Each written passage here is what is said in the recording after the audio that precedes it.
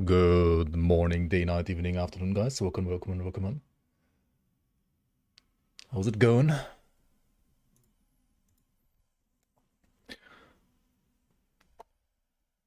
All right, let me check here. So today I'm just gonna react to, check out the interview of Arthur Bruno.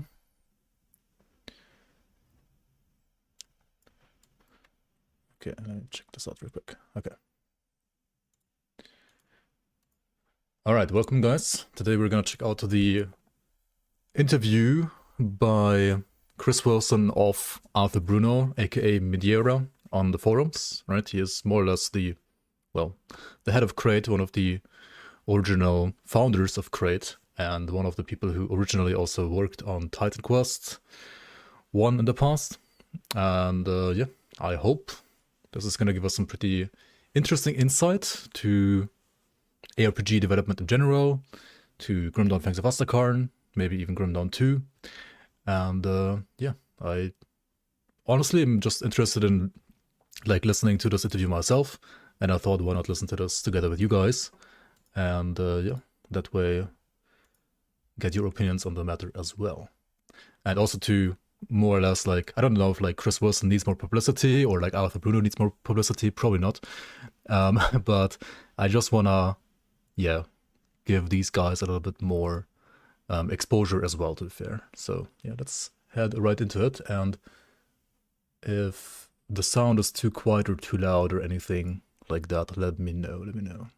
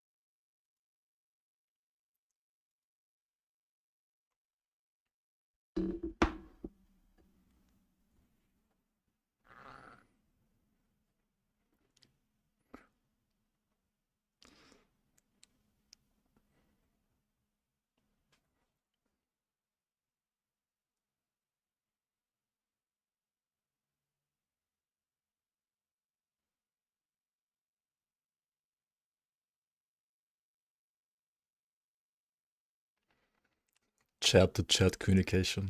Exactly.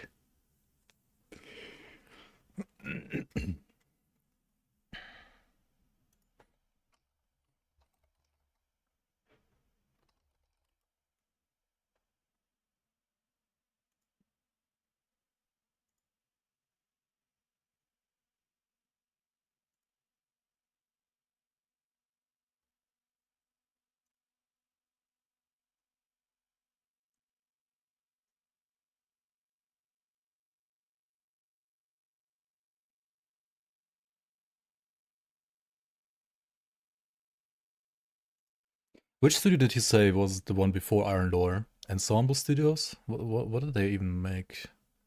I mean, I know Iron Lore and Titan Quest, of course, but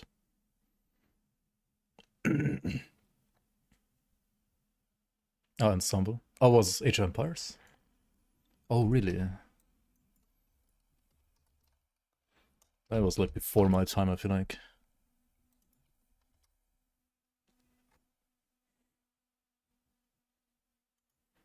Oh, yeah.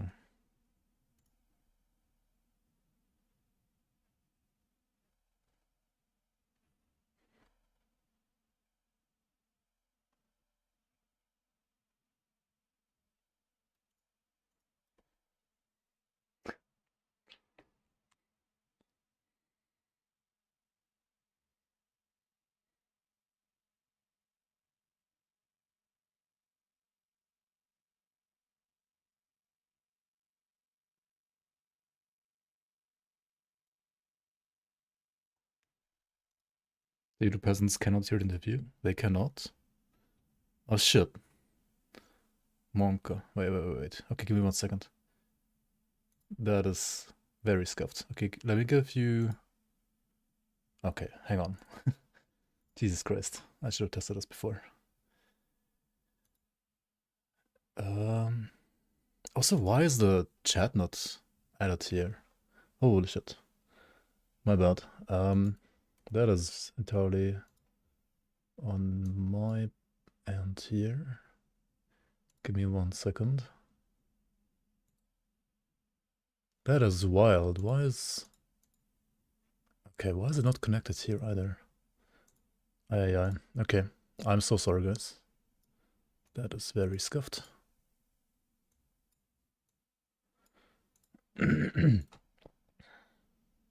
I will upload this properly later with all the sound available. But of course, for the stream right now, it should also be available right away. Like, what is going on? What is this?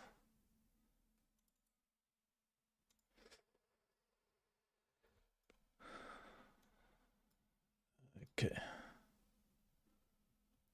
Just putting all of the money back into the development of the game until we finally launched in 2016. And, and it's funny because I originally thought, man, if we could sell like 500K copies, that would be amazing. And since then, we've gone on to sell like 10 times that number.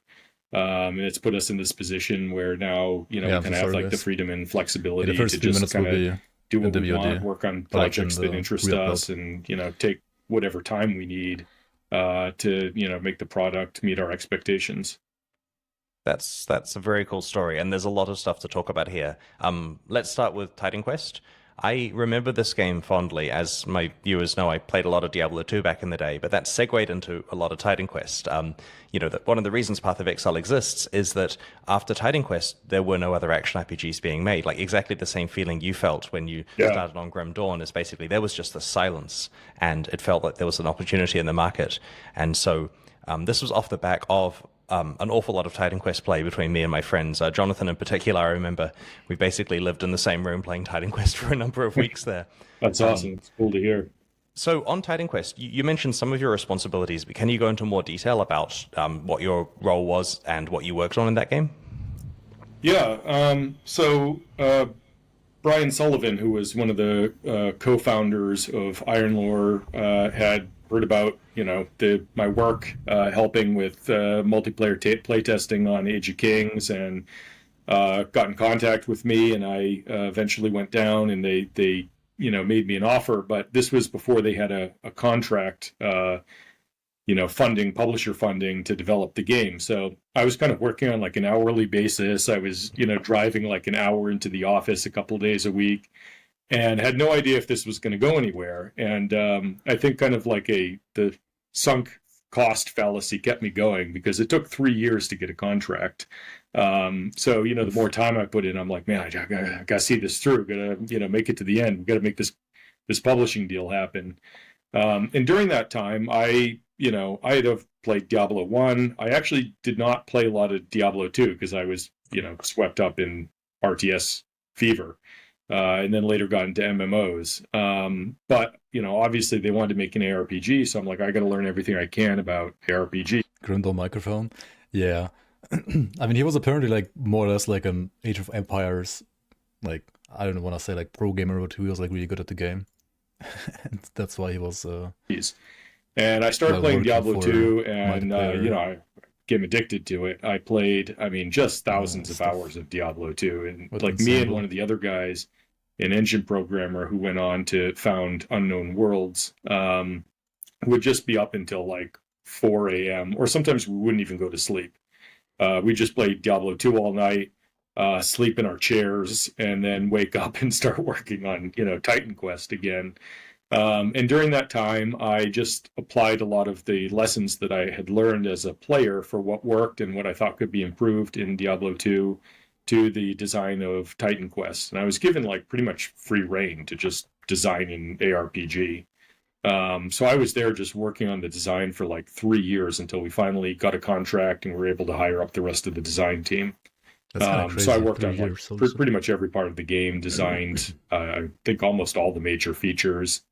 and then was just, led the gameplay team and, implementing everything, fleshing out the game, doing all of the itemization, setting up all the monsters and the boss battles. I did a fair bit of level development and then help, plan the Immortal Throne expansion. And while that was being worked on, I was tasked with trying to create and pitch other projects, but none of those really came to fruition. Well, you did an amazing job with Titan Quest, and thank you. Thanks, I appreciate that. Yes. So, as you mentioned, this led on to Grim Dawn when you licensed the Titan Quest technology. What were your goals with Grim Dawn? What did you set out trying to achieve there? So, honestly, I felt a little frustrated working on Titan Quest because, there were certain aspects of the game that I thought could be a lot better. Some of it was that when you're working for a publisher, you sign up for, a milestone list of what you're going to deliver. And to change anything on that milestone list is very difficult during development because, you have to it's like, say you have an idea for a great new feature or whatever. Well, you don't necessarily have time in the schedule to work on that. So now you have to cut something. But to cut something, you have to go meet with your project managers and convince the publisher that it's, worth making this change. And so typically that just doesn't happen. There were a couple of times when I wanted to do things and, management was like, well, I don't think it's just, it's, too much of a hassle. We have these deliverables. This is on the schedule. There's just, no realistic way to get this done. Right. Whereas on your own projects, you can just do it. Yeah. Yeah. There's nobody here to tell me I can't add a feature, which, sometimes is a bad thing, but I think generally works out for the players. I wonder how many features they implemented in Things of Asakarn that delayed the game by, well, I don't know how long now, honestly. And then on top of that, I feel like really this kind of misguided attempt from the top to make this very family friendly. And so we weren't allowed to have blood and gore or even really hit effects. And I don't know that the game necessarily needs to be gory, although, I think a lot of the audience enjoys that. And I do myself, but without that, without any kind of hit effects, you don't have very good feedback or a satisfying feel to combat. And we did get a lot of criticism about that after launch, where I think somebody likened combat to cutting wheat or something because there was no meaty impact. There were not a lot of flashy. That's true. I mean, Grim Dawn is not necessarily the perfect game, obviously, when it comes to that, but it's compared to Titan Quest, you have way better hit feedback, in my opinion. Titan Quest does feel well, it's not as bad as Lassie Pocket necessarily with wet noodle sound, but it is feedback when you killed or hit an enemy. There were no death effects or anything like that. So it was a lot of, I think stuff like that. A lot of things that I learned over the course of Titan Quest development that I didn't get to apply because systems had already been created, and to go back and redo them would have just been too painful during development. We didn't have time to do that. So when it came to Grim Dawn, I was just, it was like a chance to do everything all over again, but the way that, I wanted it to be. That's really cool. A little self-indulgent, but... Yeah. Yeah, it sounds like you wanted to change the game a lot. I mean, Grim Dawn certainly has changed compared to Titan Quest, but I don't know if it changed a lot, right? But then again, if you consider that he already was the actual game designer or one of the big game designers of Titan Quest 1, I guess in many ways Titan Quest was already a game he wanted to make, and then Grim Dawn became the actual game he wanted to make, more or less, right? Is Chris an actual Grim Dawn enjoyer? I mean, he certainly was a Titan Quest enjoyer from what I heard. Maybe he's also a Grim Dawn enjoyer. Maybe he's gonna... I never noticed the combat feel that you're talking about in Titan Quest until you mention it now. And then thinking back, I do agree. As a, decades later, as a game developer, obviously it's, the effects that you're talking about do make it more punchy. But as a player at the time, I was so focused on items. Yeah, I mean, I think that's one of the things that's difficult as a designer is that oftentimes there are ways in which the game is not best meeting the player's needs, or it's not providing the level of satisfaction it could, but players don't necessarily know why. And you have to try to interpret that or figure out what that is. For example, there was a time during development where people kept complaining to me that Titan Quest felt slow.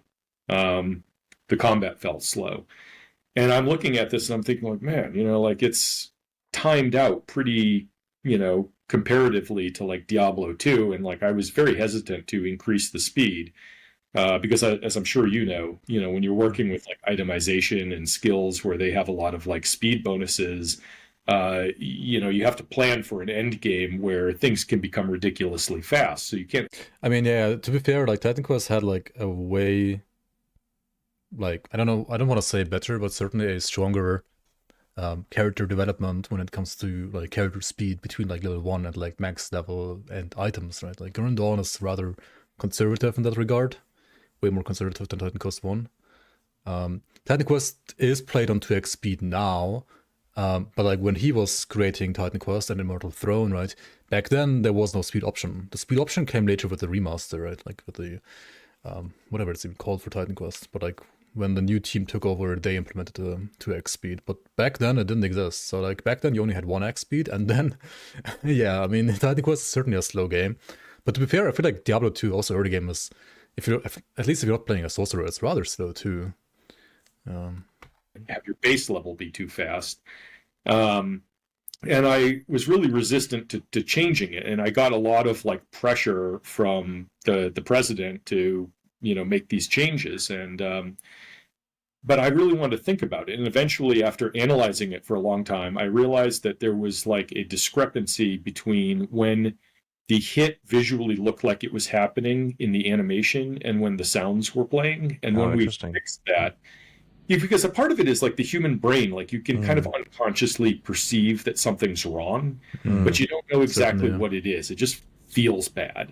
Honestly, like that's how it sometimes feels like in La Cipoc, for example. Like some things just don't feel that crunchy and like fitting well together, right? Whereas in Grim Dawn, I feel like there aren't. I mean, sure, like the engine is dated, the graphics are like terrible by modern standards.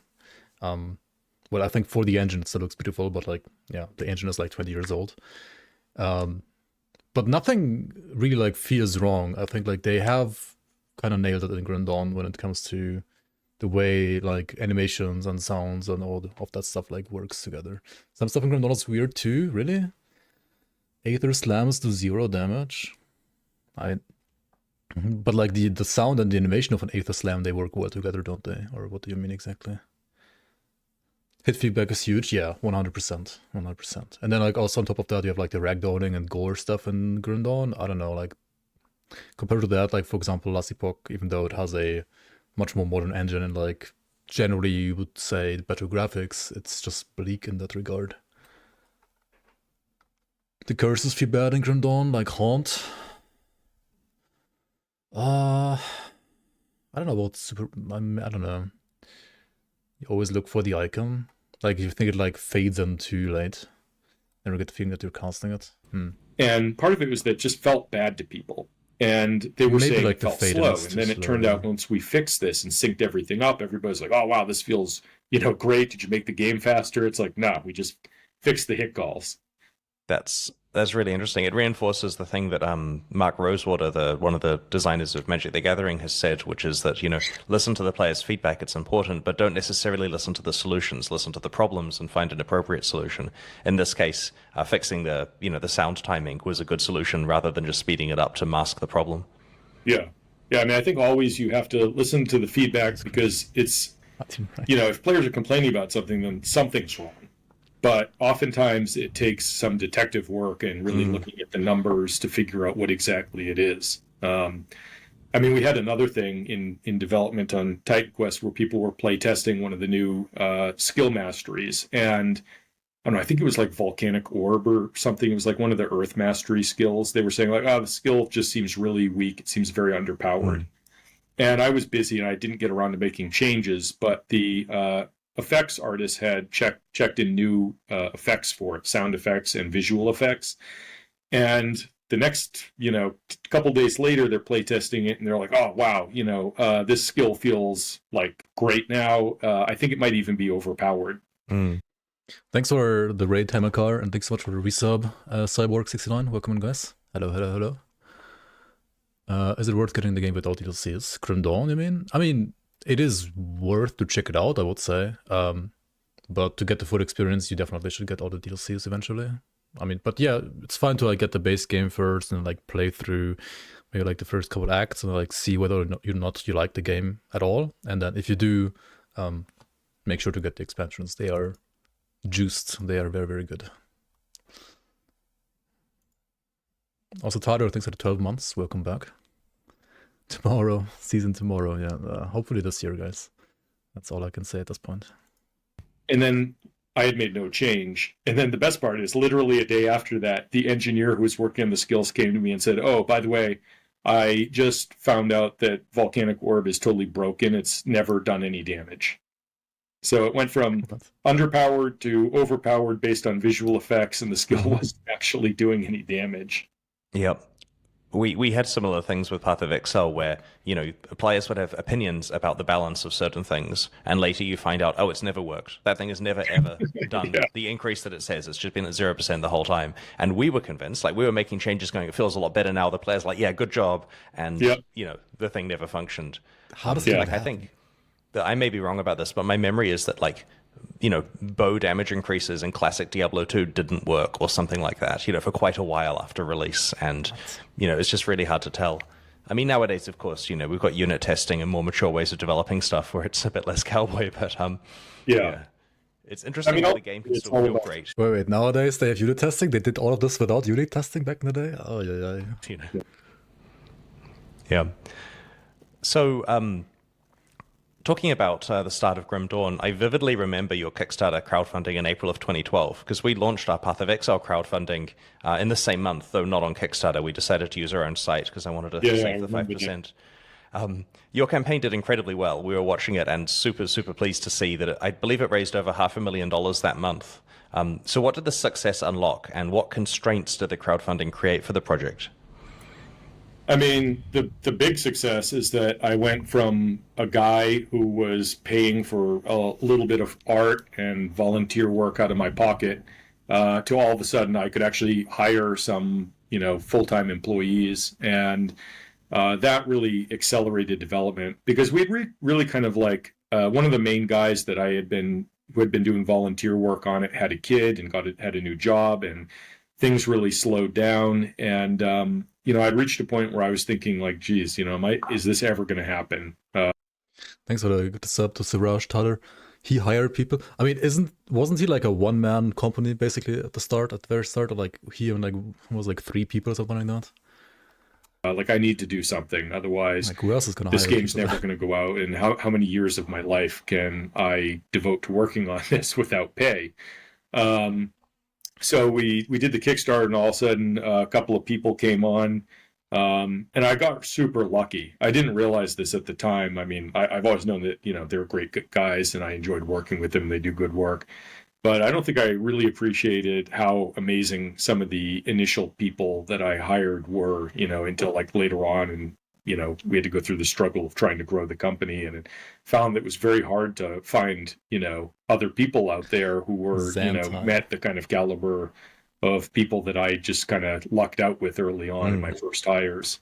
But, you know, that greatly accelerated the pace of development, but it also put me in this position where I had this doomsday spreadsheet of, you know, how many months is it until I run out of money and I can't pay people.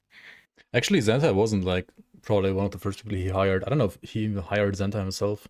Like, I think Xanta like joined like 3 years later, like in 2012, right? Like, he founded this company in 2009 already. And if you think about it, right, like the company has been founded in 2009. Grim Dawn released in what, 2016? That was like 7 years of development.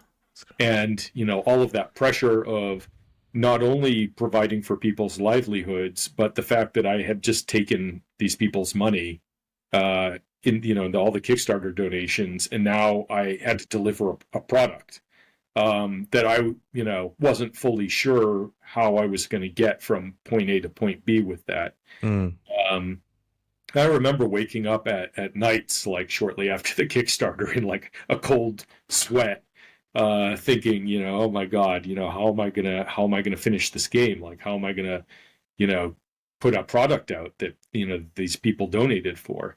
And you know, in my head, I had imagined at some point maybe we would have to sign on with a publisher, but like if we could get the game far enough completed, it would at least give us some leverage to make a good deal. And I did talk to some publishers at one point as we were, you know, that my doomsday spreadsheet was counting down.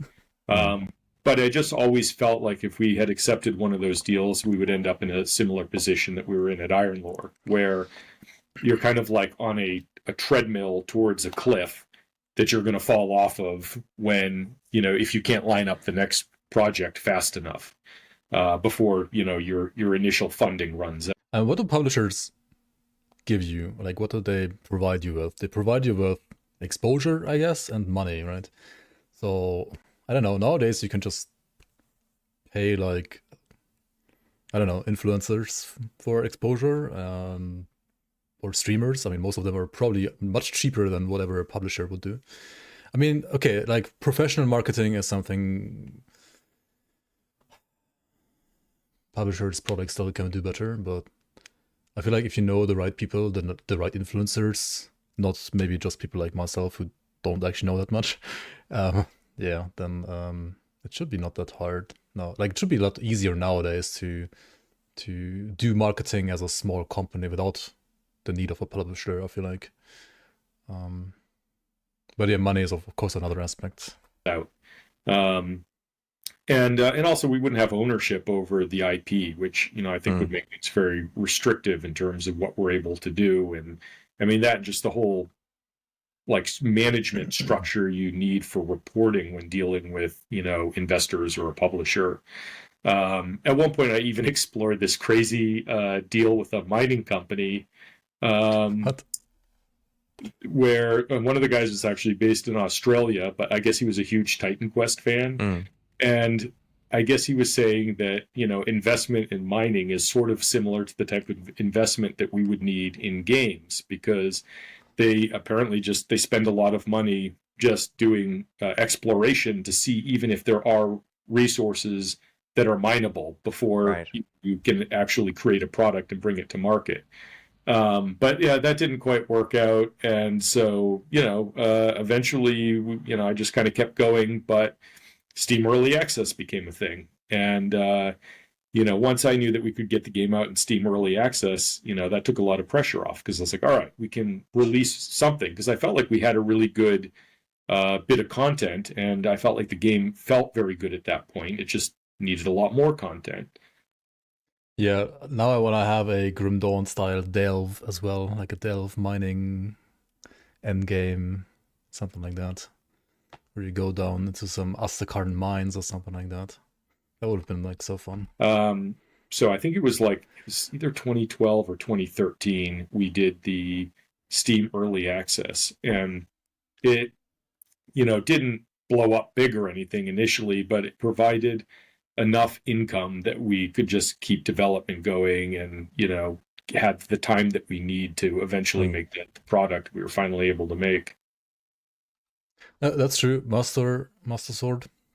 Although streaming is pretty good for advertising games, I wonder how much of the gaming population watches streamers. Anyone I mentioned streaming in Twitch 2 kind of looked confused about it and dismissed it as trendy Gen Z / alpha stuff. I mean, I'm Gen Y, and I would say that many people in Gen Y also know at least like YouTube, like Let's Players and streamers and Twitch on YouTube as well. But for all the boomers out there, right? No offense. Grim Dawn or like Crate, right? They do like lots of marketing on Facebook still, right? It's kind of crazy. Like Xanta even said this also like the last time, right? When he was on stream here a couple of months ago, that they still do have a lot of success like marketing Fangs of Astakarn and something like Father's Frontier, or even like potential Grim Dawn 2 on Facebook, right?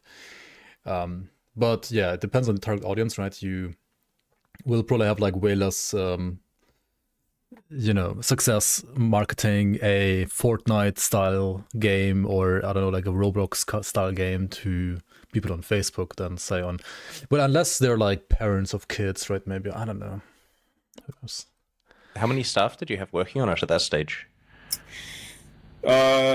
I mean, immediately after the Kickstarter, I think I might have had like 3 or 4 people, not including myself. And then by the time that we released Grim Dawn, we were up to 7 people, I think. God, it's amazing you made such a good game with such a small team. I mean, yeah, it's actually funny because I feel like people don't really believe that from the outside, or think that we worked like crazy crunch, which, I mean, I did in those initial years, but like, you know, now we're still a very small studio, but like we don't crunch or anything really. And it was always very awkward when I was initially hiring people, and they're like, well, how big is, you know, your team? It's like, oh, it's 7 people, but we made Grim Dawn. And I think people like can't quite do that math in their head of like, how does that make sense? I had a similar experience where when we released Path of Exile, we were shopping around to find a publisher for Southeast Asian regions like Taiwan and so on. Eventually, we signed with Garino, who we were happy with, but we talked to another publisher as part of, you know, courting different ones, and they were very clear with their rejection of us. I vividly remember them saying, okay, look, we like the game, we think it's going to do great, but we're not going to publish it because your team is 22 people, and we feel that to run live operations for this, you need another 100 people. And we said, oh, okay, what would they do? You know, that 100 people that we're just going to hire? And they go, oh, no, there's so much stuff to do. And on one hand, they were completely wrong. We published the game just fine with our 22 people. But on the other hand, they're right, because, you know, GGG in its current form has grown to hundreds and hundreds of people, and they are all doing useful things. And it enables the very large-scale live service stuff that I think that publisher was expecting the game to grow to. So it was prescient for them to say that, but at the time we thought that's crazy to just incur, you know, to incur $8 million a year of extra costs for no benefit. Yeah. And so, but man, getting your game made with, you know, a team of 7 people or less is very impressive. I understand how difficult that would be. Yeah, I mean, part of it is just, I think, the fact that we're all remote and we don't have any kind of, you know, there's no extraneous people. There's no, like, management layer, really. There's no bureaucracy. We don't really have meetings. We're not the corpo. Spending time on things that don't make sense because, you know, a publisher wants us to put out a demo or, you know, this or that, whatever. So, I don't know. Things are just very... I mean, we're just very streamlined. Like, we don't have any just pure concept artists in the company. You know, because I don't know, early on, I didn't have money for it. But I also just came to the conclusion, like, well, there's lots of good character artists out there who also can concept. So why not just hire people like that and then, you know, make a concept? And I think it works out especially well because a lot of times, like, if you look at big AAA studios, the type of concept art that they're often churning out is like way overdeveloped. Yeah, it's good for marketing and for, you know, art books and that kind of stuff, but it's more detailed than the sculptors or low poly people actually need. Yeah, so like, I mean, a lot of times we just are like, hey, do like a line drawing to start out, do a bunch of line drawings, and we'll pick one that we like and then develop it maybe a little bit further. But, you know, still we try to keep things like as rough and fast as possible, just to, you know, because it's all just an intermediary product. I wonder if there's an incentive where artists would really prefer to work on high detail things because it makes great portfolio pieces and they can be super proud of these amazing illustrations they've done. Yeah, well, I think there's that. And I think also, you know, people who are concept artists get into it because they love drawing. And it would be like if you asked a, you know, 3D modeler, like, oh, just you know, half finish the model. We don't need the full model. You know, don't bother wasting too much time texturing it. Yeah, we just want the front. Yeah, just do the low poly and you know, just put some primary colors on it. You know, that would be very unsatisfying. So I understand, you know, how things get pushed in that sort of overdeveloped direction. But yeah, I mean, the problem is it's an intermediary product that, other than, you know, a few samples potentially making it into an art book, nobody's ever really going to see. Yeah, I guess it's useful to have a few super high resolution pieces for your, you know. It would be so cool to have like a Grim Dawn art book, right? Like a hardcover or something like that, where they print all their like concept arts they had in the past. It would be kind of cool to see. Booth somewhere at Gamescom, but aside from that, you know, you don't actually need the all be, detail like, for stuff, so. you know, actually creating the assets. Yeah, and you know, you can always hire out for that. You know, for like marketing art, or like, I mean, honestly, most of our marketing art is just done in house. Like, we have a couple of guys who are 3D modelers, but they also are just, very good 2D artists. And, are they the, best 2D marketing artists available? No, probably not. But like, it just doesn't need to be. Yeah, somewhere on the internet there are a lot of artists super angry at us now, but Yeah, probably.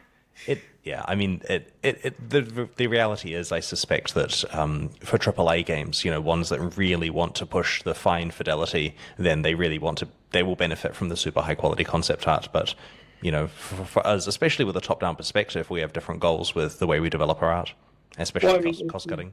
Yeah, I think that's a big part of it too. Is for an isometric game, or especially a very zoomed out game like a Town Builder, it's like the level of detail is not viewable from typical camera angles. So spending too much time developing that in 2D just doesn't make sense.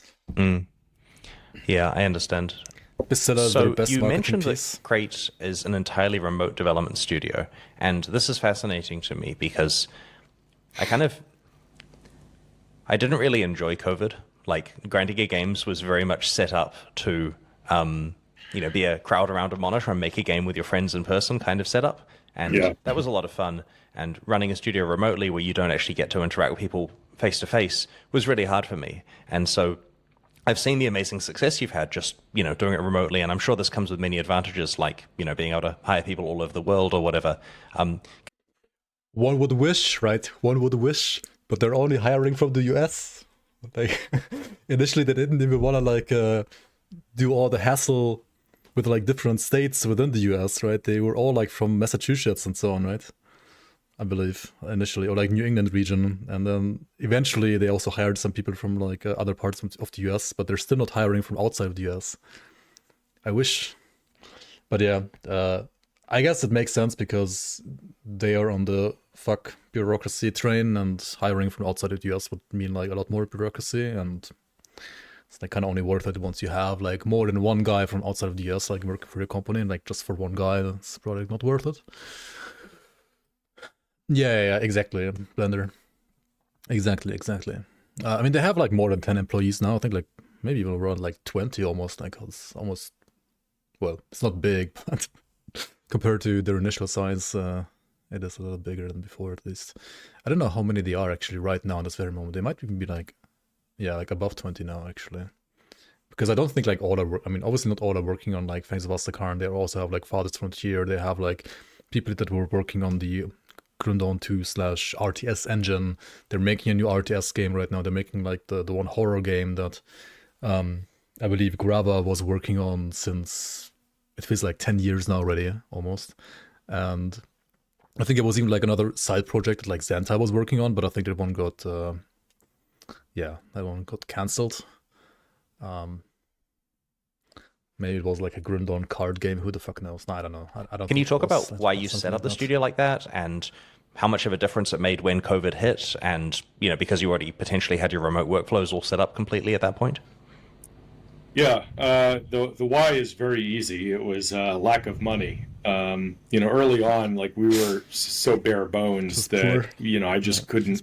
I actually went around and looked at some commercial property at one point, but I just couldn't pull the trigger on signing a lease because it was, it seemed like so much money relative to the fixed amount that we had at that point after the Kickstarter.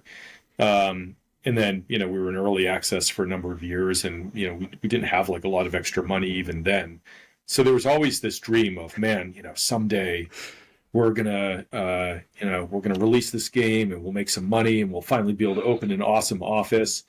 And then that day eventually came, and we were like, well, where should the office be?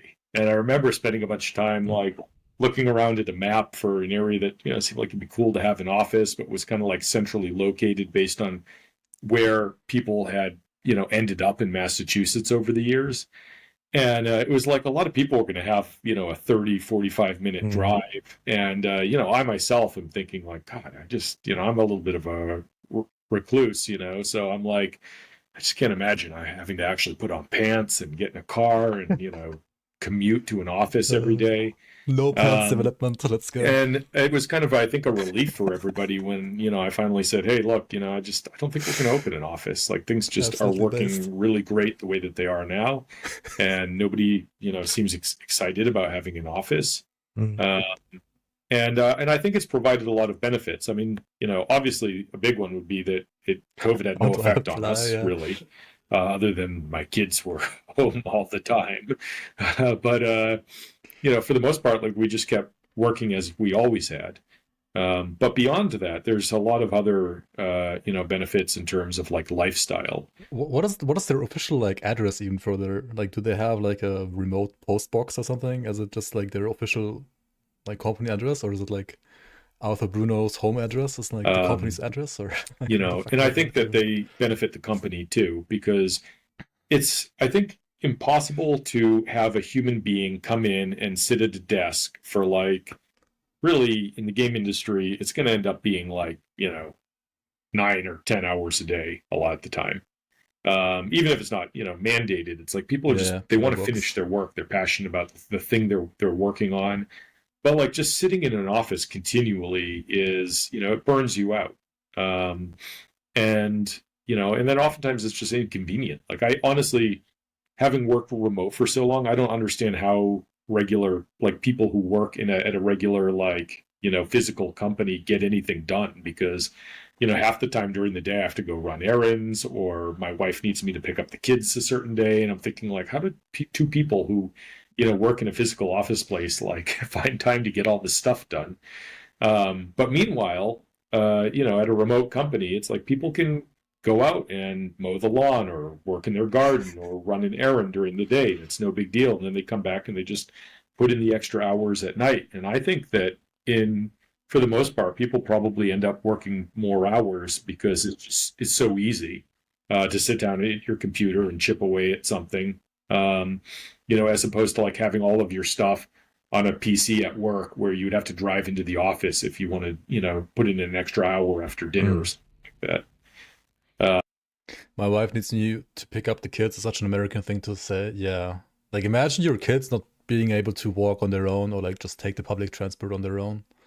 Like, as a EU citizen, I just cannot fathom how, like, your kids are unable to get to school and home, or like to sports or gym or whatever on their own. Like, how they, like, once kids in Europe are like 6 or 7, like, why the fuck would you need to pick them up anywhere, right? How do you handle communication with like documentation and stuff? Like, are you a documentation heavy company? Do you have like an open Discord call going all the time so people can hear what's going on? Like, how do you disseminate information? No, I am famously anti-documentation. I'm pretty bad at it, even when we probably could use some more in certain cases. But like, I remember when I was working on Titan Quest, they told me, well, one of your jobs as the lead gameplay designer is you need to put together a design document. I'm like, what? Why do we have to have this big design document? Like, I'll just write a technical specification, I hand it to the engineers, and we're good. But no, I think the publisher expected to see one. So I ended up spending, I don't know, like weeks, maybe a month, putting together this huge, like 60-page design document. And then nobody ever read it after that, which is exactly what I imagined was going to happen. Because I mean, Zentai's documentation, not gonna lie, like, okay, no offense. I mean, it's most of the time good, but sometimes, like, like, how I feel like when Zentai writes patch notes, some of them have like worse documentation than when I myself like write patch notes for the league patches, right? Like, community league patches. Like, like, oh well. Out of date the second someone has a conversation after. Other than that. Yeah, basically. That, or it's like people they don't want to read through some giant, overly verbose document. They just want to be handed the piece of information that they need. So we keep things like very loose and streamlined at Crate. I also try to hire people who I think understand the types of games that we build. Like, especially with an engineer, if like, an engineer has experience working on strategy games, or an ARPG or an RTS, whatever, they have kind of an understanding of like how things should function in a game. So you don't have to spell it out in infinite detail. you can, be like, hey, make the UI work like it does in this game. And like, they know what you're talking about. Just make it work. Or the unit control, or, whatever it is. They kind of have a sense for how it should feel. And you may have to, play test it and, have some back and forth, but you don't have to like create this extremely detailed technical specification of how something should work. And a lot of times, like, we mainly just use Discord for communication. So like, I feel like Chris is like getting flabbergasted every time like Arthur says like anything about like how, well, you could say like sloppy their like work ethic is in some ways, and he's like, how the fuck does it even work? Like, how the fuck did they even make the game? I would say I have this new feature I want to add to Farthest Frontier. I might, exactly, depending on how complicated it is, do an actual like write up in a document, like of this is, how basically it should work, and hand it to the engineer, and then we'll talk about it. Or sometimes if it's like something that's more simple, I'll just be like, hey, it would be cool if this happened in the game. And they'll be like, okay, okay, what about this? How exactly do you want that to work? Or what should happen in this case? And we'll just kind of chat about it a little bit. And they'll say, all right, I'll give it a shot. They'll check it in, say, hey, I checked this thing in, take a look at it. And then I'll say, hey, this is awesome. Or this is almost awesome, but it'd be, if you could like fix this part, or it'd be really cool if it actually did this. And actually, I think that whole back and forth is a huge part of what helps us make games that I think are have a little bit more like character than what you get out of some of the bigger studios. Because, going back to like Iron Lore, where you have to sign up for a milestone list of what you're going to do, there's not a lot of room for like organic ideas to emerge. Whereas for us, where I have kind of like oftentimes a high level idea of what I want the game to be, and based on what genre it is, I know that there's like a certain list of features that players are going to expect in the game that we'll need to tackle at some point.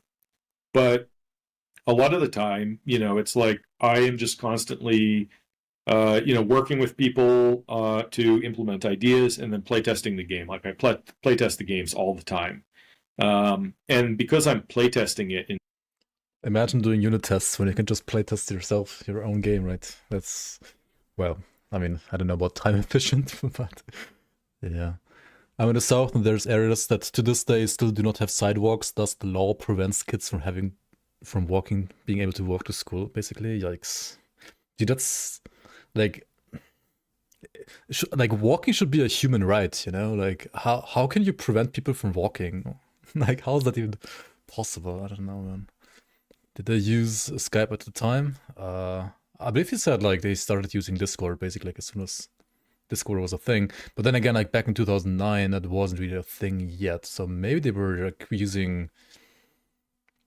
I mean, yeah, what was like big in 2009 was like Skype and TeamSpeak, I guess, right? Maybe they were like TeamSpeak developers. Who knows? Seeing these ideas as they come online, it just naturally leads to other ideas. Video sharing that I don't think that you necessarily have when you have to plan out everything in advance on paper. I see. I guess it helps in this case because it's a relatively small team and you're a very focused game director. It means that a lot of the communication can happen in your head to some extent. Like if you're holding the vision of it, you can individually work with people on features, but they don't need to necessarily work with each other on features in a way that would require more formal specifications and stuff, because it can come through you, or at least you can mediate that stuff. Yeah. And I think, there are limitations to that, and there are downsides. Obviously, if we were a much bigger company, things wouldn't be able to necessarily work like that. That's very interesting. I could talk about the structure stuff all day. There's a lot of interesting stuff here. So the next thing I wanted to talk about was to do with the multiplayer way that you've structured, or the multiplayer or lack thereof in the initial version of Grim Dawn. So, like Titan Quest, it's primarily a single-player game that has optional co-op play. And compared to online-only games, obviously this brings benefits for players, like not having lag or disconnects, and being able to play when there's no internet connection, like on a plane. What were the biggest impacts of this decision from your point of view? I mean, it's really hard to know, because we only have this, we only have what we did. It's hard to compare it to what we didn't do and what might have happened had we done things differently. I mean, it's like this thing, the whole thing with marketing, where you put a bunch of money into marketing, but you don't really know how much of an impact something would have had if, you had done this or that. You can't A/B test it in a different reality. And to be fair, if Crate had like any marketing at all, I mean, they do have like some marketing, they're gonna say, but like compared to other companies, right? If they had like any marketing at all, maybe I would have actually like already like known about Grim Dawn also like way earlier than. I mean, I ended up playing buying Grim Dawn in like late 2016 when it was already like out for like half a year. I've like never ever had like I had never heard about the game before that basically, until I like randomly searched like Diablo 3 like games in Steam or something like that. I think I literally like found Grim Dawn like via the Steam store because it was like being recommended to me by I don't know what metric exactly, but yeah, I don't know. But that said, I mean, we did have a lot of people show up early on in the development of Grim Dawn and say, hey, this game's going to be dead on arrival. It doesn't have secure multiplayer. Why are you even wasting your time making this? And obviously those people were not correct. We went on to do very well for ourselves.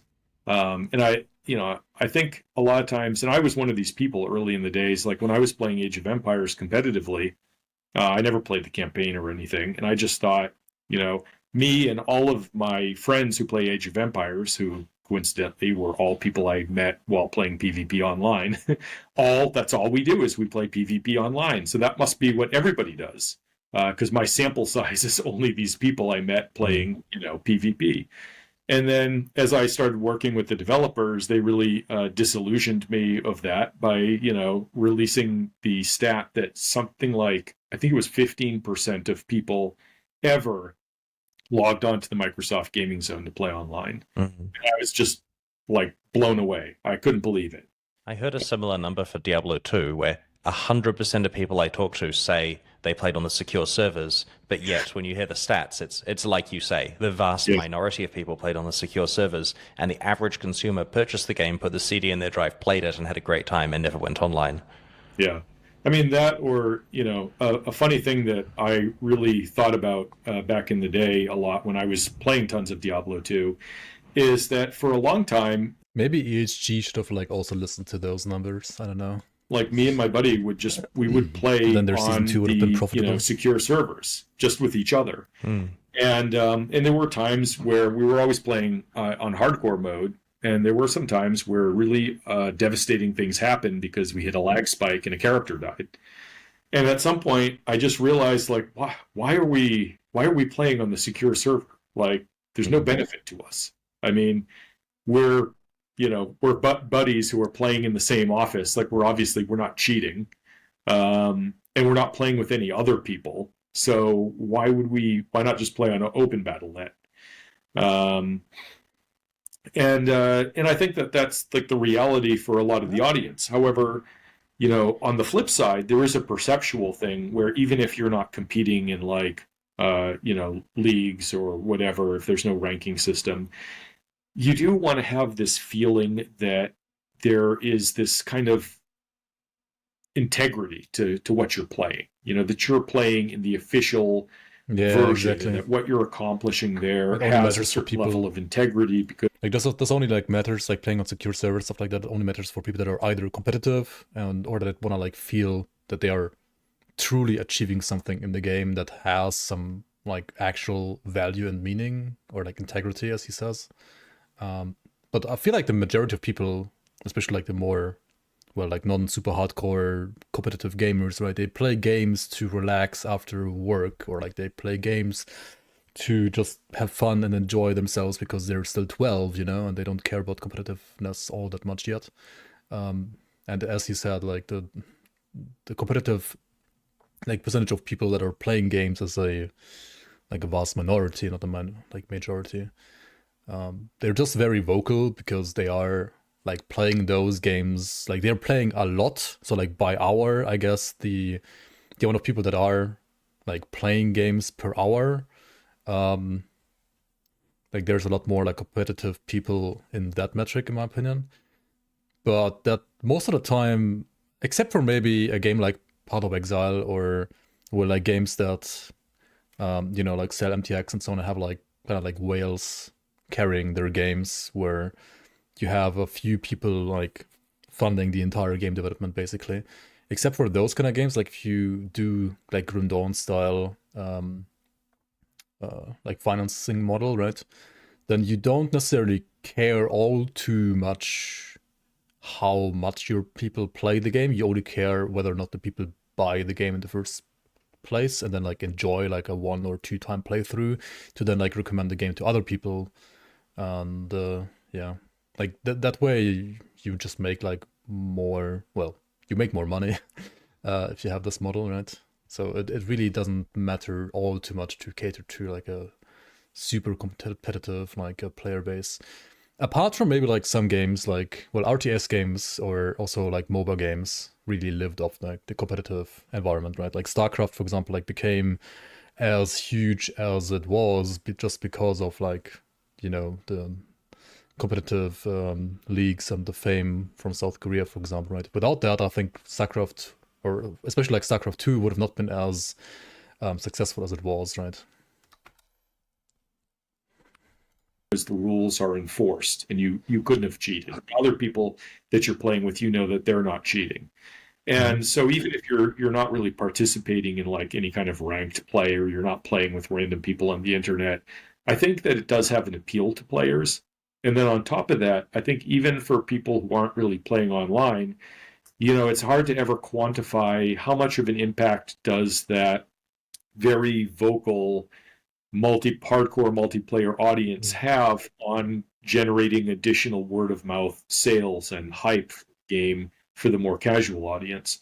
So like that's something that I'm sure has impacted Grim Dawn to some degree, but it's hard to really know what that degree was. And you know, the reality is I didn't make a decision to have, you know, an open multiplayer mode. That was made on Titan Quest.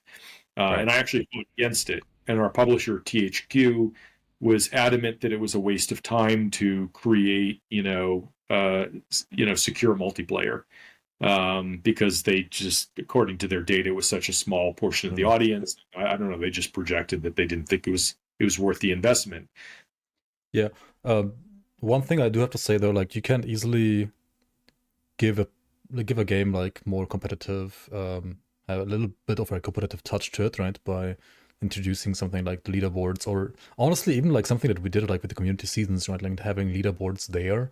I mean, the game itself is still like the same, like, you know, like buy to play, cheat however much you want, unless you're playing in the leagues kind of style.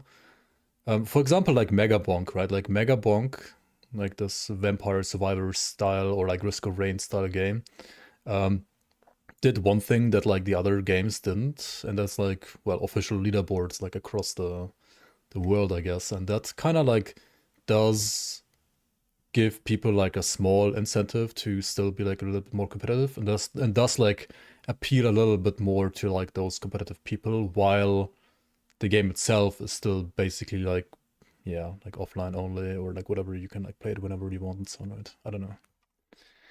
Leaderboards don't work if you don't have secure online servers. Yeah, that's true. But that's also why I think like, probably just like in Diablo 2, right? Like you don't need like secure servers for every player, right? You just need it for like a specific player percentage, and that could be like a nice way to like cut or like keep down some costs as well, right?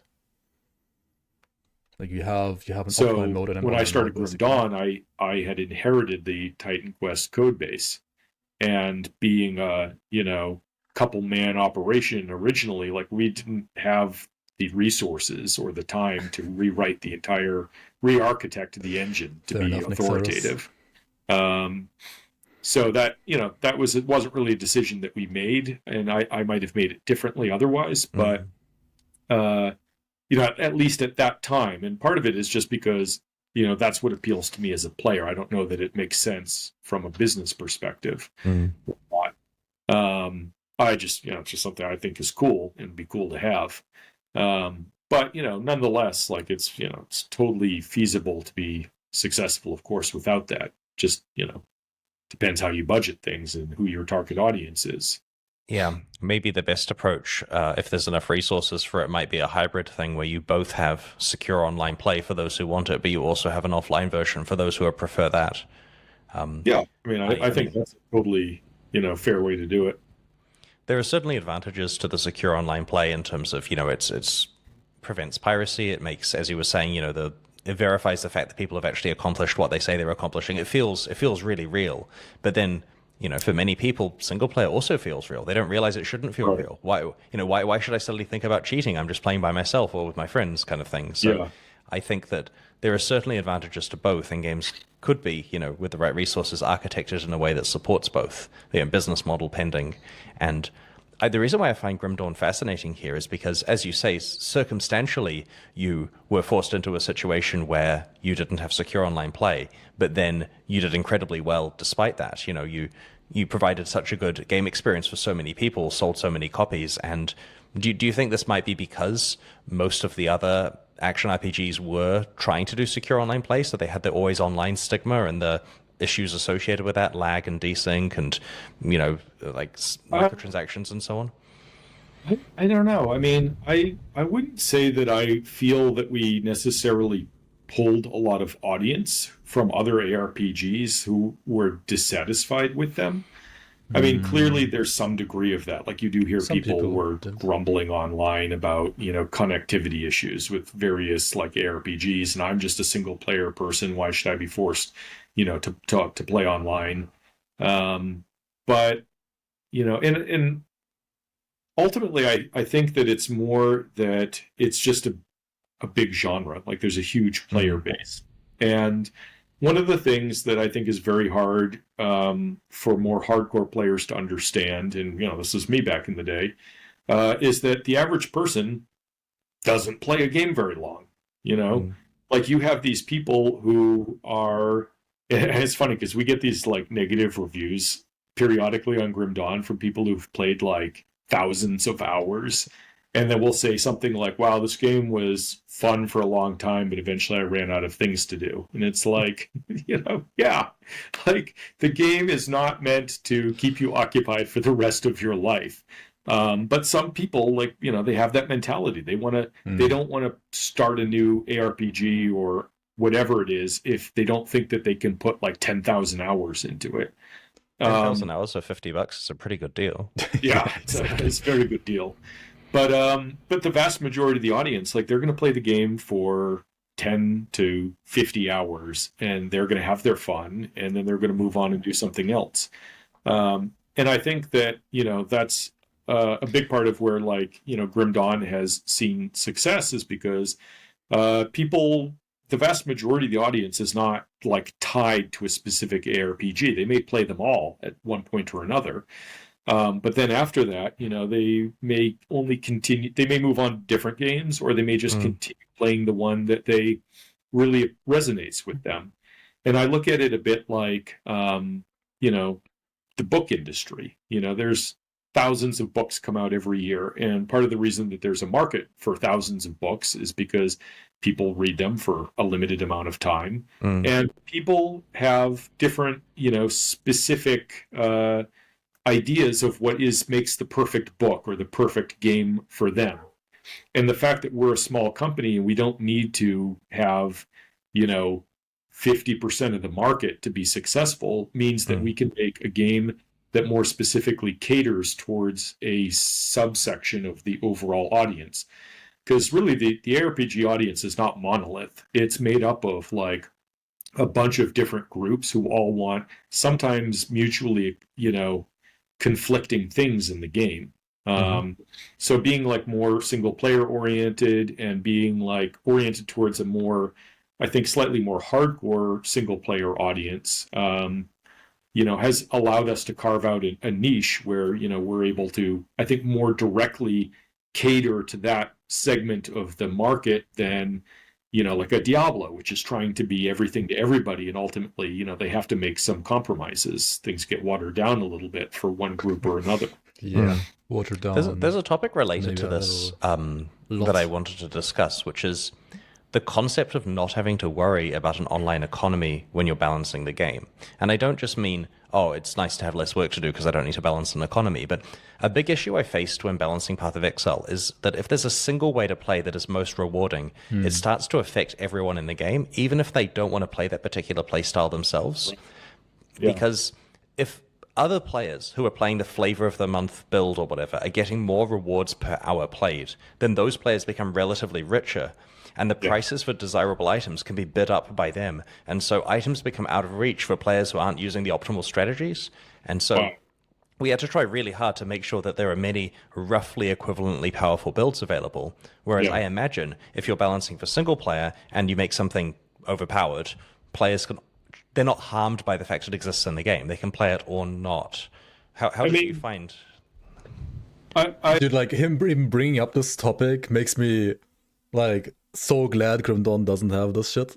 like honestly, I feel like don't like many people like play games to also like escape like real world economics. Like why the fuck do you have like real world like flipping market economics in a game? Like I mean I know like some people think that's fun, but I mean yes you can just ignore trade and just play SSF. Yes you can do that.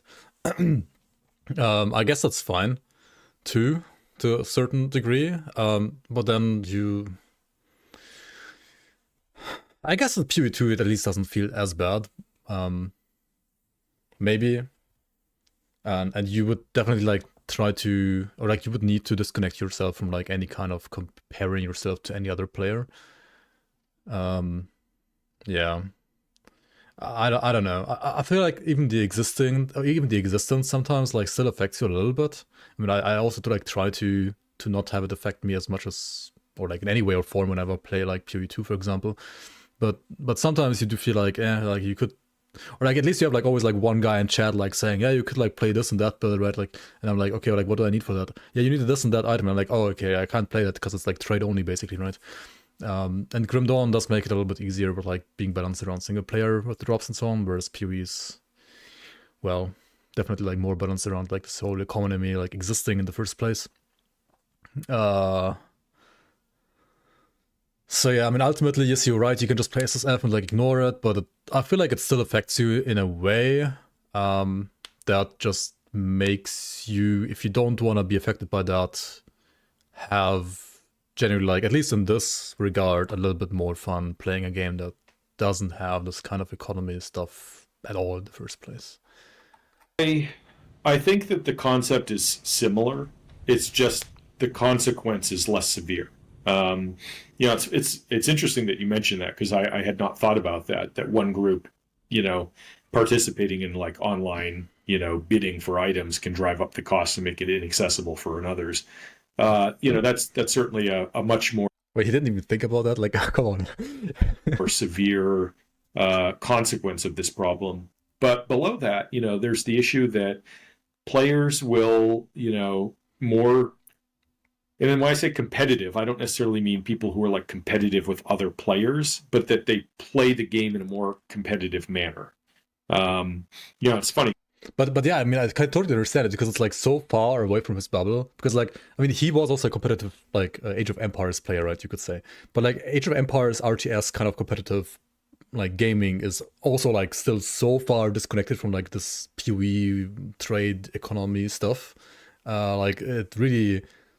You would not think about that ever. Like, if you haven't played those kind of games ever, you're like, what the fuck is he even talking about? Like, I do get it. Because, like, whenever I play Diablo 2 back in the day, it's like I'm going through the game as trying to be as efficient as possible, to keep moving forward, to level up as fast as possible. And the reality is, like, there's no timer. I'm not competing against anybody. It doesn't really matter, but that's just my mindset. It's how I play games. And so, you know, I'm the type of player who's always looking for an advantage or an increase in efficiency. And I think a lot of people are driven by that. And the danger is when you... Wait, didn't he like contradict himself a little bit here? Like he said, like he doesn't care about that. But like in the next sentence, he says like he cares about efficiency. Have mechanics or aspects of the game that you feel that you must participate in to have the best advantage, but which are detrimental to your fun.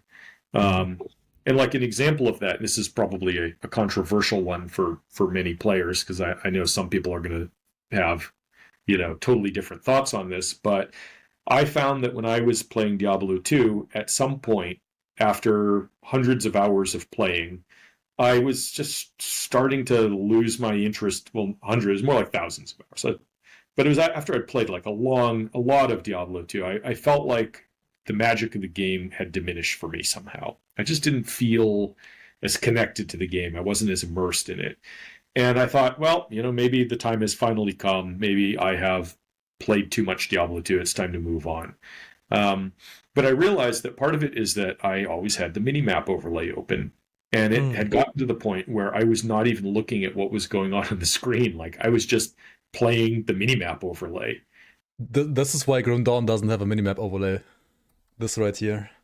And I think it really diminished the game experience for me. And it's part of the reason why on Grim Dawn, but honestly, I agree. When you open the larger map, it kind of obscures your view. We never made a transparent overlay. It removes. Some people complained about it. But it's the type of thing where I feel like to some degree you're almost saving some players from themselves, because if you can just look at an overlay where you're basically almost playing Pac-Man, look at line drawings, some people will do that because it's the most efficient way to play. And I think it's a similar thing with like builds and itemization. Even if I think it's easy to think like, if it's single player only, then you don't have to really, worry as much about balancing. And I wonder if Arthur has more hours played in Diablo 2 or in Grim Dawn, though. I kind of wonder. I mean, he said he did like lots of playtesting instead of like unit testing, right? Like instead of writing unit tests, he just playtested himself. So like maybe it's true to a degree. It's just because again, it's not as consequential. But I still think it's very important that you can't allow certain things to become wildly overpowered. Otherwise, certain people feel like there's an established meta and only these builds are really good and they're wasting their time if they play something else. So I don't think it's quite as critical, but I do feel like, always there is this desire to have, variety at the highest levels of play. The one thing I think is probably beneficial for being in a more offline and single player environment is that when you do make balancing changes to stuff, it doesn't hurt quite as much for people. They can play the old version or whatever if they don't like that change, or not necessarily that they could play the old version. I mean, they always could because we do have modding tools.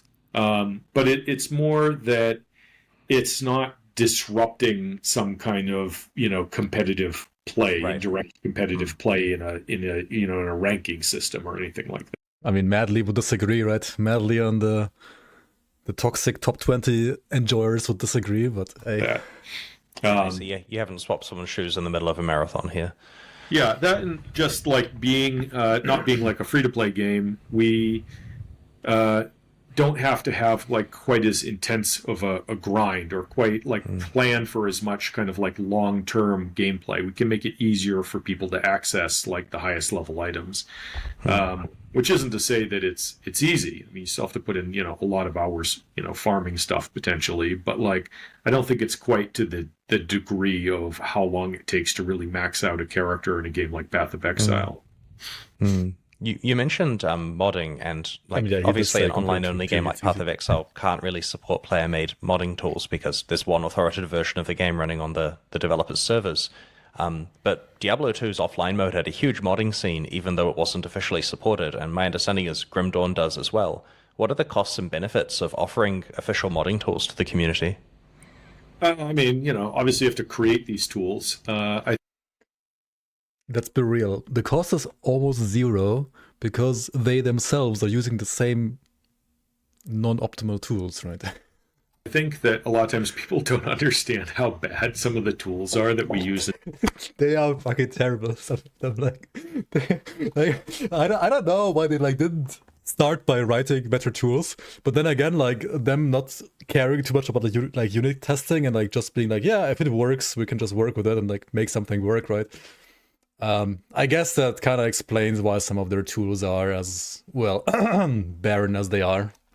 Development, and oftentimes there's kind of like an arcane knowledge required to use these development tools. But when you want to make them accessible to people for modding, you have to do a bunch of, cleanup and try to make things a little bit more intuitive. And bruh, they were like even messier before. And develop the UI a little bit better. So there's a little bit of cost there. Although I think that cost has ended up, benefiting us in the long run, because now I was gonna say, like, you guys are using it yourselves, right? Like, why wouldn't you make it so that it's like somewhat comfortable, at least to use for yourself in the first place? We get to use those tools, and as we've gone on to make a number of expansion packs, it's made development for internally a little bit easier. I would say that one of the biggest issues though is whenever you're releasing a patch or an expansion, there is the potential to break people's mods. And then oftentimes you even will end up with various bug reports that are, a result of conflict with mods, but players don't realize it. And it can waste a lot of time trying to dig down and figure out what exactly is happening. And then you discover, this person's running. It could even be a very innocuous mod. Like a lot of the mods people make are just tools for the game for like inventory management, or they want to change the itemization, like the color tags for items, stuff like that. But on the flip side, and again, it's a difficult thing to measure, but I think it, has provided some increased longevity for the game, as like we had some people made this amazing Diablo 2 mod, like basically like recreated Diablo 2 and Grim Dawn, which was really cool. Or there's a group that basically runs like a PvP league, and they created a mod to facilitate that. Which is funny because like even though I don't know if I would call it PvP, but yeah, we don't have a secure architecture. These people kind of like will sort of self-regulate it by observing the games and whatnot, the PvP outcomes, and determining whether it was fair or not. Wait, is he talking about the flippant tournaments we did like 5 years ago? What is he even on about? That's cool. Have any mods? Or is he like mixing it up a little? Like, I feel like he's mixing up like our community leagues that have like player leaderboards, which is technically like indirect PvP because you are like competing against each other for like PvE points, right? And also we did have like PvP tournaments where but that was like years ago. We did like 3 of them only. But they did like them a lot, and they did like implement the winners of those PvP tournaments in the game after all, so they are aware. But I feel like he's like mixing those two up a little bit, which is influence the development of the core game and its expansions? Yes. I can't remember exactly what it was, but I do remember at one point that there were mods for certain things that were sort of like quality of life mods, and that at one point I think I remember us thinking like, this is really cool. A lot of players are enjoying this. Like we should just make it an official part of the game. Yoink. Did you ever see a noticeable increase in sales of the base game when a big community made mod came out that was popular? No, I wouldn't say so. And I mean, it's probably hard to track because I think that, first, it's mainly just people who already own the game end up playing the mod. I think that if there was an effect on sales, it would probably be more so that it kept people playing the game longer, and then therefore increase the attach rate for DLC, I see. Expansions and whatnot. Yeah, and of course, more people playing is more word of mouth, which means more incidental sales and slightly higher numbers on Steam. Yeah, I mean, I think it's the type of thing though where it happened over such a long period of time that it doesn't create like a noticeable spike or anything. Yeah, I see. For Path of Exile, we found that a 3 to 4 month release cadence was best to keep players constantly engaged while giving them enough time to build their characters and play enough of each league. For a live service game that relied on ongoing player retention to make money, this was of utmost importance to us. I did a GDC talk a few years ago about this exact topic of trying to work out the right cadence, and that was a big deal for our business model. What did you find worked for your expansions? Did you intentionally have a specific cadence you were trying to hit? No, we didn't. No, So I don't know. not. Honestly, I can't tell you what the best cadence would be. I mean, certainly, I do think that it makes sense to try to keep updates happening on a regular basis. I think that it would have been beneficial if we could have put out more DLC. To be fair, I don't think you can even compare this like a live business service model needs to have a cadence. I don't think necessarily like a game with like DLCs needs to have a cadence like that, really. I mean, you could argue that a certain timing for DLC after a launch is ideal, right? To keep players interested and stuff like that. But the best cadence is in the soldier mastery in the game. Yeah, exactly. That's all the cadence they need. Closer together. But I mean, the reality is like we're a small development team. At some point, it's been like after the release of Grim Dawn, I had no idea what to expect for the sales of the game. Back in the retail era, you'd get some big spike at launch, and then your sales would dwindle pretty quickly once you lost your shelf placement. And nowadays, obviously, that's totally different with digital storefronts. But as my first digital game release, I had no idea what to expect from it. And so we planned things with the expectation that sales could just drop off at any time. And so we started another project. In fact, got it rolling a little bit before the release of Grim Dawn. Just had a couple engineers plugging away on what would become Farthest Frontier. Right.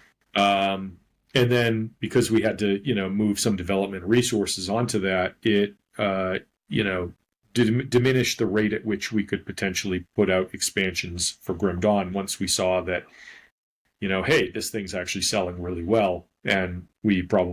Wait, didn't they decide that Grim Dawn isn't going to have more DLCs before having Farthest Frontier in early access even? I mean, yes, they did start developing Farthest Frontier, like, I think, already during Forgotten Gods or something like that. But... I don't think Farthest Frontier was like out in there and selling when they more or less like said Forgotten Gods is going to be the last expansion. I mean, yeah, that's true. They did say something like maybe if they're... I mean, they did say something like, according to their statistics, like it wouldn't make any... Or like it wouldn't make like too much financial sense to make another DLC for Grim Dawn at that point. I guess their analysis at that point was just wrong, or they didn't, well, like predict that Grim Dawn is gonna do so well even like a couple of years from their initial Forgotten Gods release. Maybe because of like some very dedicated communities that did some very cool leaks and stuff, who knows. But yeah, they did go back to make another Grim Dawn expansion after all. I still wonder sometimes like why they went back to make another one. Maybe because like they had some other projects apart from Farthest Frontier that they were working on internally, and I know that at least one of them, like one of those projects is like one of them is taking forever, but they're still working on it, and the other one is basically got benched and like scrapped, right? So maybe that made them rethink and try to go for a little more safe option until Grim Dawn 2 is ready for pre-production, which will happen next year. Yeah, who knows? Once we saw that, hey, this thing's actually selling really well, and we probably, we should keep supporting it with additional content. But I don't know. I mean, it's, all of our expansions have done very well. People seem to mostly return for them. We're at the point now where the game has just kept selling for longer than we could have ever imagined, and I mean, what is it, like 3 years after our last expansion where we said we're not making any more expansions for Grim Dawn, here we are working on a new expansion, and part of the reason that we said we're never working on any more expansions is because unfortunately, due to the way that things are set up, it is increasingly difficult, increasingly complex to add in at each new expansion. We have to like make a new version of the world, and there's all these different skill class permutations that you have to worry about balancing and creating synergies and itemization for. Really, the way that we did items is one of the biggest issues prohibiting us from adding additional character classes to the game, which otherwise would be low-hanging fruit. Like that would be a really easy way to add content that would have a lot of replay value. Yeah, whenever you play like one of those class mods, like the Diablo 3 class mod or like the Diablo 2 mod and so on, like I feel like the thing that like jumps into your eye the most is always the either lack of itemization for the added classes or the the different feel of itemization for those classes. It doesn't feel as natural as the base Grim Dawn classes. And it's also like one of the reasons why in the community leagues we've never done a new mastery yet, and rather just added more different ways to play existing items, or like existing masteries with new items rather. Because there were like still some windows we could explore with new itemization, and we went for that instead of, because it felt a bit more natural than making a new class. And also a new class would have been a tremendous amount of work that we did not have the time to put in for the leagues. They are putting in the time now with thanks to Apostakarn, but also you need to have some skills for like new mechanics for a new class, right? It would have been also like a lot easier to make a new class via just like reshuffling already existing templates for skills, right? As like most of the like class mods do as well. But now with shapeshift, like something like shapeshifting, for example, is something you cannot do with the modding tools they provide you with. It's something you have to change the like code that you cannot access, right? So that's really only something that Create themselves can do, really. The Blood Knight and the other Tempest Mastery from the D3 mod were pretty cool. That's true. I mean, there are some pretty decent classes out there. I have to say, like the Diablo 3 mod, I think comes to mind the most for me personally. There are some pretty cool workarounds that the modding creator, like the mod creator of that mod, has done to try to make some of the skills feel a little, well, like different and unique compared to the base game class skills, even though they are still like using the same templates. Yeah. But because of the way itemization works, we have to create like, hundreds of items to support all of the different like plus skill stuff for all of the different mastery combinations. To be fair, Xanta has like his big spreadsheet for that, so I don't think that's like necessarily the biggest issue. I think the biggest issue, like making another DLC or the biggest maybe like hurdle to overcome to make another DLC for Grim Dawn was at least at the time, like around like 2020 or 2021, when they decided to not do another DLC. Must have been like the modding, like the tools, like the modding tools, which are like their official tools they use themselves as well, right? Like working with those tools for another DLC is something that I can definitely imagine them not looking forward to at the time, and they definitely needed a break from that. That's what I remember devs telling us as well. Maybe not necessarily in official posts, but like behind closed doors, more or less. So yeah, I was a little surprised they did go back to make another DLC and like to start working with their ancient tools once again, because it is a bit painful. So that kind of caused us to drag our feet in putting out expansions, along with the fact that we were just really burnt out from working on ARPGs for so long. Yeah, and from your tools. But yeah, I don't know. In general, I would say I think every 3 to 4 months sounds like a nightmare to me. But I think, that's probably beneficial for sales. Given the pace that I would like to work at, I feel like every 8 to 10 months or something maybe is good. But yeah, I don't know. I haven't spent much time reading historical feedback from your community, so I'm honestly not sure what the answer to this question is going to be, but given that many of the other major action RPGs that people would have been playing were live service games that live or die based on the frequency of their updates, did any members of your community base their feedback or expectations on a different release cadence than the one you're actually doing? Like, did you get people who cropped up after 3 months and said, this is a dead game and that kind of thing? Oh, yeah, absolutely. But I don't know, to some degree that's unavoidable. Like, we're here actively working on Farthest Frontier, trying to get it out of early access, and we'll put out a massive update, and then like literally a week later, people will pop up and be like, is this game abandonware? Is this still in development? And it's like, we just put out this huge patch and new features, like a week ago. So I don't know. I think that it's just unavoidable that that's going to happen, but the majority of the audience doesn't really care. And in fact, in some ways, I think we're just really moving away from that culturally. Like, I think for, older people, there is more of this, like, we grew up in a time where releases were further apart, where companies typically stopped working on games after, a few months after a release. Game for boomers by boomers. Here we are, almost 10 years after the release of Grim Dawn, and we're now releasing a new expansion. Like, that never happened, 15 or 20 years ago. And part of that was just because of the way retail worked, where things disappeared from store shelves. And it was very hard, to convince a distributor to carry, an expansion or something for a product that came out 10 years earlier. I mean, there were like definitive editions or like gold editions like a couple of years later after some expansions, like putting in like all like a game with all DLCs together on like one disc and stuff like that. Like it did happen sometimes. I guess not 10 years later, but like a couple of years later.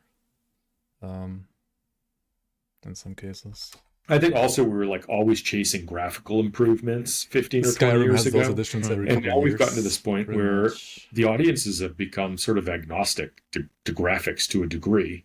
My kids started out playing Minecraft, which, is not exactly the king of high fidelity graphics. And so coming from that, it's like their expectations for what graphics need to be are totally different than mine. Like they don't have this coupling of like, oh, good graphics means that it's going to be quality gameplay that I think existed for a lot of us, way back in the day. And then games just remain on the storefront forever. And especially, I think younger people they're not as time sensitive about what's trendy or not right now. Like, my kid the other day, my teenager was like, oh, Dad, how do you know who Eminem is? Like, this is some hot new artist. And I'm like, dude, he's older than I am. Like, Eminem's been around forever. That's how I know who Eminem is. But like, they don't care. They'll go back and listen to, binge some artist who was popular 20 years ago. Or like, my kids will sometimes play like these pretty old games. And I'm like, how did you find that? Like, how did you get into that? And it doesn't seem to matter as much to them, whether it's like the hot new thing or not. That is really very interesting. That actually matches with my experiences talking to kids these days as well. And, the graphics point is a great one because when we were growing up, as you say, each generation of games sort of better graphics. And that's a way you knew it was the hot new thing. That's true. And these days, half the successful games are ones going from like PS1 graphics to PS2 graphics was like, holy shit, like mind blown, right? Like how this game looks so good, it has to be good, right? So the developers have intentionally picked some style that fits what they're trying to do, as opposed to just pushing. I want to spend an extra 100 mil on this game, please. Yep. Which some people are doing, of course, as a way of signaling it's the latest generation of Call of Duty or whatever. Yeah, I mean, I think there's room for both of those approaches, but 15 years ago there was only one approach, and nowadays it's totally different. I think that there's a huge market, and that market has different people have very different sensibilities, and things just work differently. So when you release a new expansion, which is topical because of course you've got one coming up soon, what do you feel from a marketing point of view actually moves the needle on awareness? I have no idea. It's funny because when I launched Grim Dawn, I just didn't have any money for marketing, so it wasn't something I had to spend too much time thinking about. I mean, we made sort of like, grassroots efforts on social media and whatever. But ultimately, I just didn't think too much about it. We just kind of plopped the game out, and somehow it took broke off. Back then, still broke now. And, in retrospect, now I look back and I think, man, if we'd had, not quite, some significant marketing budget to put into the game, how different might things have been? How differently would it have performed? Would we, have sold a lot more copies in total, or would it just have front loaded more of those copies and the game would have done the same in the end anyway? I feel like actually it would have probably been the latter, what he just said, right? It would have probably been more front loaded sales, and less sales over time, arguably. They could have sold like more total if they would have been able to like cash in humongously like in the first couple of months, maybe with like some crazy marketing budget. But I feel like over time, it would have not made a huge difference, to be fair, because like the engine is, all things considered, and like graphics and so on, it's not that new, and it is not a live service game so like it doesn't warrant you doing constant like big graphical updates like they did with Path of Exile 1, for example. So yeah, I don't think it, like for Grim Dawn 2 they could go big, but for Grim Dawn 1, because like Grim Dawn 2 has a new engine, and like if that engine is good and supports like insane graphics and so on, then that could be like a much more of a banger, right? And Grim Dawn 1 is a banger as well, but many people are still like annoyed. Well, not annoyed maybe, but they don't like the art, or like they don't like the older graphics and so on. And he did say that like it doesn't matter as much for like younger people nowadays, maybe, but I feel like to a certain degree it still matters whether or not like graphics look clean to a certain degree. And Grim Dawn is on one hand like super detailed, and another hand like sometimes it doesn't look all too clean. It's very hard to tell. I mean, the big thing I would say moves the needle is getting featured on Steam. And so to my thinking, the major purpose of marketing is to front load sales that maybe would have happened eventually anyway, but to do so in such a way that, you get a big feature on Steam, and then that attracts attention that you may not have otherwise gotten. It's funny because still like 10 years after release, we occasionally have people saying like, oh, Grim Dawn, where did this come from? I never heard of it. But they're big action RPG players, which, to me, I find mind boggling. Like if you're a big action RPG player, at some point, wouldn't you just go online and say, what are the top action RPGs? Or, look up action RPG on Steam. And it seems inevitable that you'd find Grim Dawn, but yet somehow some people have still managed to not discover that a game exists. Yeah. So I do feel like there is some additional marketing we could have benefited from. And I think, that those Steam features are a very tangible impact. But other than that, I'm experimenting with things now for the Farthest Frontier release. Like we're putting a bunch of money into an influencer campaign, but it's like, I have no idea if that's a good investment or not, Yeah. Anecdotally, and based on my experience, I think that is helpful. Of course, having a high quality game is the most important thing, but from what I've heard, Farthest Frontier is very enjoyable, so that should go well, hopefully. Seems so far. When are you planning to release it? The 23rd of October, so it's coming up. Wait, they have it? Oh, I knew it's gonna be in October. I didn't know there's an actual date for this. 23rd of October. Yeah, I'm definitely gonna check out 1.0 Farthest Frontier. We are doing marketing, also nobody knew. Yeah. Oh yeah, oh shit. 23rd of October. Let's go. Yeah, I mean that's in like not even 3 weeks from now. Very nice, very nice. Yeah, definitely gonna stream that and check it out. I mean, I did really I didn't actually buy the game because I got a key by being a playtester for Farthest Frontier. And I did play it quite a bit when it first came out to early access, but I think I haven't played it in like almost 2 years. So yeah, definitely looking forward to what they have been cooking the last couple of months / years even. And also, there are like stuff like skill trees now in that game, right? Like Farthest Frontier has skill trees, which is very interesting.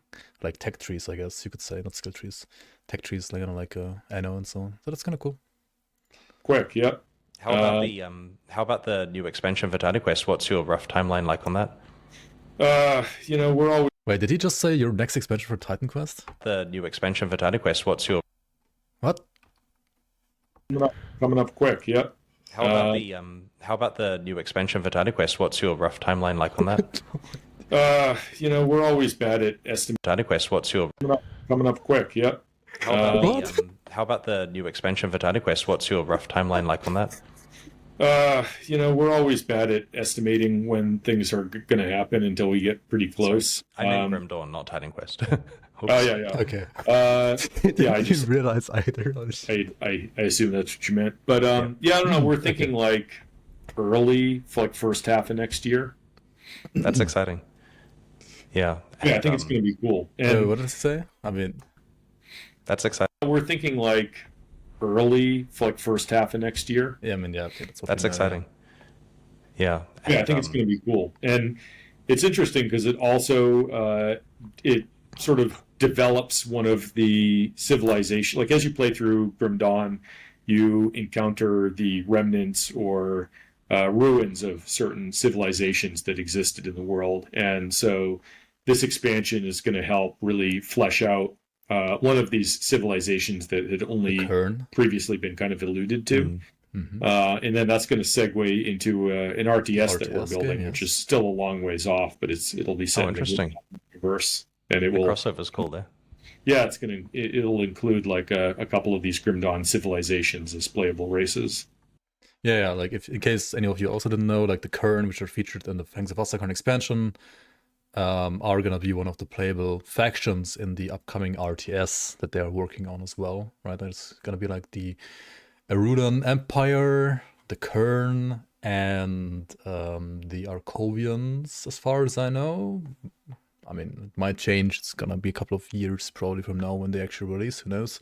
But yeah, that's the plan at least right now. Who knows? Maybe they go bankrupt in the meantime. I don't think so, but who knows, right?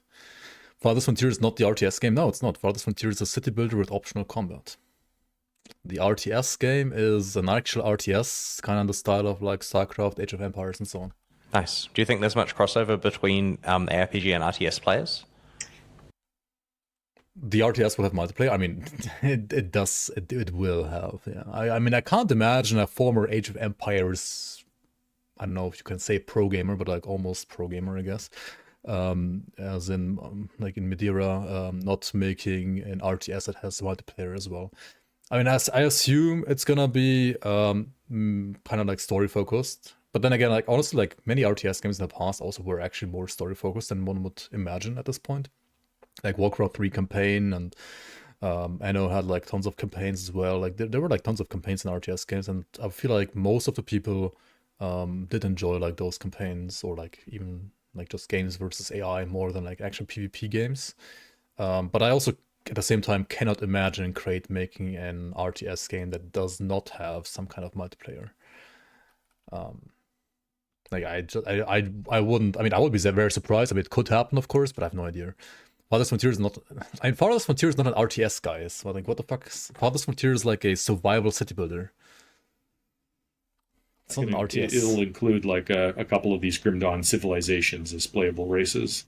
Nice. Do you think there's much crossover between ARPG and RTS players? I actually do, and it's funny because one of these guys who was a big streamer in the RTS community, it was Giant Grant Games. At one point put out this stream talking about, why have RTSs kind of failed to thrive in recent years. And MOBAs? Sort of combating the notion that a lot of the audience had moved off to MOBAs. He did this big survey with, I don't know, like 7,500 people. and asked, other than RTS, what other genres do you play? And I think action RPG was the second most popular genre. Also, I mean, yeah, especially RTS games like Warcraft 3 that had like heroes with abilities and so on, really crossed the gap to like MOBAs and also ARPGs in a way, I would say. And also the fact that RTS players, like back when RTS games were big, they were like young and had like, they were capable of having lots of APM and like good reflexes. But as people get older, right, they rather start playing games that don't require as much APM anymore. And ARPGs, when you compare ARPGs to like MOBAs and RTS games, ARPGs are really like a retirement home, right? Like myself included, right? Like I played RTS games first, then I played MOBAs, and now I'm playing ARPGs, right? It's literally the retirement home for like former MOBA and RTS players, I feel like. Or RTS. I wonder if this is a Blizzard thing. And the reason I say that is because, like, we all got into playing Blizzard games because of its super strong RTSs back in the day. And then because there were so many good RTSs coming out of the studio, when they said, by the way, try this thing, it's an action RPG, we're like, yes, please. And then that got us addicted to those. And so there's this association where I feel of myself as an RTS player, even though it's been a couple of decades since I actually took one seriously. I identify as an RTS player. That could be. I don't know. I mean, I think also there are certain gameplay parallels between them, just in terms of like, I mean, they're both very efficiency oriented. I mean, at least for me, as the type of player I am, it's all about like, level progression, screen clearing, in an ARPG, and that kind of aligns with the notion of like economic efficiency in an RTS, and just the amount of strategizing between army composition versus character build. There's a lot of parallels there. Yeah, that is an interesting comparison. These days I struggle to pay attention to more than one aspect of a game at once. Like if I'm playing an ARPG, I can focus on my character and what's happening, and trying to stay alive in hardcore is hard enough. So I'm bad at modern RTSs because I can't split my attention across all the different things. So I wanted to talk about microtransactions in games very briefly. So as a primarily single-player game with an upfront purchase price, you didn't have an in-game microtransaction store. And one could certainly argue this is a good thing for players because it means the game that they buy is a complete product, and they can earn both power and cosmetic stuff by playing the actual game itself without needing to spend any additional money. But it also means that you have to run your entire business on the unit sales of the game and its expansion, and you potentially miss out on capturing the full demand curve. I was going to ask how this has affected your business, but then I noticed that you did actually release some packs of cosmetic item skins that didn't provide gameplay advantages. And this is fascinating to me because it means you can compare both approaches. You've got the base unit sales of the game, and you've also got the cosmetic packs. How did those loyalist packs perform, and were they worth doing? I mean, they performed pretty well, and they were definitely worth doing. I mean, the return on investment for those is actually pretty crazy. Like, I think the first one that we put out sold like over 1 million units. That's actually crazy. And it's, not a lot of artist time in there. I mean, it probably costs like, I don't know, $15,000 maybe to make. Wait, Loyalist Pack 1 cost $15,000 to make? That actually sounds crazy to me. Like that sounds actually way higher than I would expect. Like, isn't Loyalist Pack 1 like... That's not even the one with like the black and the silver knight, right? That's just like the one with the samurai hat and like the ones that don't even look that great. It's funny because like part of the reason that we did those, like initially I think we were very hesitant to put up like vanity or microtransaction feeling items because we thought that, that the audience, might not like that, and that kind of wasn't our business model. But we just got like tons and tons of requests for it, and eventually we were like, all right, well, we'll try this.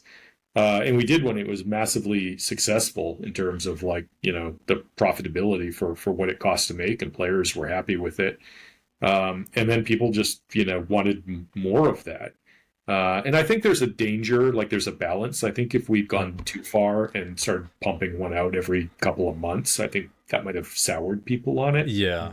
Felt like too much of a cash grab, Definitely. It's like, because it's weird. It's like you have to kind of balance like this audience demand for something with an oversaturation that eventually starts to feel greedy. Definitely. And I think we may have erred too much on the conservative side of that, of trying, not to be greedy developers. Maybe.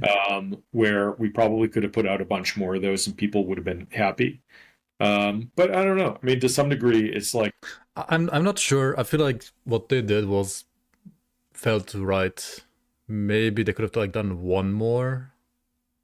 But I feel like that's about it. Because after the release of the Morganath dungeon, they really didn't add that much more content until recently, right? But then again, Loyalist Pack 3 came out recently when they started reinvesting into the game, right? But I mean, I'm sure they're gonna do a Loyalist Pack 4 and maybe even 5 later down the road, after Flags of Astakarn. Yeah. I mean, I agree with him that they might have been a bit more on the conservative side, because they could have done one more, which would have maybe soured some people, but souring some people, not too many, is probably something that's still overall fine, and you're not gonna take too much of a reputation hit of that.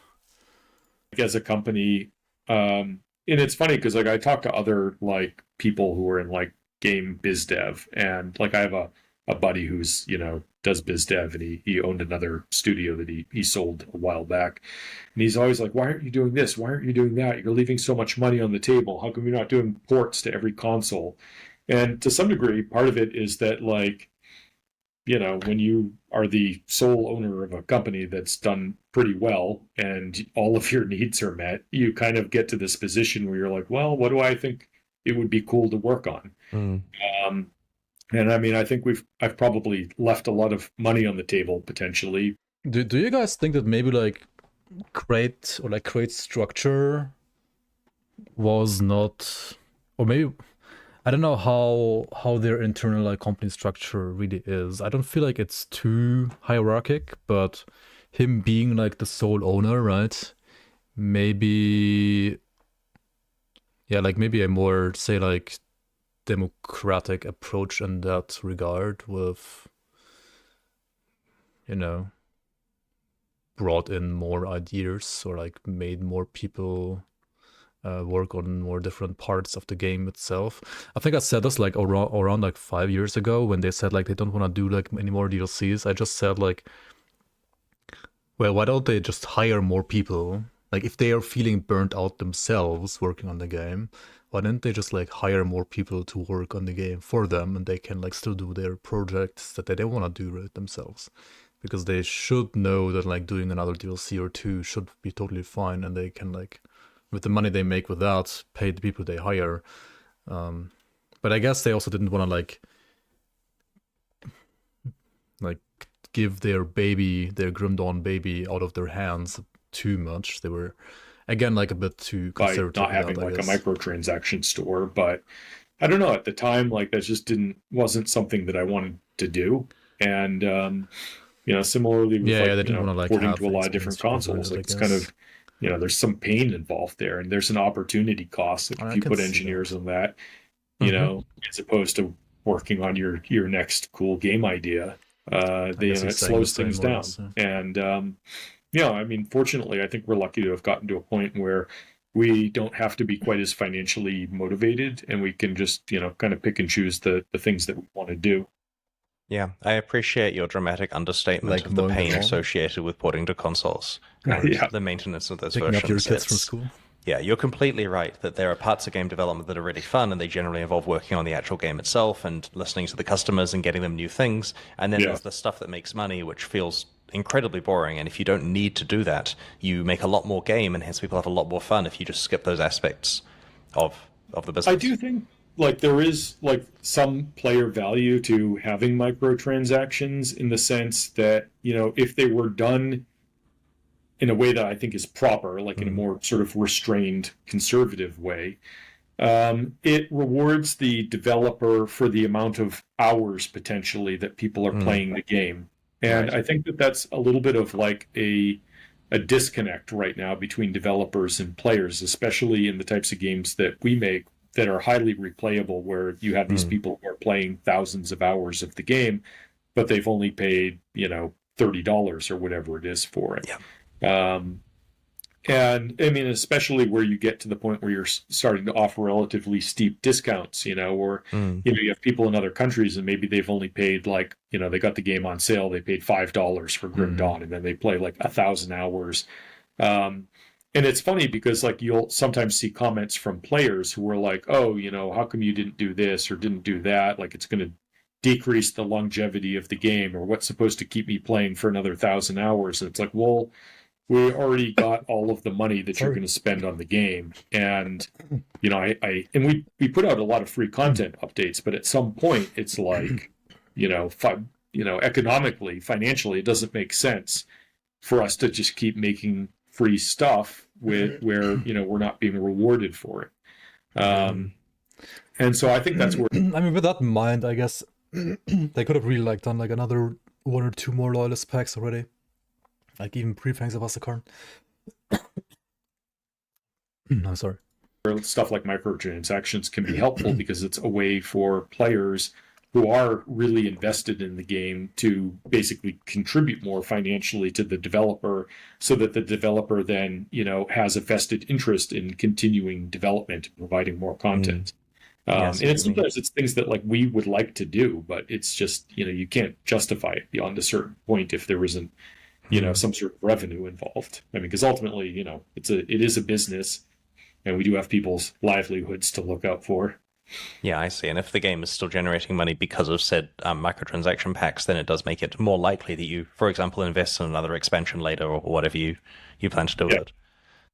I think one thing that they definitely could have done, and I think they are probably kind of like planning to do this with Fangs of Asakarn, because they said like they're gonna release Fangs of Asakarn, right, and then do 2 roguelike dungeons post-release at the very least, and they could always combine a release of a roguelike dungeon with a loyalist pack, right? So like they give you the free content update in the form of a dungeon, but then at the same time they also release a like loyalist pack 4 or 5 alongside a roguelike dungeon. I think that would have been a fair model to do even like the last like 2 to 3 years, because I feel like the players, they really enjoyed roguelike dungeons quite a bit. And well, ideally you would need a way to scale them up properly as well, which we do have in the community leagues, but they don't have in the base game. But they will have that in Fangs of Asakarn. So yeah, it makes a lot more sense that once Fangs is out and once they have their like Ascendant mode out as well, to make more dungeons, and then like you could definitely like cash in a little bit more by every time you release a free dungeon update, you add another royalist pack on top to kind of like balance it out by giving free content, but also at the same time allowing people that want to support the game more to support the game more. Issue with Grim Dawn 2 will be in like 10 years from now with all expansions. You're gonna be like 50 when it releases, or like when it's gonna be complete. Yeah, Grim Dawn 2 content complete. I don't know. I feel like we're all gonna play that in like our retirement homes.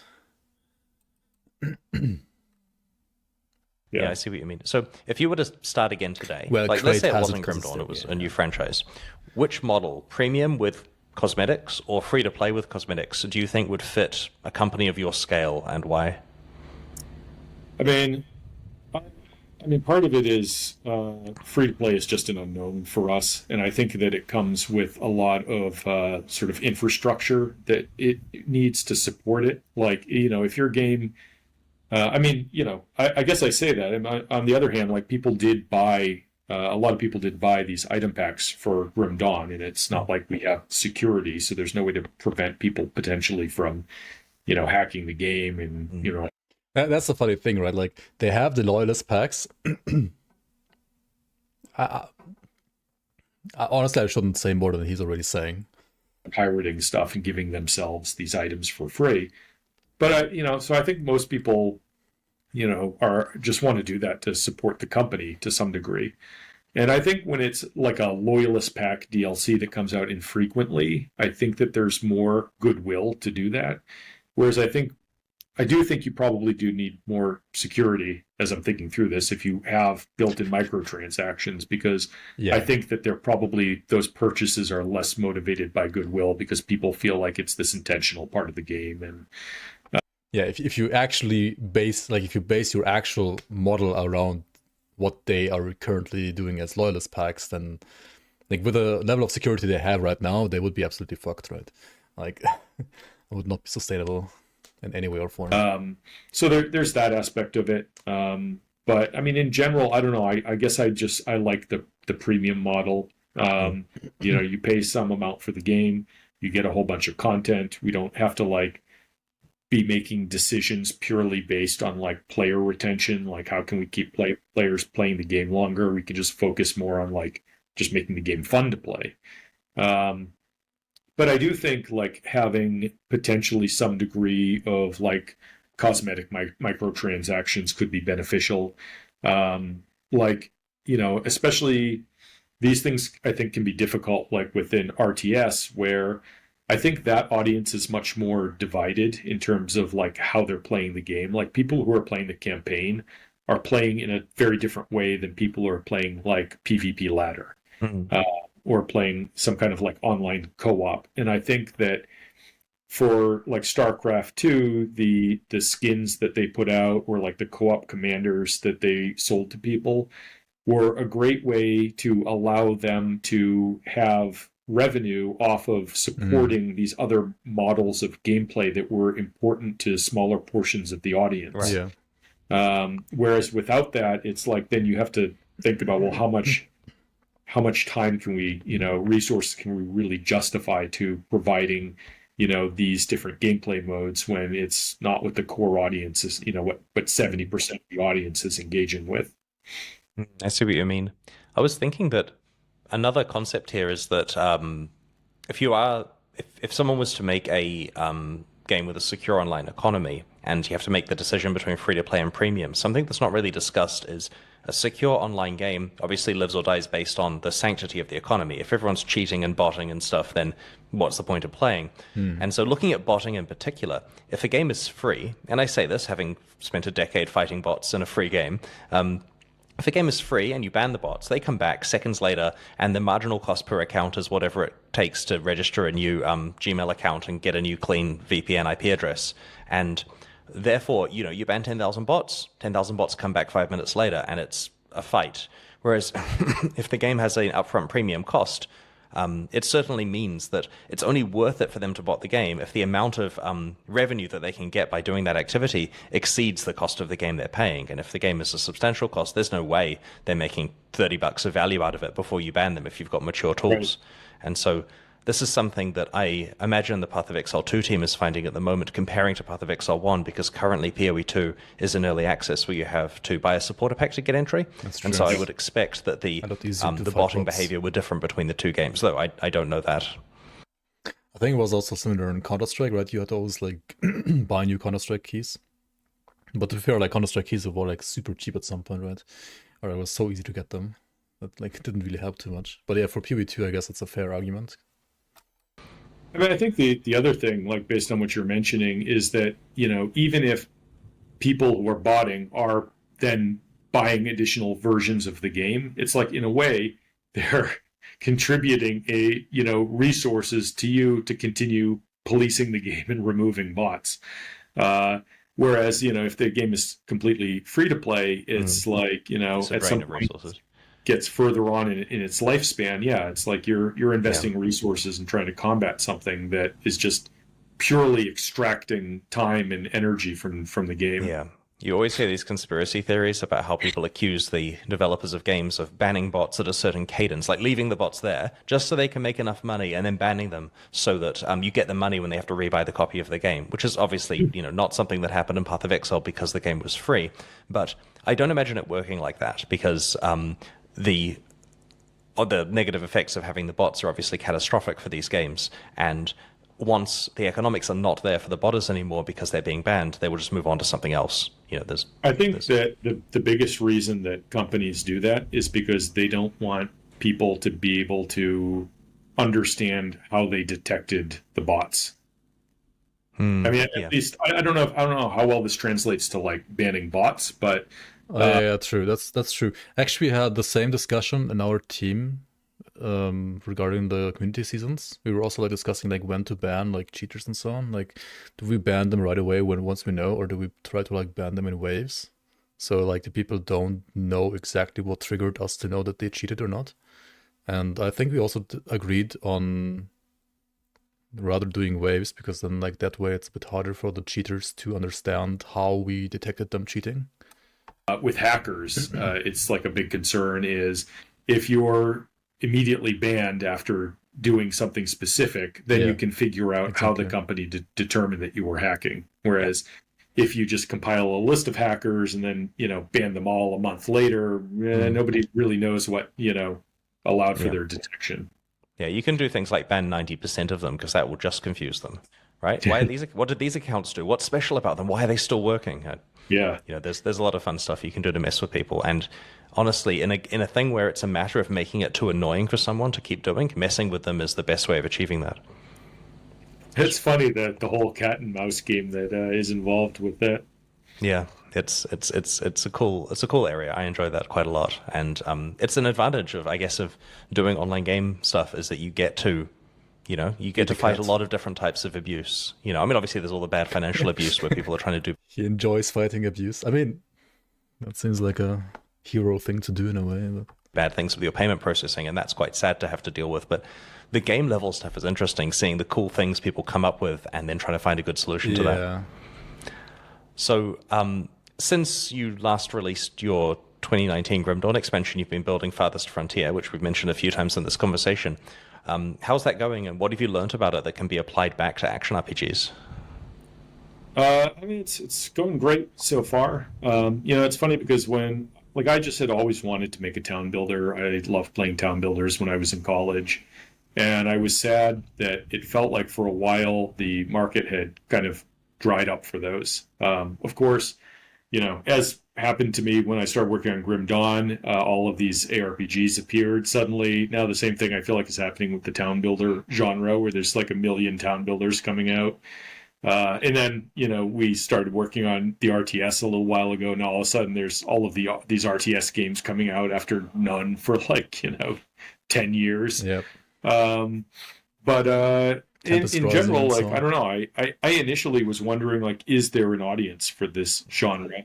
And as it turns out, yes, there definitely still is a significant audience for the town builder genre.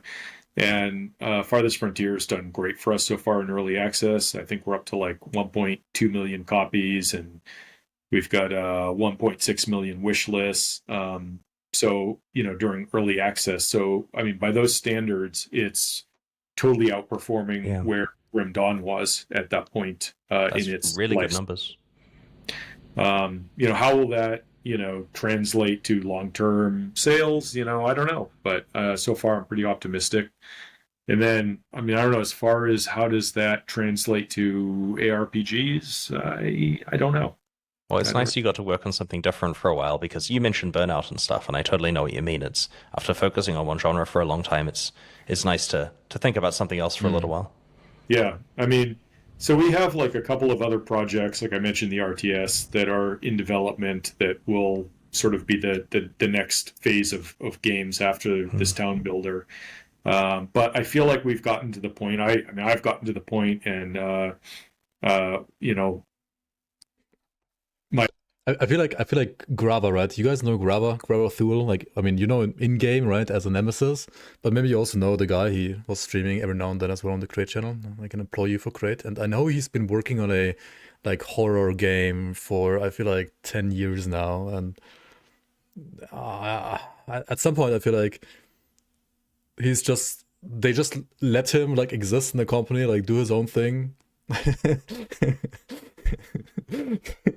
And the rest of the company is just financing his dream of doing a horror game.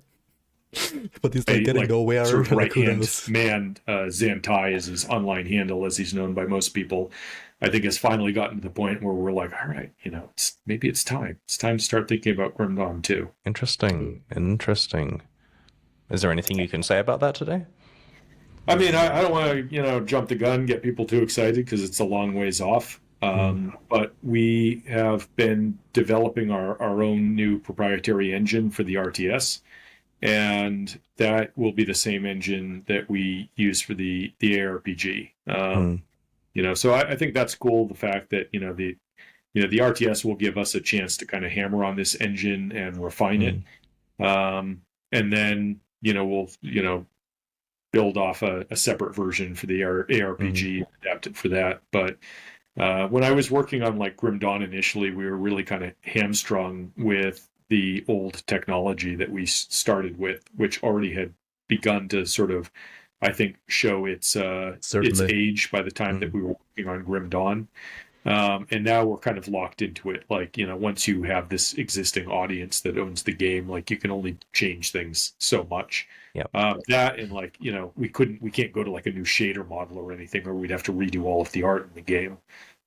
So it's very exciting to be able to, start on this new action RPG with a completely fresh engine, where I think we can really upgrade, the whole look of the game. And then, as a team, like we've just matured over the time that, we worked on Grim Dawn, and then, subsequently, like we've hired a bunch of like really top-notch artists in recent years.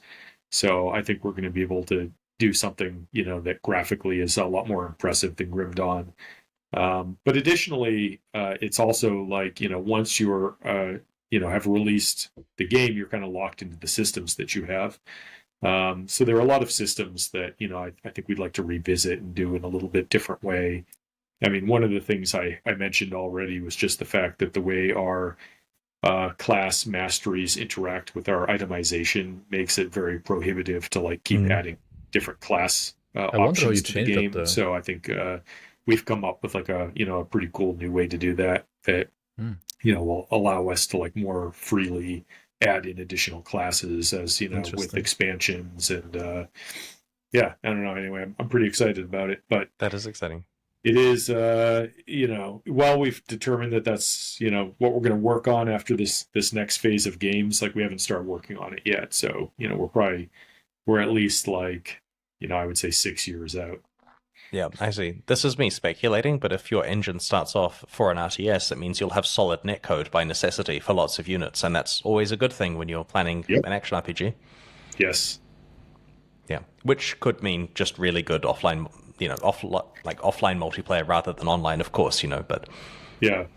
We have thought about, potentially having some secure multiplayer with Grim Dawn 2. I mean, I don't think we would, necessarily try to make it as big of a thing as, it is in like, Path of Exile or Diablo. But I think having that as an option for players to do, would be interesting, because there is a certain portion of the community. I mean, just the fact that somebody made a mod to do leagues in Grim Dawn speaks to the fact that there are people who would like to do like PvP or like do seasonal runs through the game, and I think it'd be cool to be able to support that. And obviously that's having secure online play is something that we're going to have to do for the RTS. I think that with secure online play, the size of the player community is not necessarily an always bigger is better situation. I've observed in Path of Exile that smaller player communities and like private leagues have significantly more interesting trade behavior and economic stuff going on than when you dump the entire world in one big economy and everything gets hyper efficient. And so the smaller groups of players playing together do have advantages. And so, supporting both offline and online means the only people playing online are the ones who really want to be. And, I see that as a potentially positive thing rather than forcing people who, would rather play offline having to be online. Yeah, that makes sense. Yeah, it's an interesting area for sure. So what have you been playing recently yourself other than, the games you're working on? Not a lot, not as much as I'd like to. I periodically play Helldivers with my kids. That's been a lot of fun. I mean, it's a blast because you just go in, shoot some bugs or robots up, and could feel like you had a good time in 30 or 45 minutes. I still play a lot of StarCraft 2. I don't know. I just it's funny because I got into that really late in the life cycle of the game. I was just so busy working on Grim Dawn. I feel like I missed like an era of gaming early on. So I didn't start playing StarCraft 2 until after Legacy of the Void came out. But I mean, I've easily, put in like thousands of hours. Legacy of the Void is like when I stopped playing StarCraft 2. I played Wings of Liberty and whatever the Kerrigan expansion it was even called, Heart of the Swarm, right? Is he playing Protoss? Am I getting wrecked by Protoss? Monka. StarCraft 2. Once again. PTSD. So yeah, I do that, every once in a while. And then, geez, I don't know what else have I played. I played, God, what was it called? I can't remember. There was some survival. I've played a couple survival games recently, but I don't know. The name eludes me currently. Right. By survival, do you mean like Rust/Ark style survival, or do you mean like Vampire Survivors style survival? More like, well, so I mean, I played a bunch of Valheim like a couple of years ago, and then there was another game that came out more recently. I cannot remember the name of it, but it's was sort of similar to a Valheim style survival game. Palworld. No, not that one. Yeah, which I honestly enjoyed myself. So that was an interesting experience. You're looking up which game it was. Interesting. Yeah, I mean, I'm sure it's in my Steam library here. Can I see what I played recently? I played some finals. Let's see. I don't know. Oh, Enshrouded. That's what it was. Right. Yeah. Which came out at a similar time to Palworld. Yeah. Yeah. Haven't played it, but it has been recommended to me. It's an interesting game. Like, I mean, just the fact that you can dig through the world, I think was very cool. Yeah. That is cool. I was looking at the action RPG being made by Moonbeast, some of the ex Diablo 2 developers, and they have, like, that game appears to have terrain deformation as well, and gives me the impression that I can dig through the world, which is pretty cool, and a very different take on traditional action RPGs. Yeah, it's pretty wild. Yeah, I'm looking forward to seeing what they come up with. Yeah, well, it's been an honor interviewing you today. I had a great time. It was a lot of fun. Thank you very much for joining me. Yeah, and best of luck with both the impending release of Farthest Frontier and the the final push on getting the Grim Dawn expansion ready, and then the exciting RTS and other projects. It sounds like it's going to be a good few years. Yeah, thank you. I appreciate that. I am pretty excited about the release, and it's too bad we didn't get to talk about what you're working on, but it'll be a while before I want to share that. There's stealth mode for the time being on purpose. All right. Well, thanks very much, Arthur. And thank you. If you viewers enjoyed this interview, then please like and subscribe. I hope to have many more in the future. And thanks. I'll see you next time. All right, it was pretty cool, not gonna lie. Very nice video. If you wanna watch it yourselves as well, and you haven't watched it yet, here you go. All right, I'll post it in the chat as well. Yeah, honestly, like most of his videos are top tier. Very, very, very nice. What do you think, guys? What do you think about the interview with Arthur Bruno? Abonnieren? Yeah, true. Like and subscribe, guys. Let's do it right here. Let's do it live.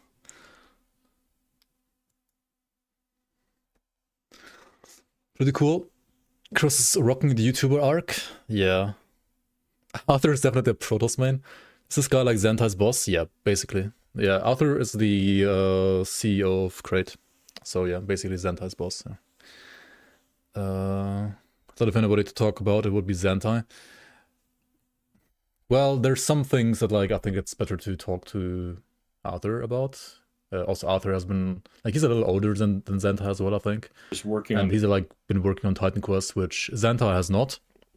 Zentai was as far as I remember, originally a StarCraft 2 modder, before like getting some other jobs in the industry and then eventually ending up at Crate. Working at Crate sounds very special. Honestly, I don't think it's as bad as you made it sound earlier. Yes, there are some obviously like ups and downs to a like fully remote and rather like fully remote environment, and also like a rather small team. Also, yeah, Farthest Frontier releasing on October 23rd. Grim Dawn fitness app when get as buffed as Arthur Bruno. Yeah, I mean, he looks pretty fit, not gonna lie. Anyway, I think we'll try playing some more Titan Quest 2 today. No Grim Dawn quite yet. I do want to go back to playing Grim Dawn very soon. There are, like at the very latest, like once there is like another big like playtest coming up for, like another playtest patch coming up for Grim Dawn, then I do want to check out some like of the new Fangs of the current stuff. And yeah. When am I going bald as well? I don't know. Maybe once I start working for Crate, right? Who knows? Maybe once I'm at Crate, then it will be time for shaving my head as well. But yeah. Hold on, where is there no game? Hello? There we go. Also, let me change category. And I do have to take a small toilet break as well. How about working for GG? I mean, GG is cool too, not gonna lie, but I mean, I wouldn't mind that either, but I personally feel like my heart would rather belong to Crate in that regard. And also working for, honestly, like the Titan Quest 2 devs would also be a lot more convenient for me because they are like based in Munich, and well, myself living in Munich as well would be makes sense, I guess. Which character did I play last time? I was playing this guy, right? Let's play some Bottle Mage.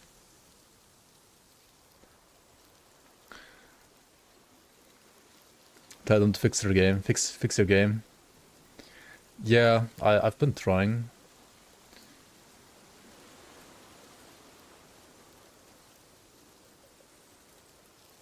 Also, I should like definitely change the thumbnail here on YouTube as well for what I had before. I also said they are working on Grim Dawn 2 graphics visual systems in the interview. Well, they have been working on the like engine already. The engine for Titan Quest 2. The engine for Grim Dawn 2, or like for the RTS, is finished. Has been finished recently. And well, then in that engine they will need to, or like for that engine, I don't know like how many models they were like created for that engine. I guess you can like start working on like what's it called, like models and so on, once you know what kind of shaders you're gonna use in your engine and so on, I guess. I don't know how it exactly works, to be fair. I'm not a game artist. I have no idea about that kind of stuff, to be fair. I've like used Blender like once or twice in my life and that's it. So yeah, no clue.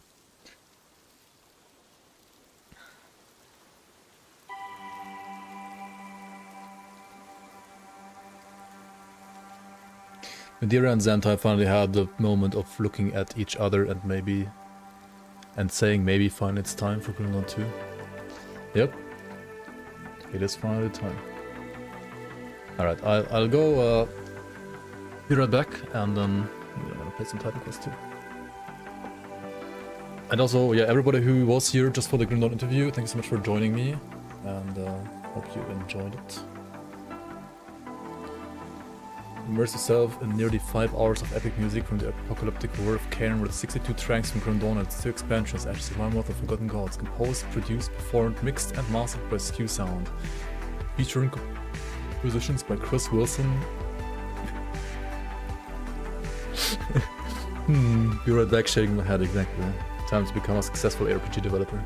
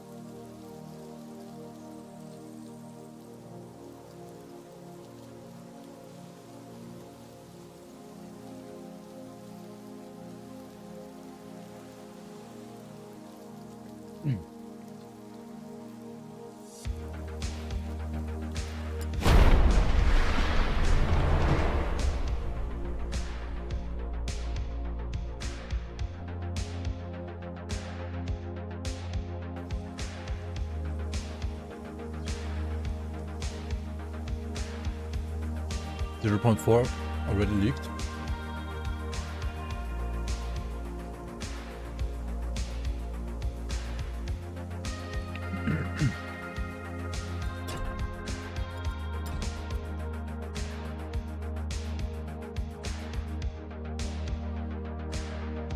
What? What's the new mastery gonna be? I mean, new class. I mean, that is kinda cool too, I guess.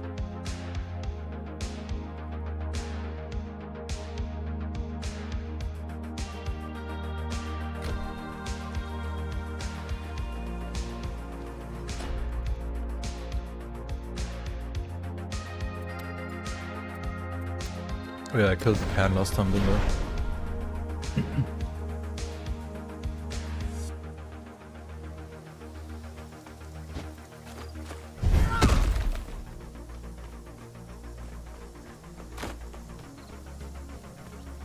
I need to wait.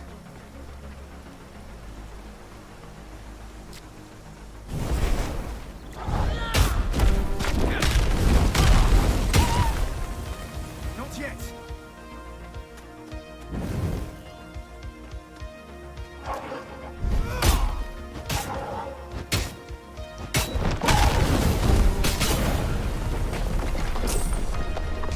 I need to wait.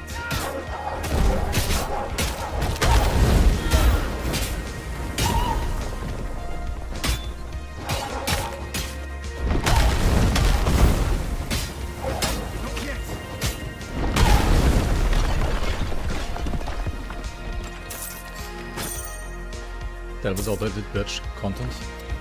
I mean, they're not gonna do like the same content as in PoE1, right? It's gonna be a little different, like a different twist to it. I assume. Not yet.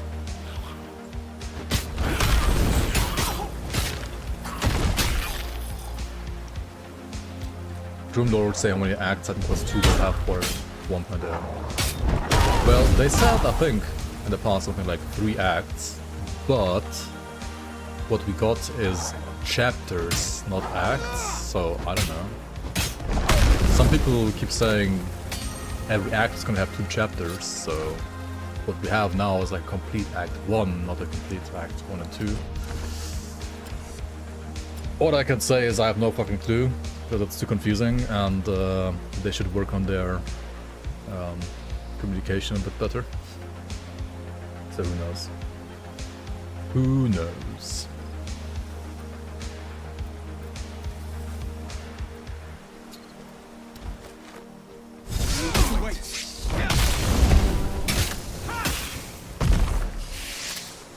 They are Germans. Yeah.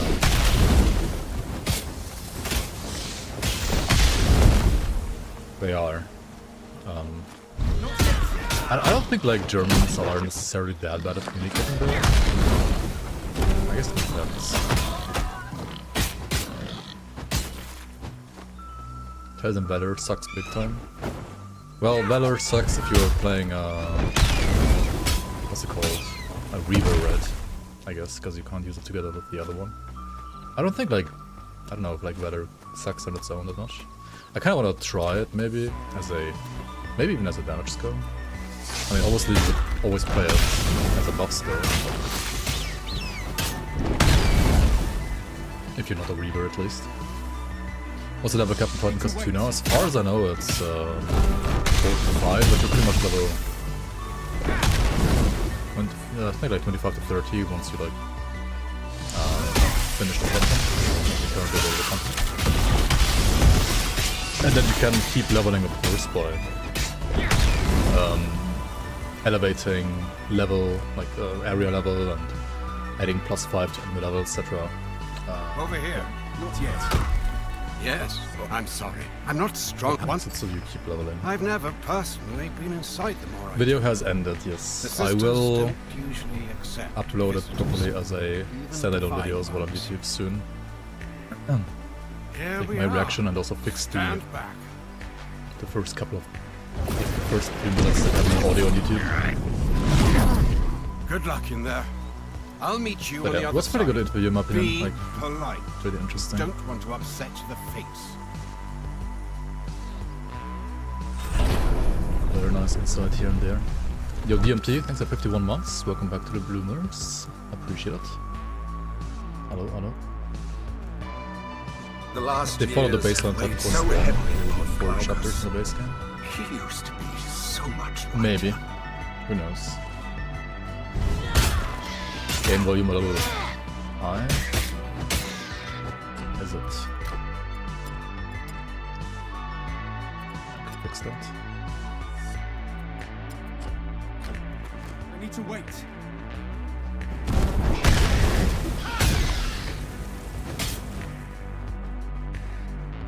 Not yet.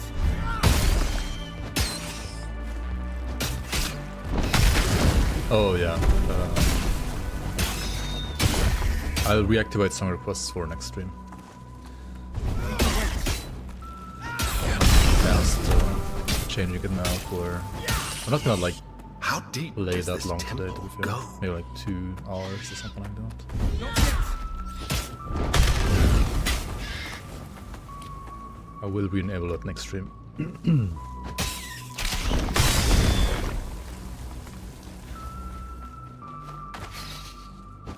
You thought it was PvE?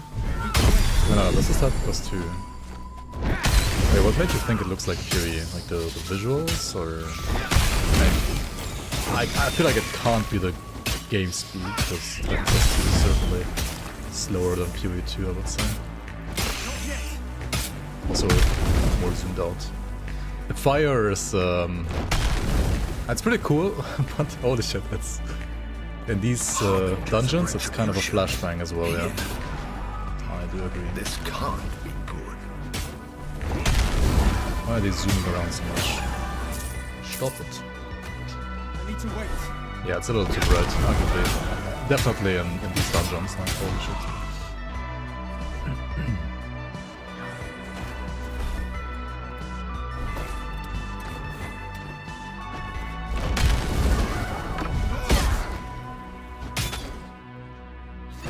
I didn't think Nemesis realized you were still alive. So if her harbingers aren't here for you, what are they here for? Titan Quest 2 have a deep endgame? No. It does have no endgame whatsoever right now. Maybe it will have deep endgame eventually. But their main focus is definitely gonna be on just campaign. Whether or not they're gonna have like deep endgame later, we'll see, I guess.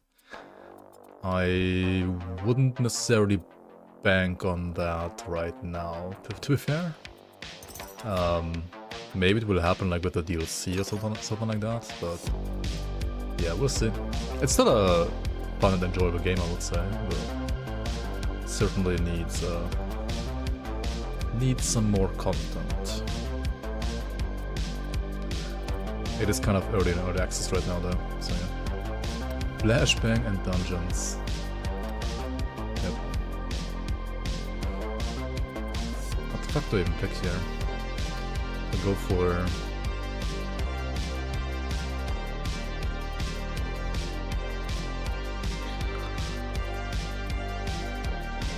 Wait, do I have Rage on this right now? Yeah, okay. We go for Rage then, I guess.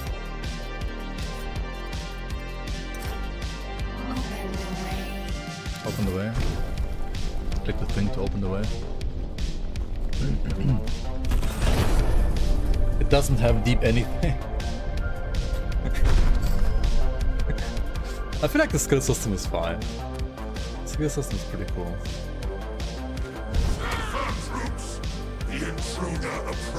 And decently deep. I mean, it's not as deep as like Devotions in Grim Dawn.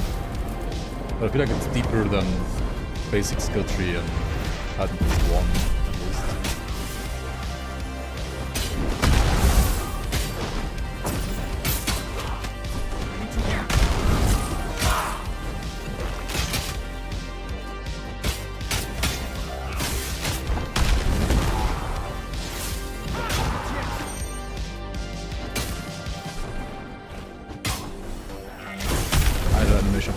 There's some animations that are either rough or it feels like there's some animations annoying sometimes though. I don't know. Or the axes, I guess. It's not as bad as like Last of Us though, like certainly not. And visually it looks a lot better. What in the world was he? That armor was Spartan, but Is it really that he wasn't a human.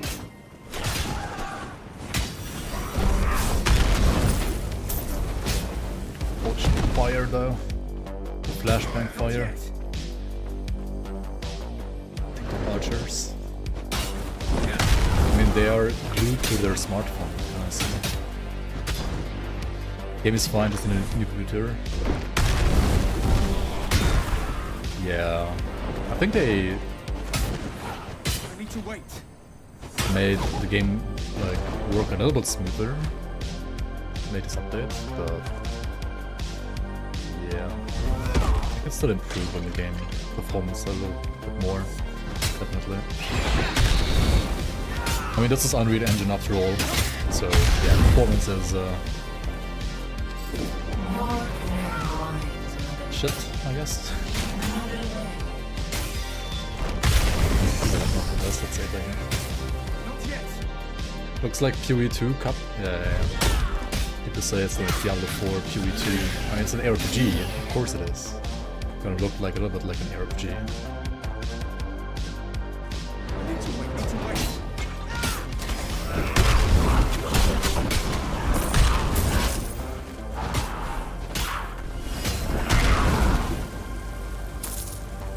This area is so annoying. Like, you have to like walk back to like spawn, like to kill the one last guy here that gets stuck and doesn't actually aggro you. I feel like also aggro, like mob aggro in this game in general could be better. Like, there are many cases where like enemies I feel like are deaf and oblivious to their surroundings. Like Grim Dawn wants to aggro like one guy. That one guy actually like puts out a call. Like, you don't see it, but like there's like a call, right? That call like basically like calls all of his allies around him to also aggro the player. But this game doesn't seem to have that. Like when you aggro somebody and some other enemies like a little bit further away, but still like kind of close-ish, he just ignores the player and it's a little oblivious to the player. Not Do you like the low monster density? I think it's sometimes a little too low maybe, but this is campaign and they could always like ramp up the density with like the rituals that we're doing, right? You can currently increase enemy level and you can make area level scale to your level, which by default is not the case with the rituals. And I could totally see another ritual being added, which basically increases density by, I don't know, like 50% or 100%. And that shouldn't be too hard. But they might also not be doing it because of like performance issues, right? They don't necessarily want too many enemies, like too many projectiles on the screen. Because otherwise the game gets too laggy. It's like a similar problem that like Titan Quest 1 faced back in the day, when they couldn't make like a 2x speed really on Titan Quest 1 because performance of PCs back then wasn't the best, whereas nowadays like you can obviously do 2x speed with Titan Quest 1 with no issue. No issue.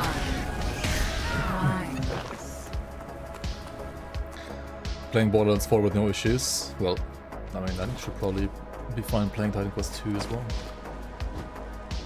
Yeah. What's happening? I have to click the shit here. Okay.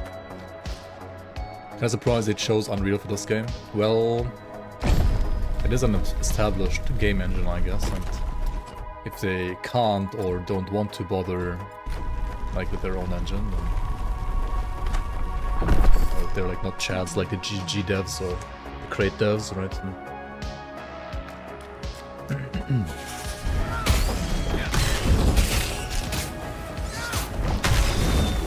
Titan Ica. Nemesis's lieutenant mentioned I need it. to wait. Could that be what they're after?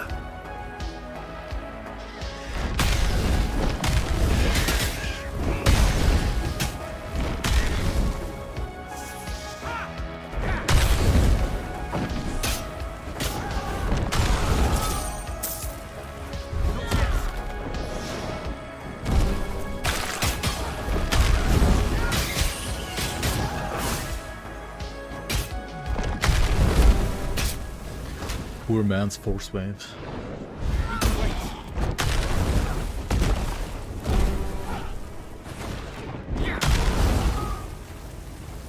Not yet.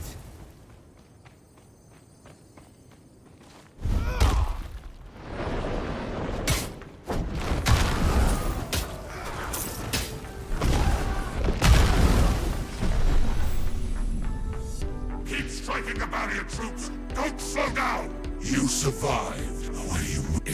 Good troops. I must depart. Also, this can't be Path of Exile 2 right now, because Path of Exile 2 doesn't have access yet. Has neither axes nor swords, like what the fuck, man. Nemesis proud.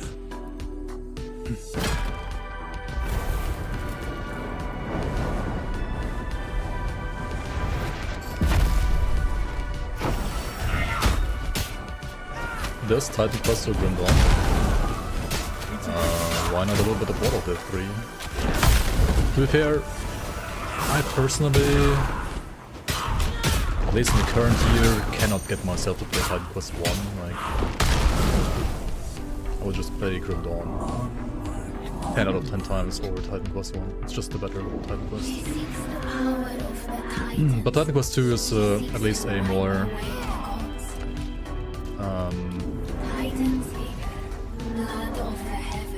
more modern game with cool graphics and some interesting systems. Oh yeah, we did a react to the interview with Arthur Bruno earlier. In case you have missed that, you can scroll back or also wait until I post the standalone video for that. Right now we're playing Let's do that.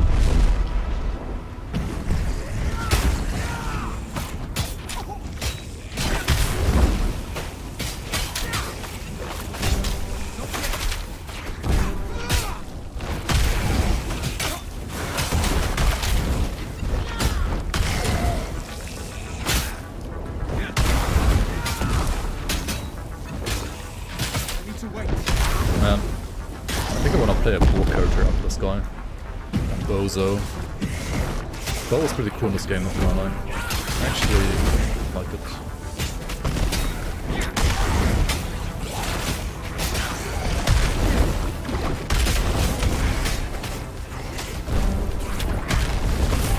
Me liking Bozo, like what the hell happened?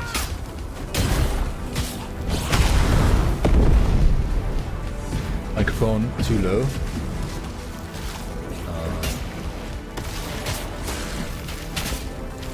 Is it like game sound being too high or just the music being too high?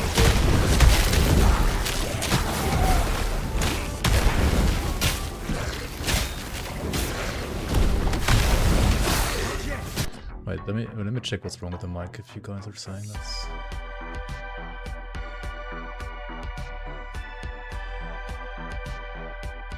Okay, no, microphone should be fine. Game sound too high.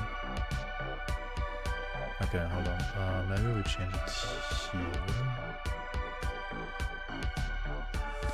Speak up, Sonny. Yeah, okay.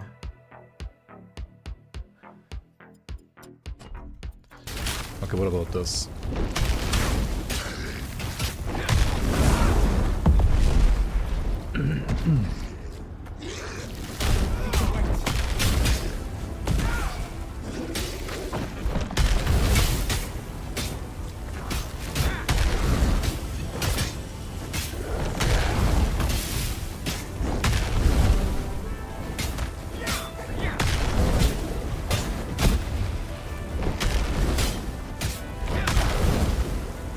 Schmack, schmack. So what the fuck is this, like surfing? What is this animation? That you're getting used to this. What are we doing here? Touch the Icar, holy shit. I feel like the game like takes too long to let you do what you should be doing. Activate the statue, do I not touch the Icar? Maybe I don't. I don't fucking know how it works. Oh, never mind, I don't even have to touch the Icar. I see. We did get 9 Divinity though. 9 Divinity means I need 1 more level. Actually, I could like respec this.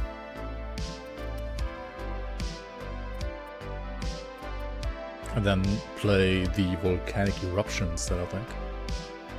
Right, this is 16, so I need 14 points, and this is 6, so I could remove... Yeah, let's try like the... Let's try Gigabonk. Stuff from Earth, maybe. Let's see. Let's try the new tier 4 Earth skills that I haven't tried yet. Also, what do we have here? Burn chance, physical chance, stagger chance, barrier. Okay, who cares? Maybe you get like this up to 12 actually for the area damage. Okay, volcanic eruption. First of all, let's check out the skill itself on its own. What does it do?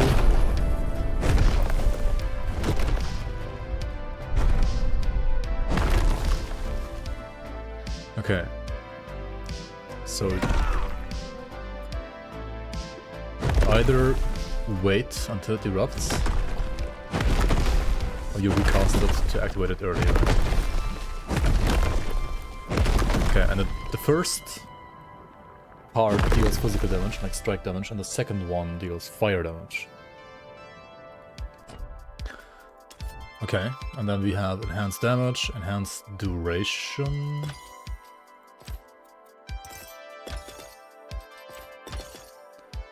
Stays active.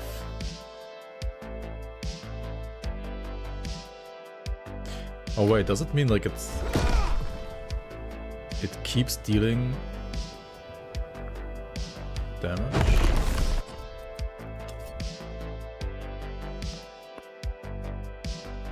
Wait, why would you do that?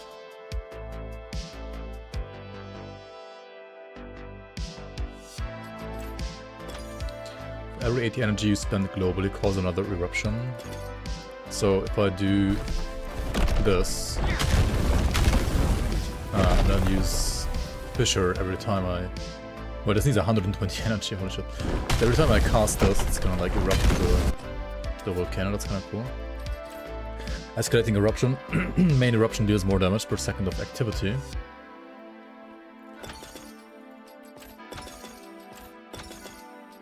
So you can take this and this and so on, right? Lava field turns the broken ground into a lava field when active deals fire damage. So now this is lava field, I assume. Yeah. More energy.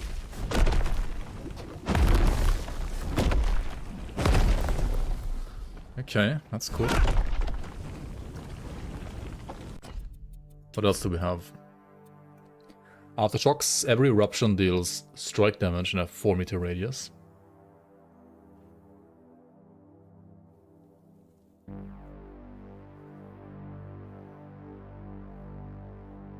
River flat poison bow is very good. Tessa didn't like that a lot, yeah. I heard that too, yeah. Did they add new epics? A couple, not too many though. 1% more damage per overload.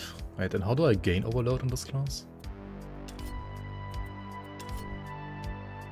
Oh, right, with Roiling Magma. Interesting. There's some Roiling Magma caster synergy here between these two. Very cool. Yeah, I mean, this is just...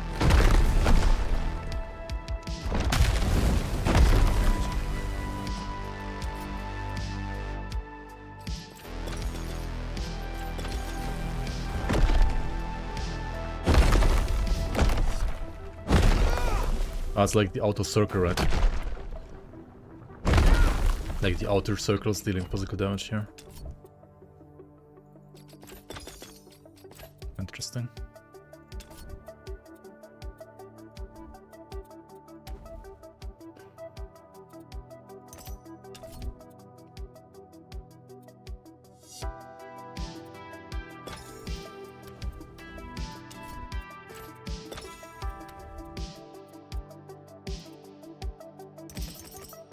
Yeah, good night, Scatter. See you around then.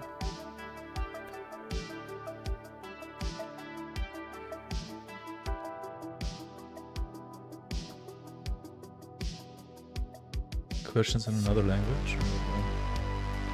What do you mean, Mika? Yo, Captain LMG, thanks for 3 months. Welcome back. Appreciate the support.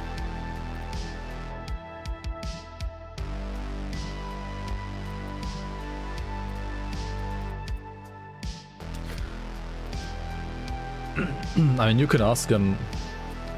You can ask any questions in whatever language you want. Whether or not I can understand them is another question. And I'd always answer in English.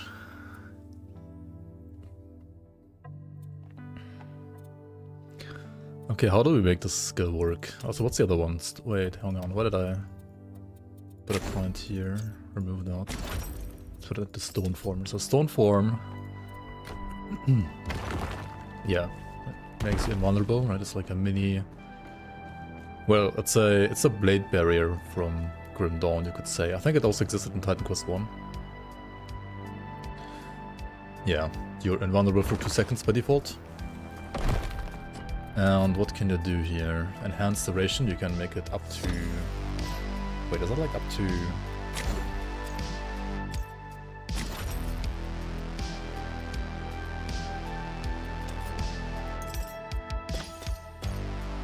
Wait, you can do what? You can 5 seconds? Holy shit. It's sick.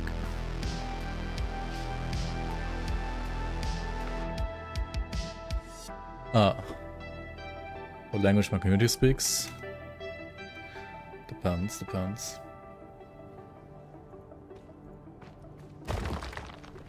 You can stand still for flipping 5 seconds. Also, the stone form has a rogue symbol here. That's a placeholder, obviously. Oh yeah, cremation is good for burn, I guess. Yeah, true. What do we get here? Whenever you apply burn, 2% chance per burn stack to trigger ignite. And then you get some more stuff here. Yeah, that's true. That should be really nice. It's also only 4 points. Oops. Let's get that, I guess. Let's actually take the area damage instead now. And then get like that. Ignite, I guess.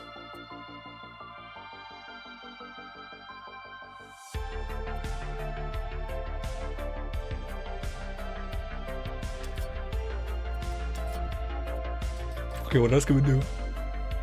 When stone form ends, deal strike damage in a radius. Okay.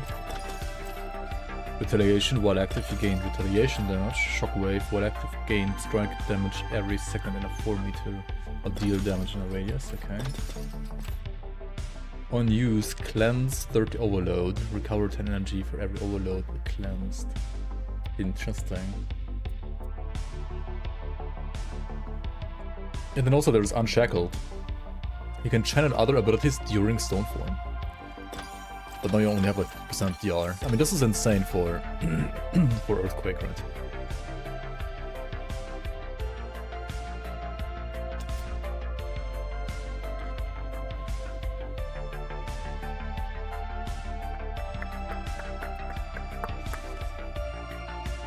What do we play? Do we play Earthquake physical, or do we try the volcanic eruption properly? I feel like we go with the eruption maybe.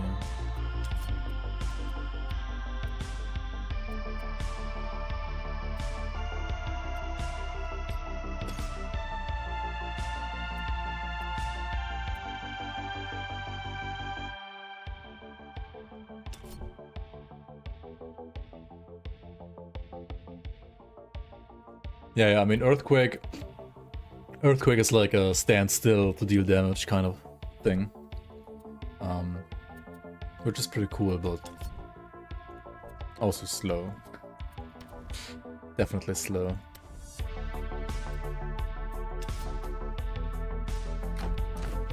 Either way, I feel like I would need a star really for those to work before they don't die.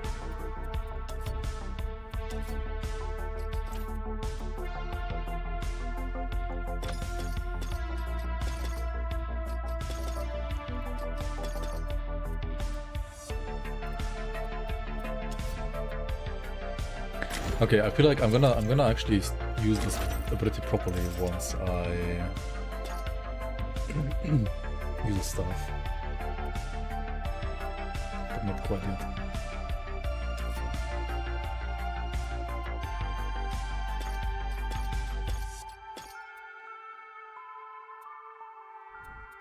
Do I even wanna step back into the fire stuff that much yet? Right now I'm just bonking. Kinda just bonking.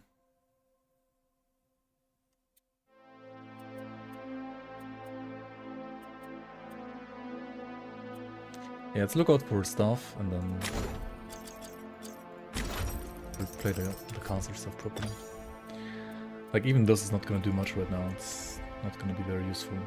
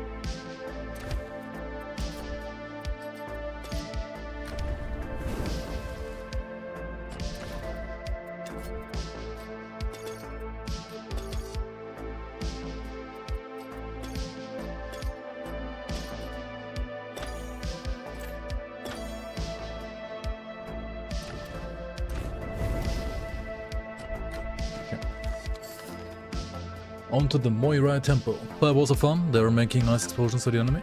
Well, at least we've made it further than Nemesis's harbingers. That's a good sign. Her lieutenant was...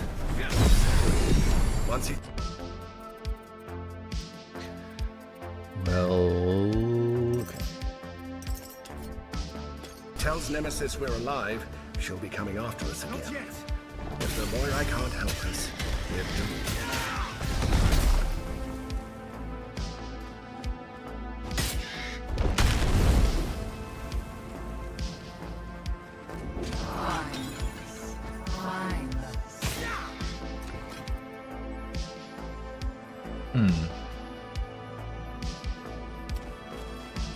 Some fire damage here.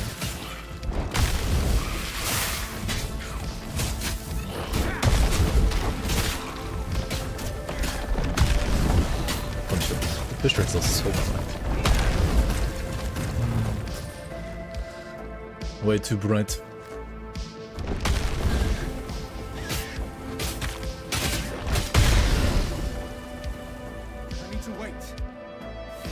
Is there ailment chance on this class? Oh, there is here.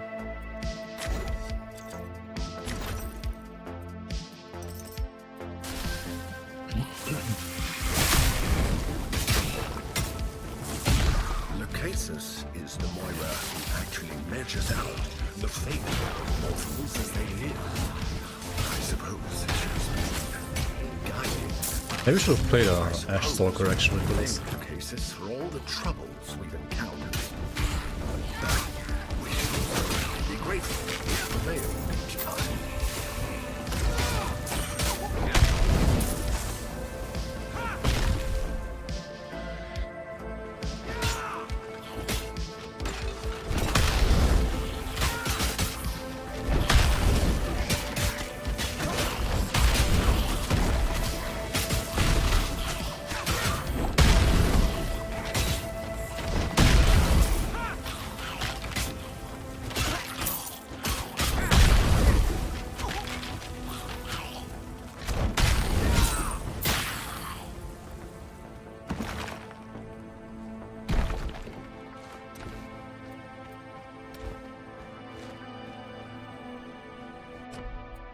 There isn't much synergy for Fisher and the new skills, is there?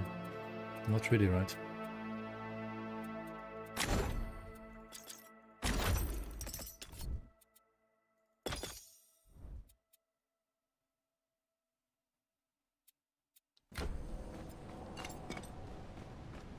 RF explode last time? What do you mean explode?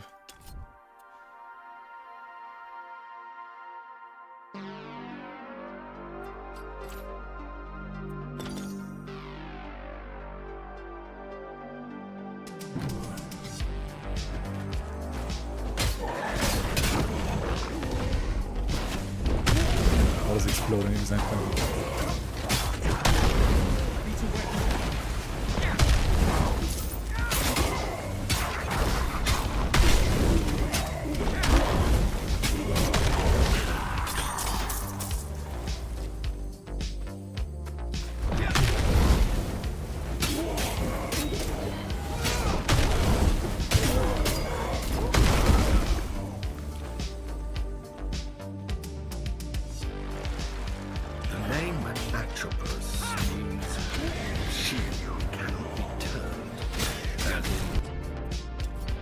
Ah yeah, this one.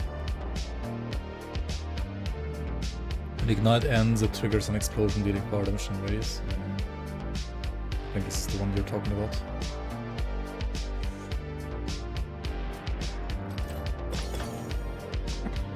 Her mind can never be changed.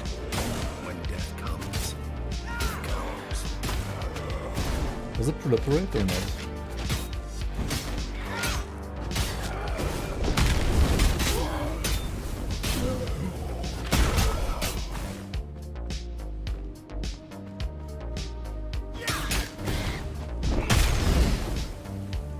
Let's hope that Atropos doesn't snip the thread of your life with her divine shields just yet.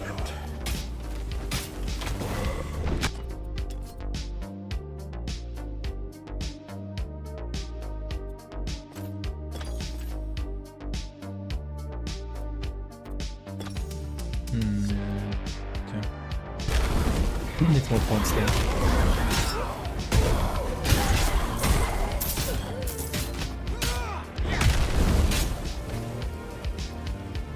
I haven't tried the whirlwind yet. Well, I've tried, but not really. Like, I haven't properly tried it. I mean, I've used the whirlwind, yeah. I actually like the skill that the skill that uses, like the skill that can be turned into whirlwind, right? Sweeping strike. I like the skill more without whirlwind than with whirlwind, personally. But that's like very personal preference. I know many people will like the whirlwind more than not using whirlwind. I personally like not using it more than actually using it.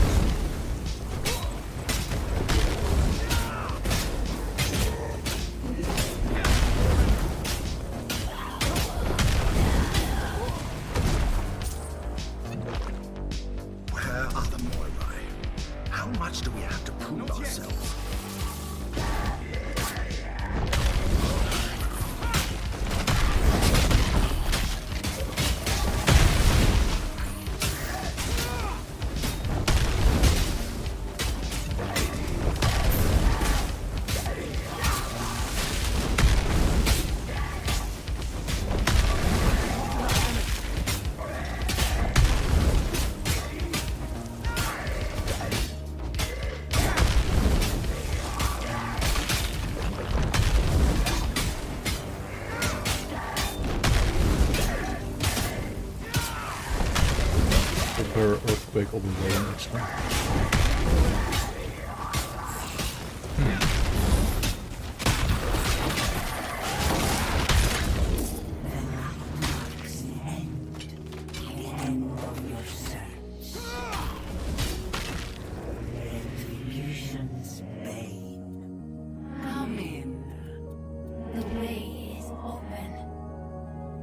Wait, you can Google will slam 2 unit content.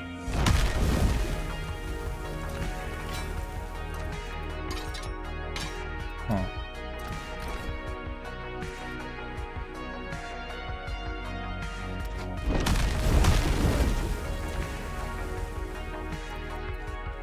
But this one has energy regen. Not yet.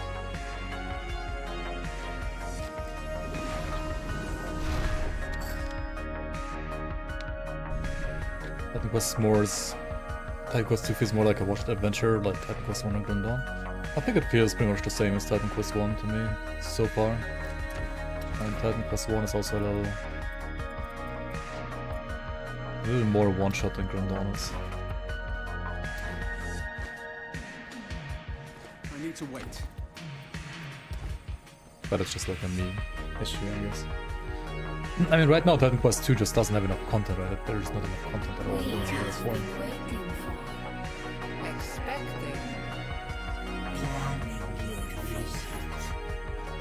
I need to wait. Ask your question.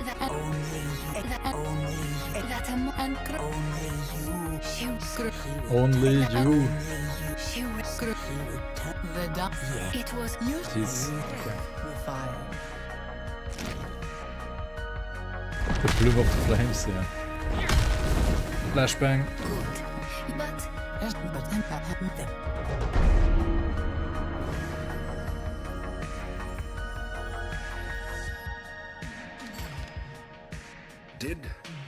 Did you understand all of that? The Moirai aren't exactly paragons of clarity. At least the first two lines of their prophecy seem rather clear. File in hand, the god marked steals power, as the father of fishmen guides the way.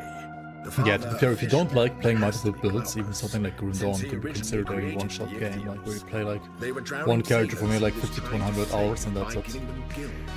So, let's find him and see if he has any wisdom to share about how to use this new dive file to steal power.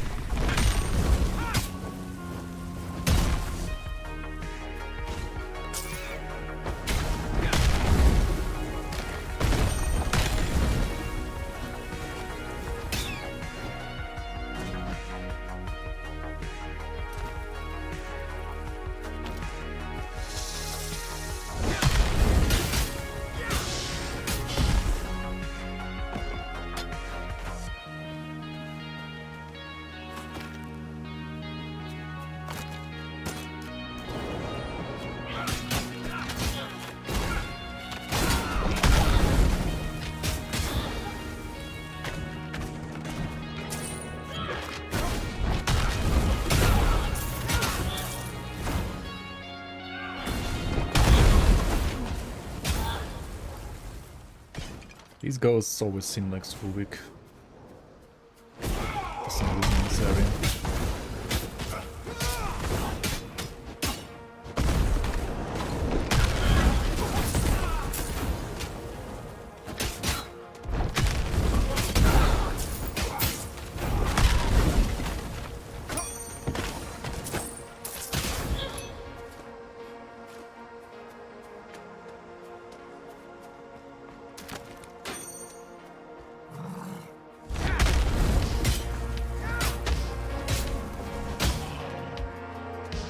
I love builds in Titan Quest 1 mostly because it was way faster to get to the end than to reach Ultimate Grim Dawn. What? To me, like Titan Quest 1 like always took like 10 times longer to get to endgame than Grim Dawn. But I guess also it's because I played Grim Dawn more than Titan Quest 1. And to me, Titan Quest 1 felt like a giga slog even on like 2x speed compared to Grim Dawn. But that's probably experience. Comes down to experience.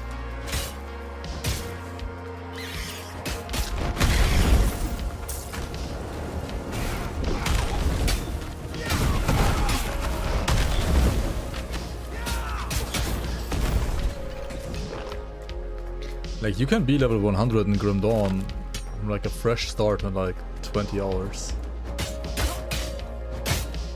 And like having done everything ultimate.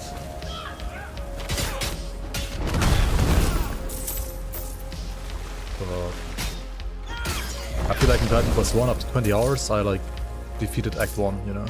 Like Act 1 is so fucking long in Titan Quest already. Okay, I mean, like, it's slightly over-exaggerating of course, but... These beaches are ripe for exploration. I wish I was out there. Dude, this one-hander has like more damage than this two-hander. That is kind of insane, not gonna lie. Why is it increased cold damage? What the fuck?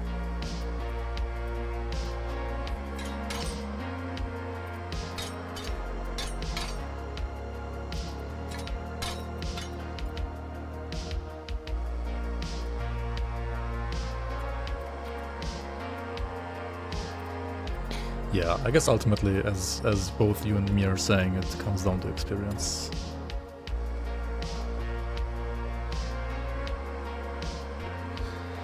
I do need the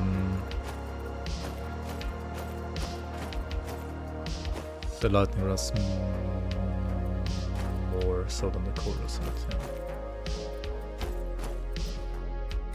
Oh, this one had like +3 thermic though.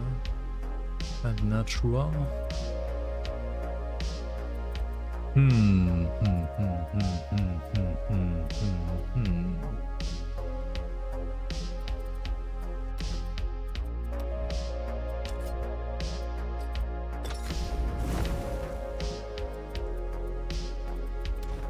Have you seen? By Artemis.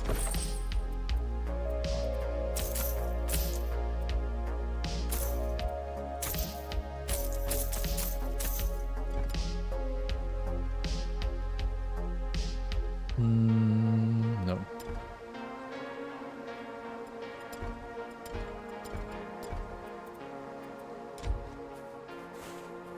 Lord Glycos took...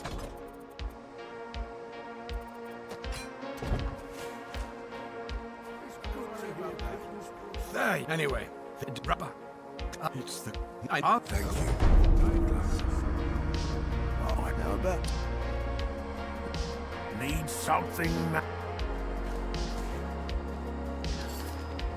How does it feel so far? I've got I think that Quest 2 is fun to play. It needs more systems and more classes and more acts and just more content in general. But I think the foundation is not too bad. It's pretty fun. You don't have a...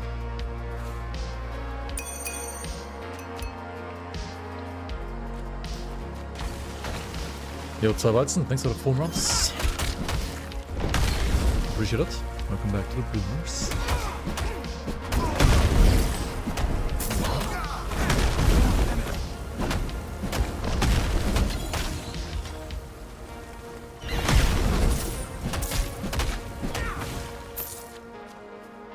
Olsen had a good foundation too. That is not wrong, I guess.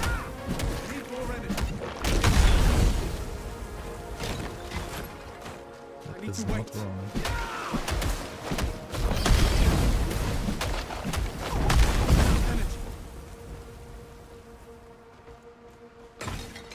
Actually, Volson act like the early access of Volson part was decent. On the release it was a broken mess, but like actually Act 1, which was the early access, was decent.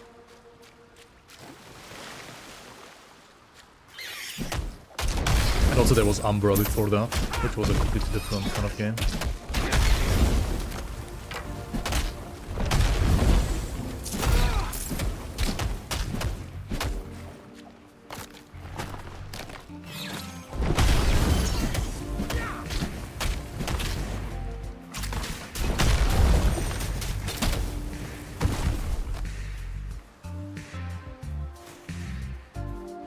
Does Titan Quest 2 have WASD? Yeah, it does actually. I don't know how good it is, but I've seen people say it's pretty decent. Definitely not as good as PoE2 though. I don't think you can do the whole like shoot while walking, striking, nothing you can do in PoE2 yet.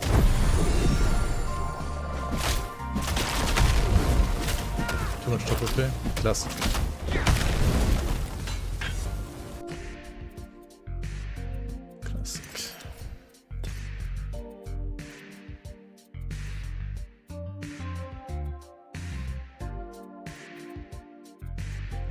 Hang on, for now, wait.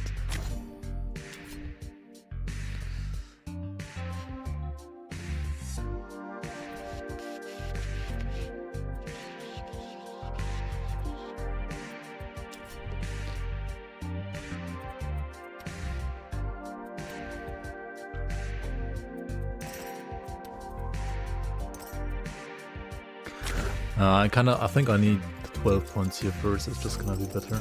And then we go like these notes here after that.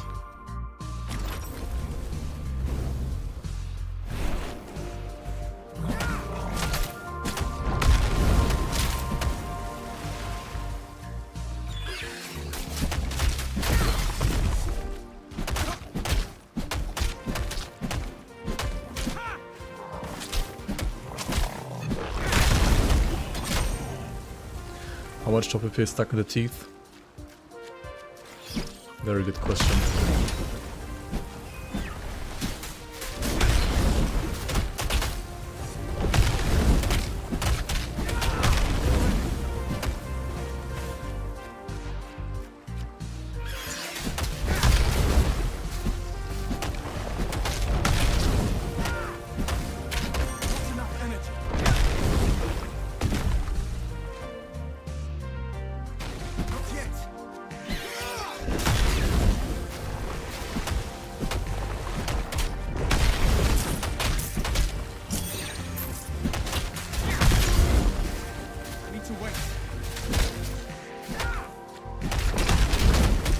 Probably exists only with these nuts. Yeah, it's true.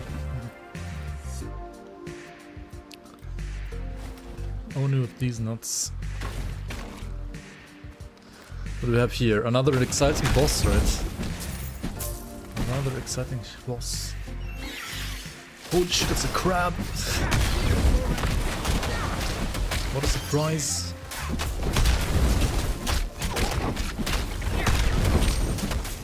No way, dude.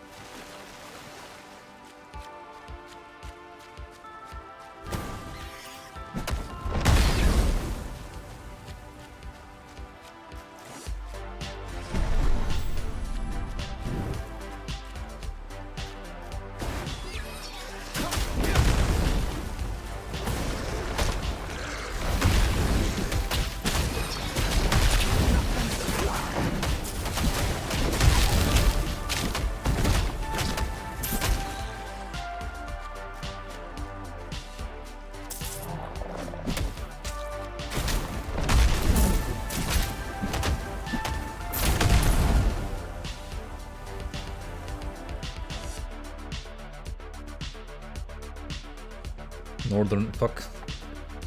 Northern fuck, yeah, Northern Sea Cave. This is more or less exciting than a Diablo 4 seller, let's find out.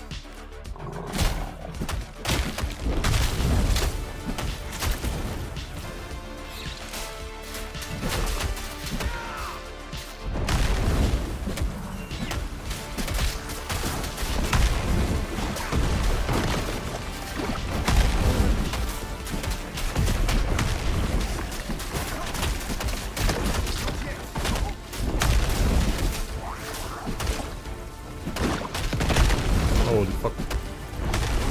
This is damage. Toxic. Toxic damage. Got a big ass Whomper though. A big Whomper. That is a big Whomper. It's like cold and strike based damage, but honestly I don't fucking care, just convert it to fire anyway. You just set the weapon on fire. And yeah,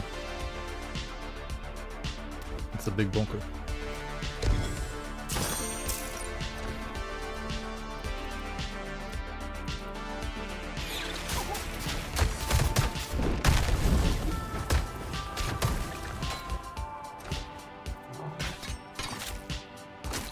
Kinda like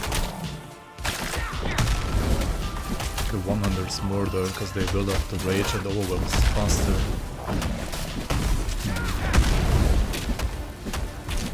I could like weapon swap? Never mind, you can't in this game, because then you can't use your default attack. So terrible. Please, devs, fix the flip on default attack, like holy shit.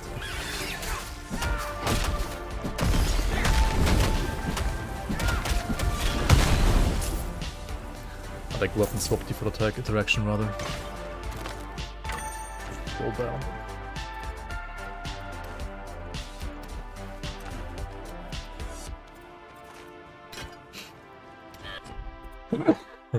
Sorry. Oh.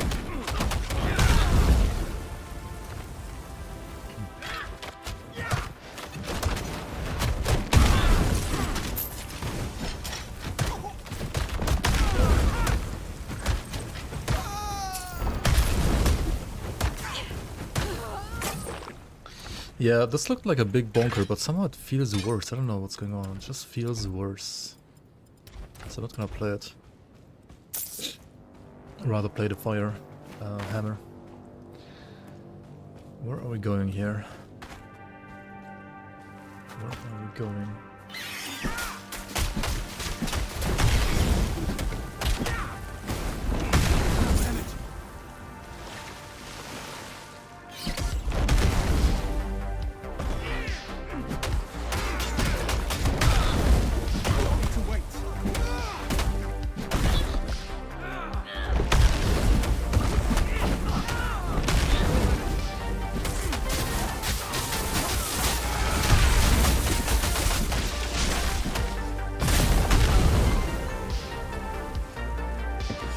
I got a new graphics card recently. I don't think the game is particularly potato-proof right now. It's really not.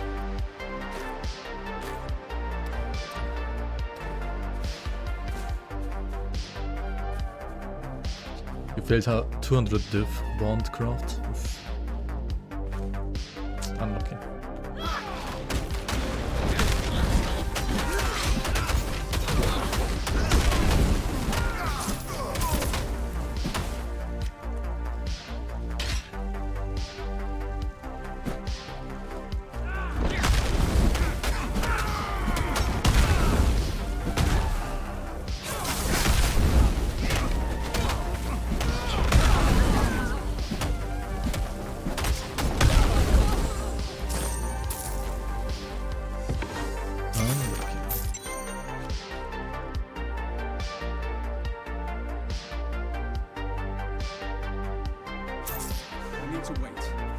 Can't be worse than PoE2.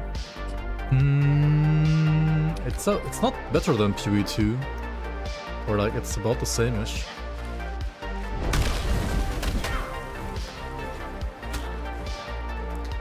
.38 years old. I mean, I was running both this game in like PoE2, not amazingly, but like fine-ish on a 2070 Super, which is worse than 3080. But like I was running it fine considering I was streaming as well at the same time, which is kind of taxing on the GPU throw. On lowest settings, but yeah.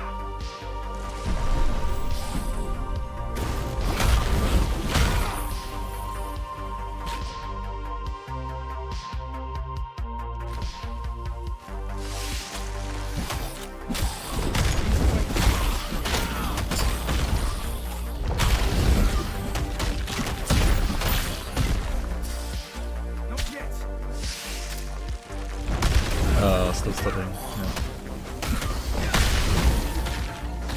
I don't think I'm gonna go for a PhD anytime soon in life.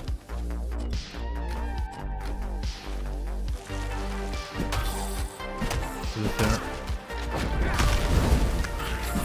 I mean maybe, but probably not.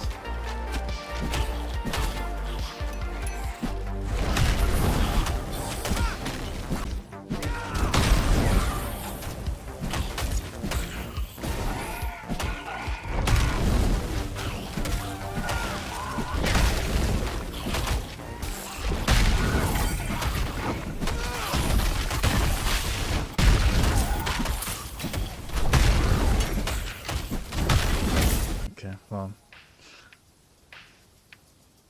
F, no, let's do this.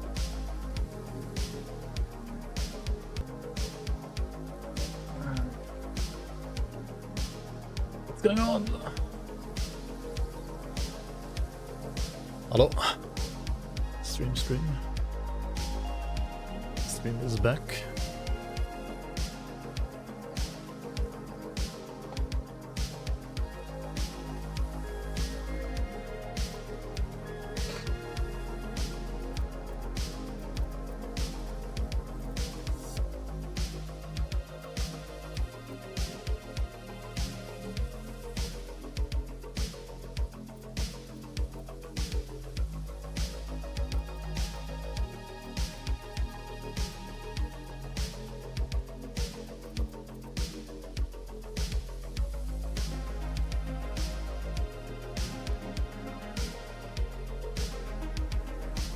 So this bow has increased strike damage, but also has a unique ability with aim and chance.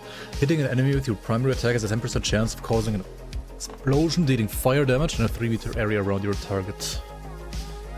Oh. Okay. It's like a fire bow.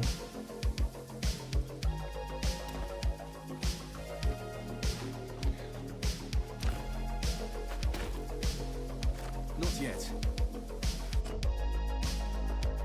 That's kind of cool, I guess. Oops.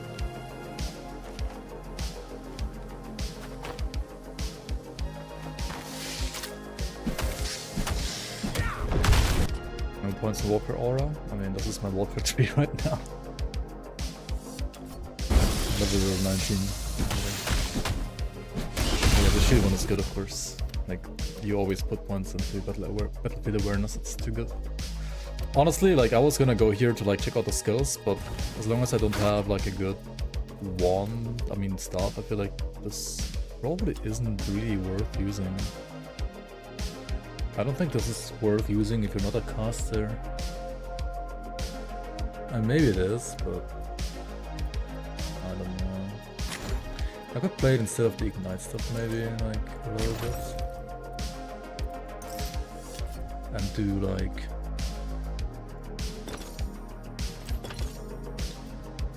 I could like mess around with forced eruptions a bit, I guess. Try that out a bit. That could be cool. Maybe. Maybe.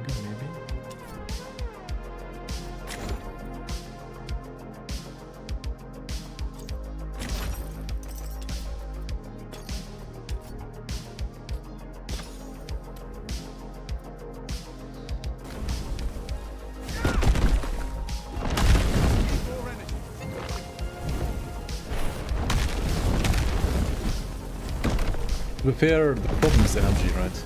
It's just the energy.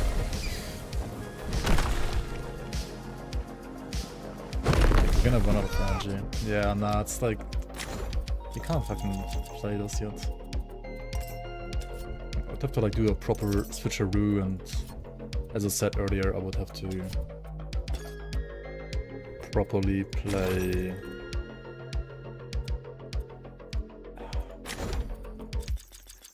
Might as well remove the crap here though.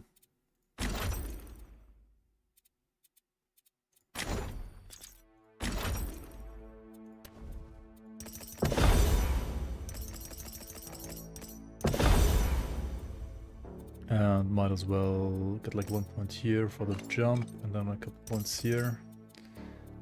And there's some pretty decent ones here as well, right? This is good. It's all kind of nice.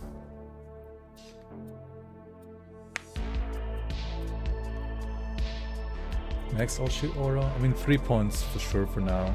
Eventually, yes, you also want to max it out. But after 3 points, things are a little inefficient. I could like probably pull a couple more points from this though. And put them over to the other aura. Like, I need this, I don't need this, I need this. I think this is good enough. Then we can put another 5-ish points here. Or grab the horn. The horn's not too bad either, actually. What do we get? I got like tons of resistances, right? Energy regen and leech. Tons of good stuff here. There's even glancing. Oh shit. Actually crazy. The barrier stuff could be interesting too, to be fair, going forward.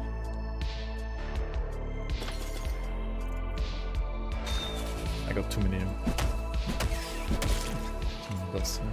Hold on. I need some energy.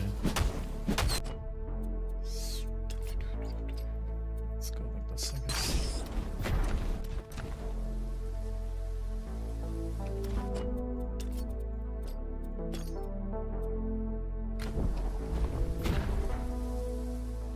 Okay, this is why you weapon swap, right? This is the only reason you weapon swap right now in this game.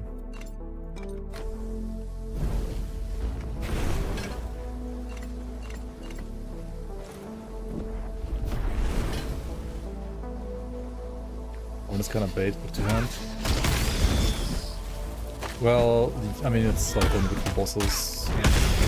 Otherwise, it's a waste of time to cast it.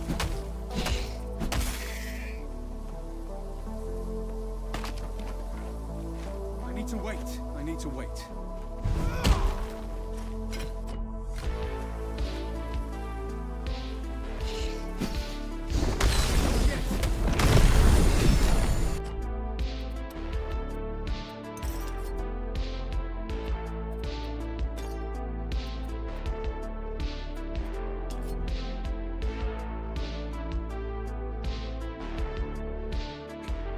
You can only lifesteal off vitality damage, right? Or is there like a way to lifesteal of non-vitality damage? I haven't seen any way to leech off non-vitality damage so far. So if you don't deal vitality damage, then like leech is useless anyway.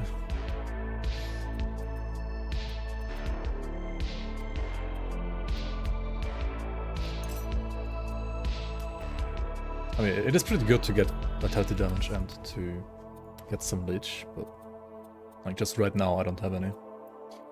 Yeah, if you play like, for example, a rogue warfare build, it's pretty good. You can stack lots of vitality damage then as a Reaver.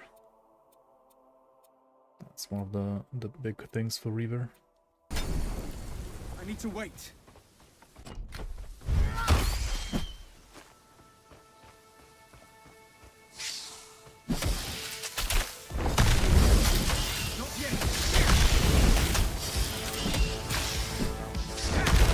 Well consumption on Fisher sometimes doesn't trigger. Or like you get the 2 additional cone projectiles, but it doesn't actually consume your overwhelm.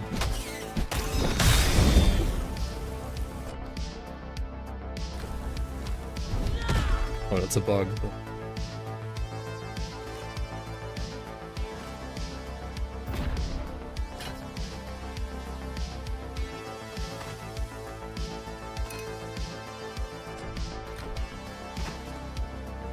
Feature, I guess. Not yet. We go northwest for the Griffin. I guess we do, right? I guess we do.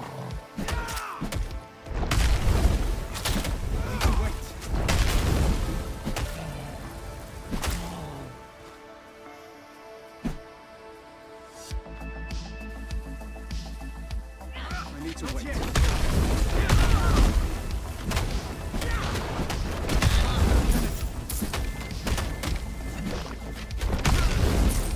How am I still out of energy, but I'm splitting 5 points in inspiration, like Jesus Christ. The energy in this game is so rough. I don't know why they made it like so rough.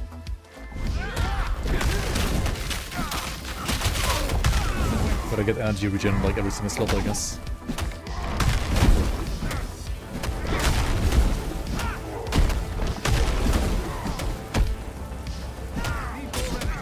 Need more energy.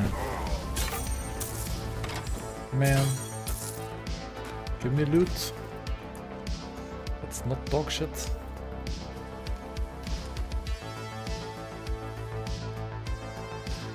Pok. I think...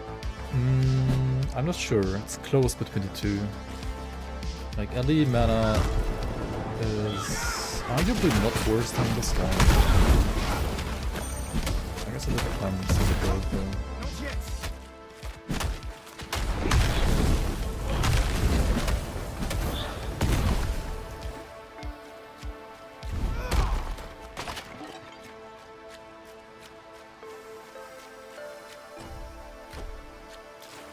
Not yet.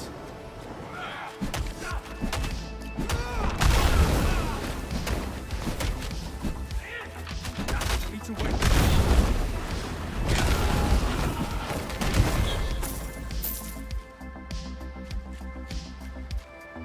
Is it even like worth going for fire damage?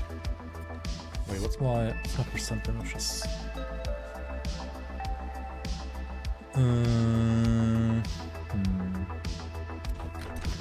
I do have more percent fire damage for whatever reason. Where's it on? There's gotta be some here, I guess.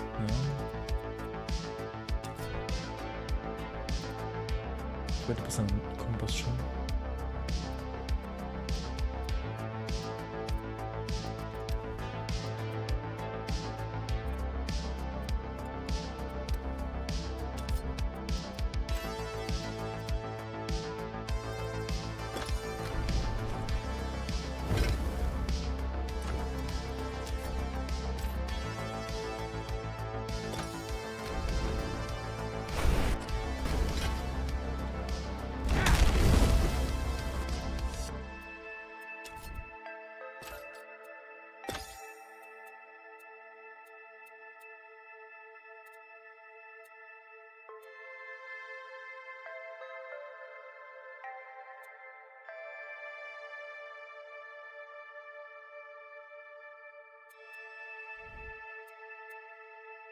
Hmm.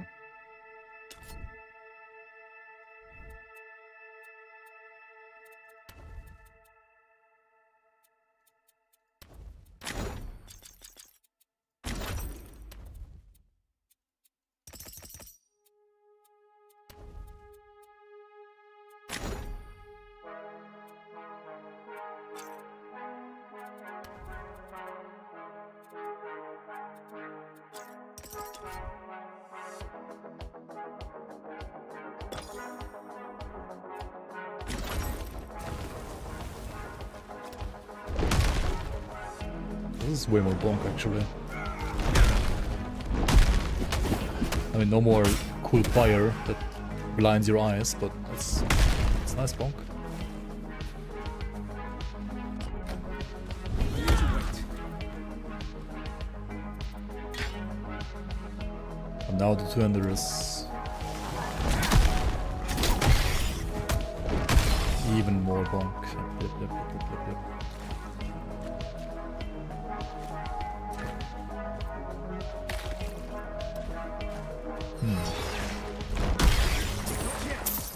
Back to true force wave experience. Just be the bunker.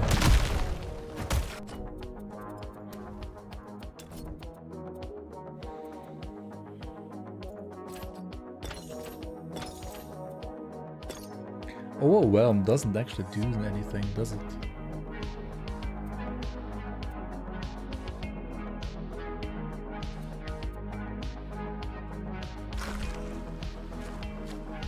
I need to wait.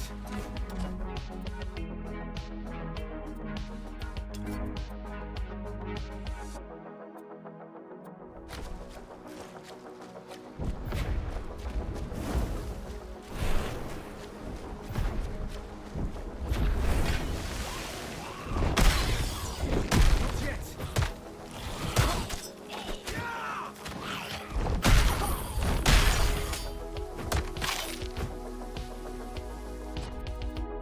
Why are the default attacks so bad? Why do they suck so much? Let's get heavy impact here as well, then it should be much better.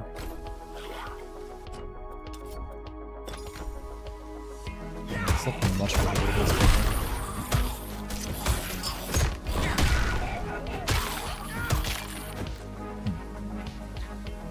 Slow attacking there.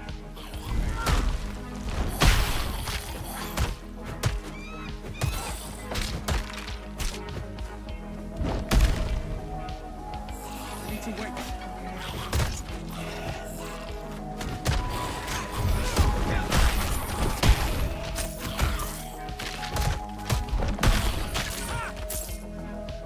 I need like a tiny amount of dots somehow. I guess there's some on the fire aura, even though it deals like fire damage, not physical damage. But...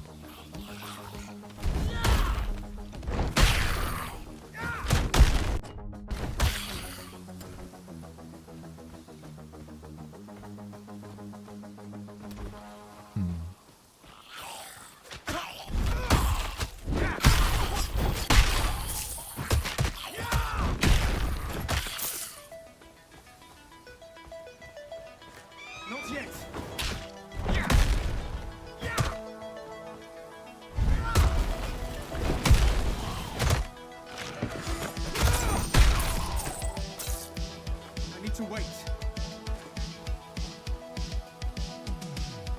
What kind of character do I wanna play if I was to play an Earthcaster? Do I wanna be Storm secondary or Rogue secondary? Or actually, maybe just fine to play Warfare secondary, like getting Spell Rage and just stacking like regen here. I wonder.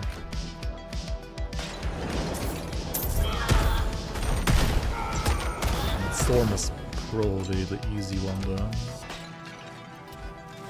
Elementals, I think that is, right? Yeah.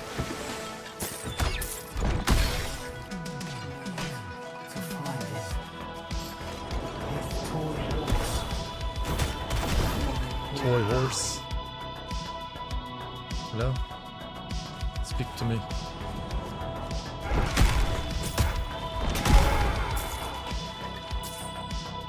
Yes, I found it.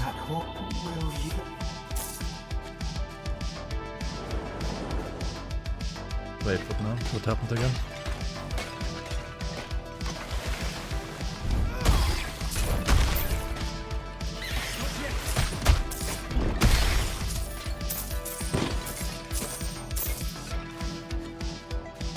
I need to wait.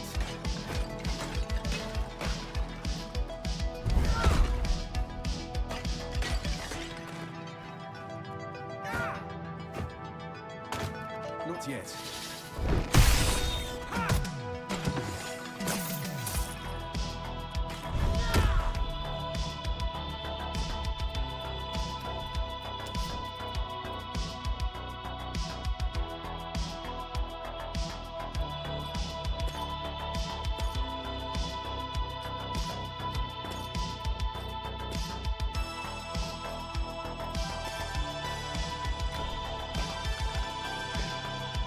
I wonder if interrupt is worth taking here.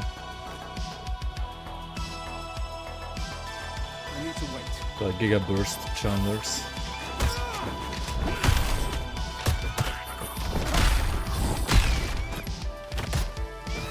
I mean, 1 point is always worth. Not sure about point number 2 and 3 though. Not yet.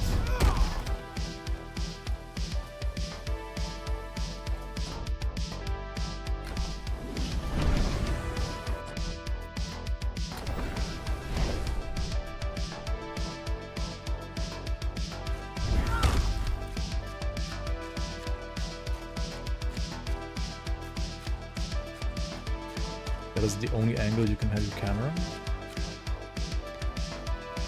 Yes, you cannot turn your camera. You can zoom in though. Yeah.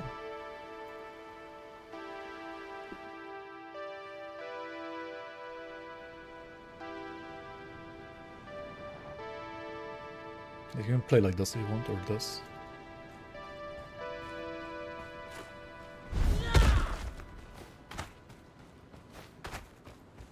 Not yet. Wait, shit.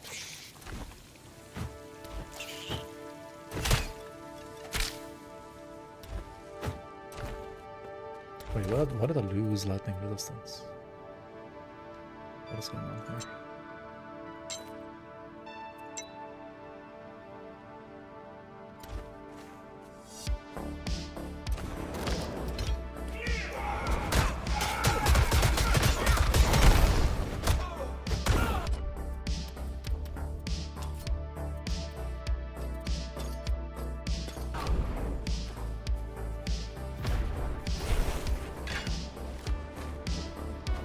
I need to wait.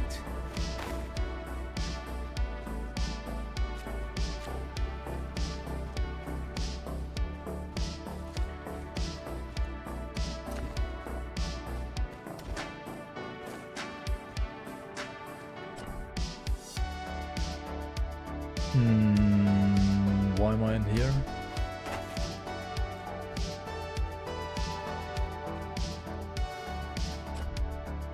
What the fuck?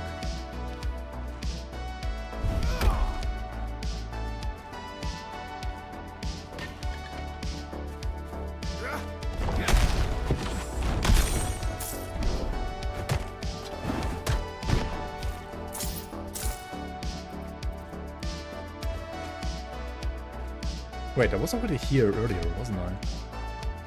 This is so confusing. Not yet. I'm like walking around in circles, man. Yeah, fuck me. Oh well. Oops. Oopsie doops.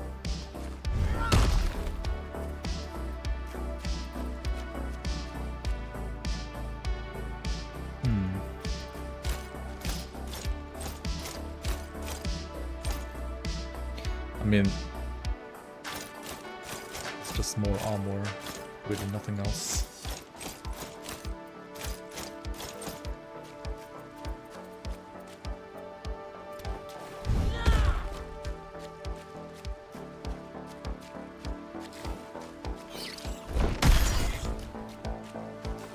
I need to wait.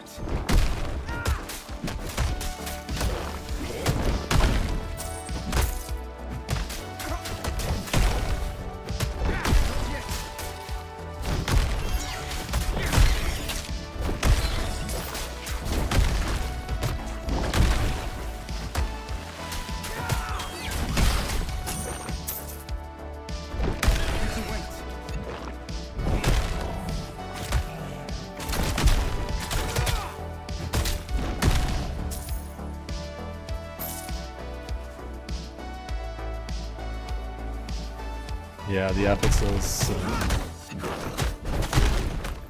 they're fine as like a generic baseline, but could really be interesting. More interesting.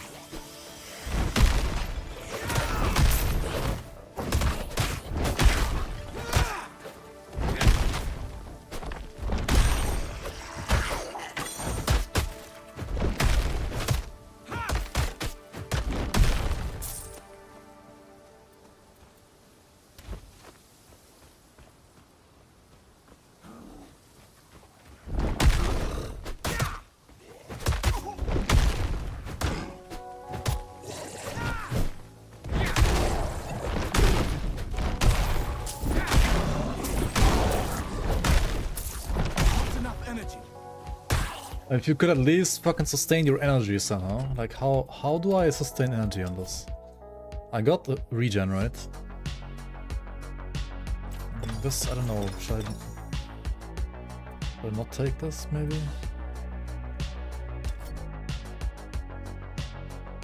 Maybe I don't take this, but...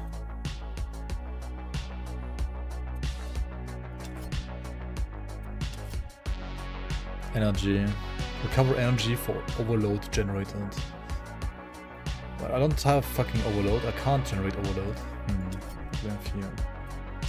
Nothing, nothing, nothing, nothing. Nothing. Nothing. Nothing. And then here...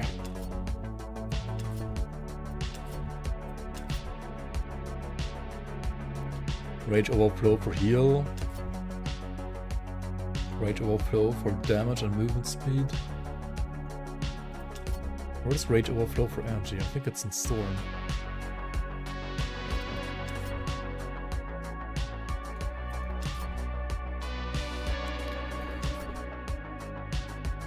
Regen.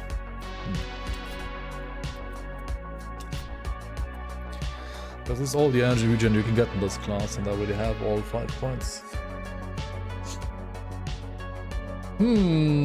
So I guess you would need it on gear, right? Oh, I don't have my helmet active right now, what the fuck? Alright, that's why I had no light bonus. Jesus Christ. El Mao. Oh, shit.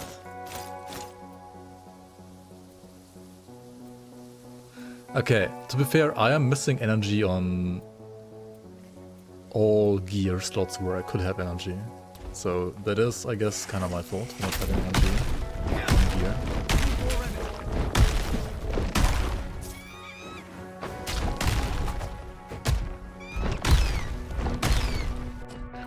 But isn't this also an exhaust skill? Meaning, while it's...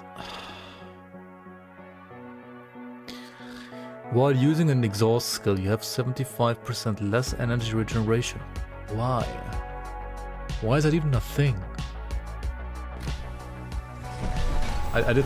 There is, but I mean, the vision indicator is not like the character literally not having the helmet on, and also the item being like red. But like, why the fuck is exhaust a thing?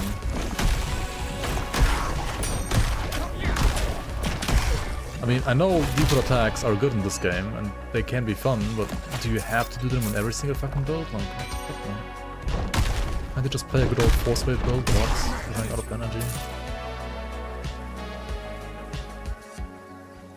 Yeah, it even has the tag, like, fuck you, right? Exhaust. Now, let's find the sources of Nemesis energy. I mean, if there Now, was some they're other around here benefits, somewhere. like, I don't know, gain more damage on while using an exhaust item, exhaust skill rather. Time to see what this I guess that Skyfire can should do. exist, but I have not seen on. it. Try to absorb Nemesis It's energy. not so far. I just hope you can handle it.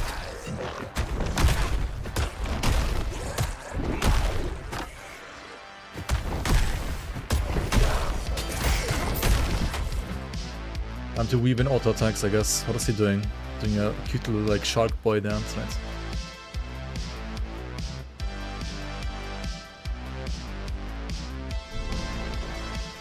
Lost pathfinding.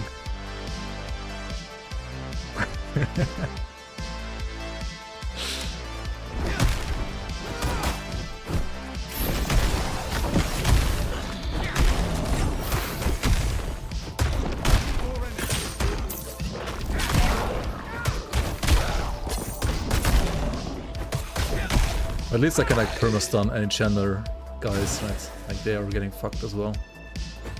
All Chandlers get fucked.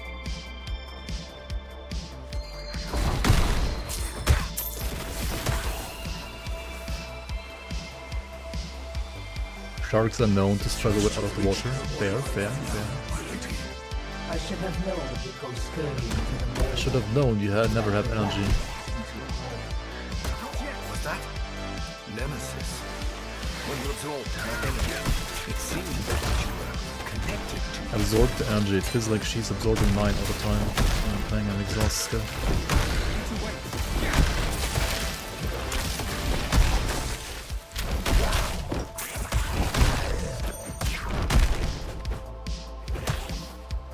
Can they give me a modifier where like it removes the exhaust tag and then like it... I would take like minus 20% damage for that. I don't care. Just like remove the exhaust tag, please. Maybe there's gonna be an awesome legendary item that has that modifier or like a monster frequent on it, surely. Not yet. Surely, surely.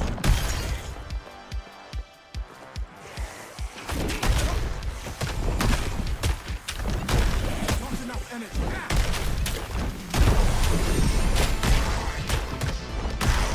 Not enough energy.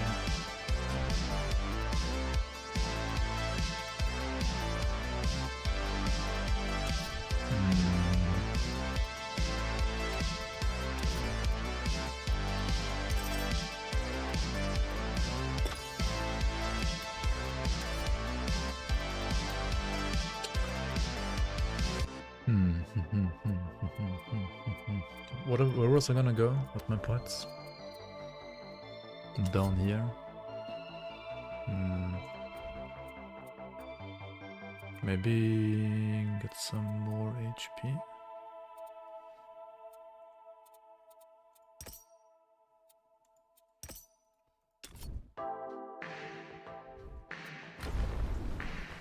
I need to wait.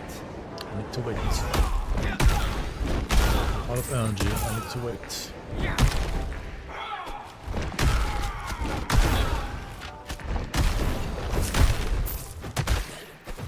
Not yet. Not yet.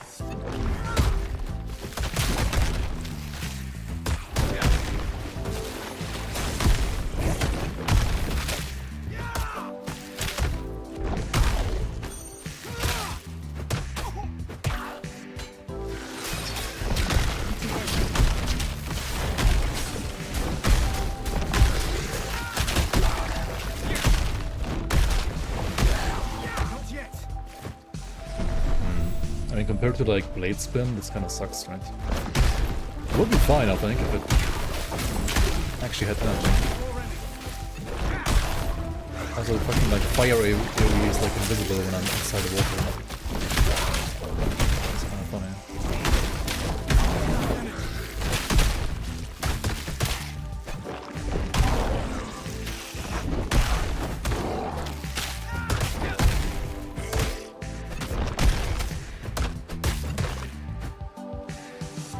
Yo, 8-bit bats, welcome.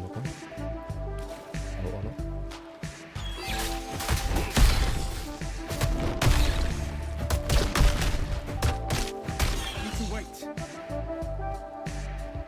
I mean, I need to weave in auto attacks in a way because of flipping range.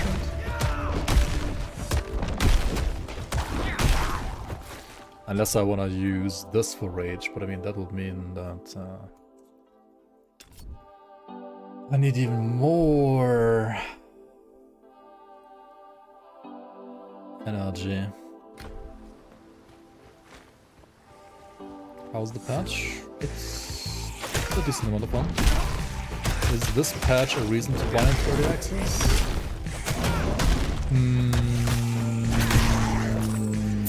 No. I mean, the game itself is, but this patch in particular, I would say. Like, if you didn't plan on buying into the game anyway, then this patch... I mean, it's a good patch, all things considered, but it's not like an insanely game-changing patch. The two new bosses are cool. They're pretty nice, I have to say. I mean, they say it's 3, but it's really only 2, because one is a reskin of the tutorial boss, so it's really only 2. But that one boss, I mean, those 2 bosses rather, they're pretty cool. We would already have 2 more pretty nice. for that. I will deal with the Goldmarked. But don't think I've forgotten your past failings. Your weakness is the cause of all of... Yeah, I think it's totally fair at this point to still wait for more. That is fair.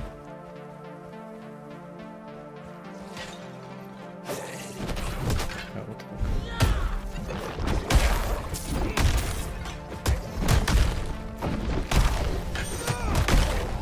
Not yet.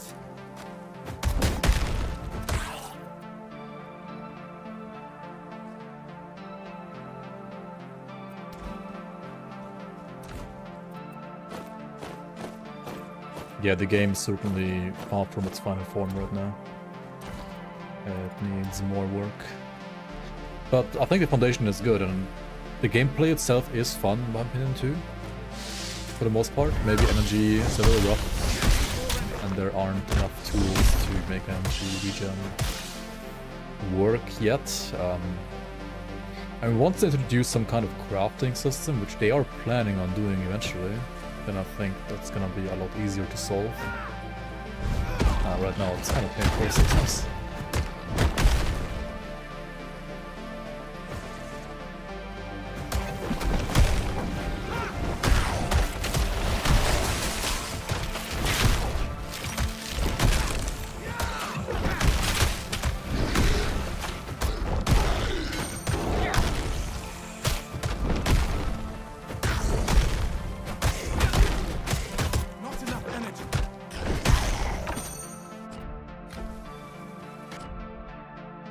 Yeah, 2026 is gonna be one of the years of the Grim Dawn for sure.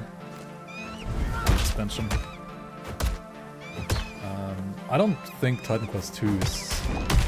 I mean, they say they are aiming for late 2026 to release this game, but I can also see this being 2027.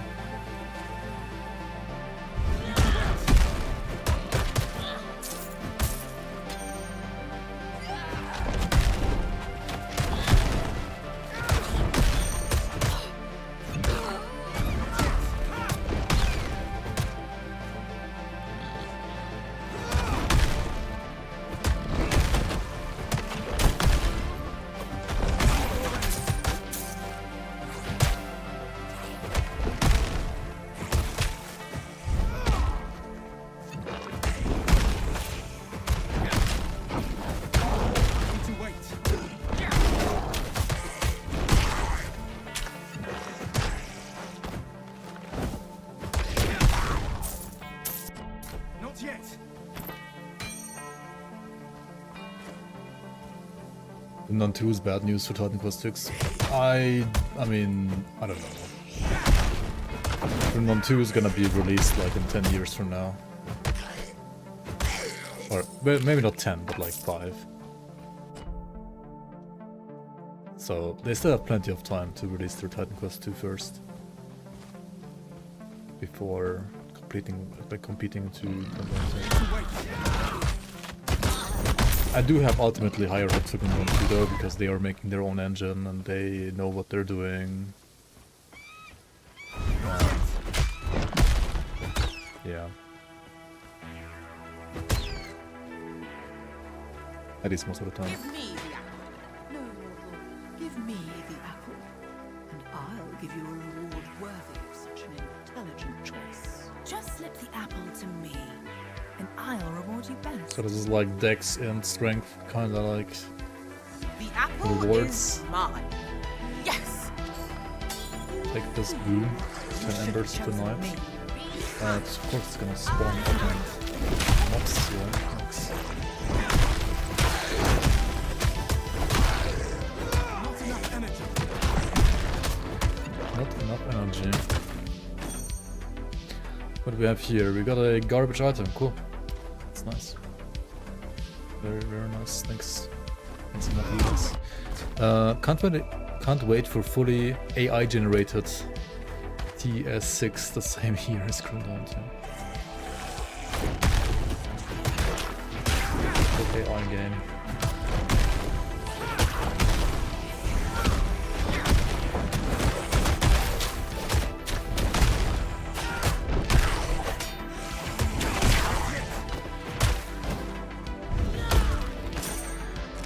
Quinn 69's AI game, right? It's gonna set the precedent. I need to wait.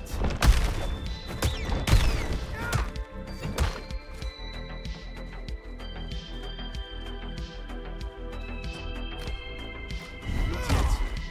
Surely. Surely.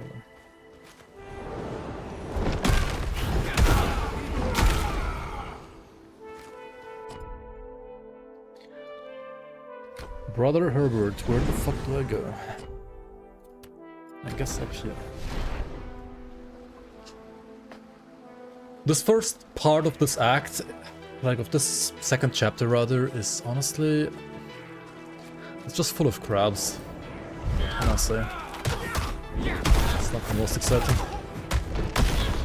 The later part gets more interesting, but this part is solely the residential sleeper run.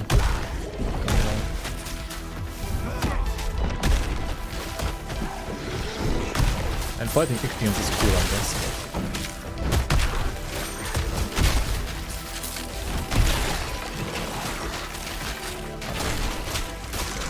Oh my god, what am I doing?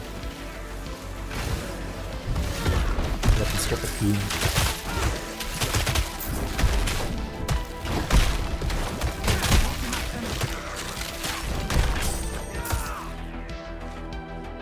The weapon swap of doom.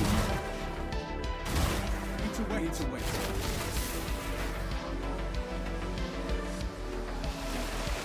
Keep them searching to the west, as I go to north.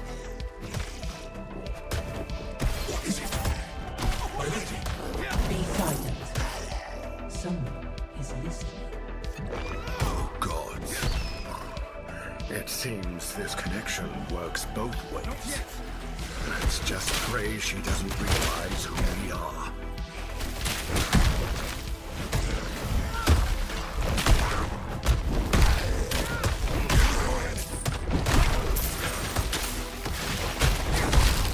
Please, give us more energy.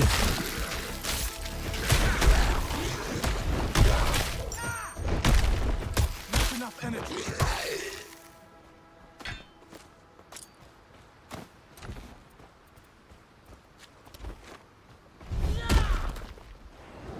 Worried about all RPGs after good combat in TQ2. Still not everybody's cup of cake. Rather. That was an Ichthian war horn. It sounds like they've rallied against us. rally against this?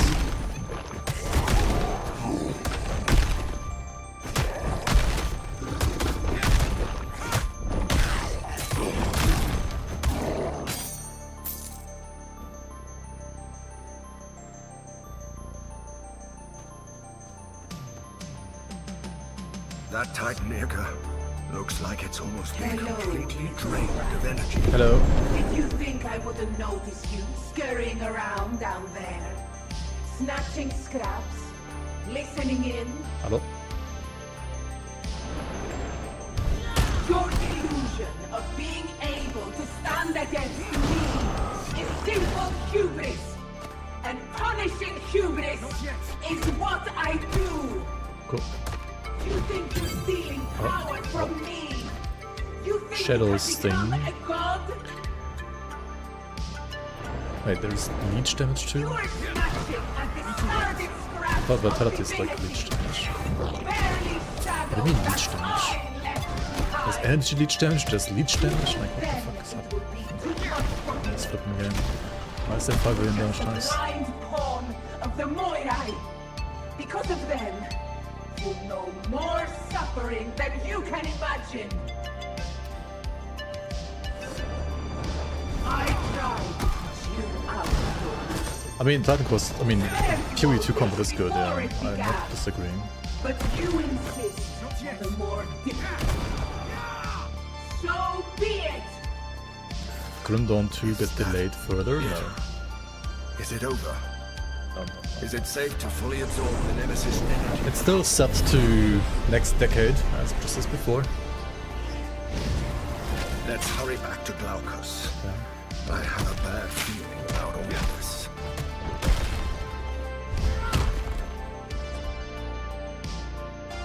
Where's the Griffin? Isn't the Griffin like here? Or is it down here? I don't fucking know. Maybe I missed the Griffin. Maybe it's actually down here. Let's see if it's up there. Not yet. Can you skip the Griffin, or is this Griffin like extra skill points? Maybe it is. Who knows?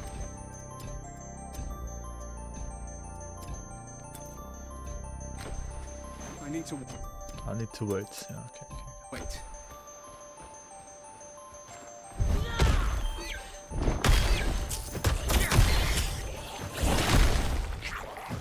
Not yet.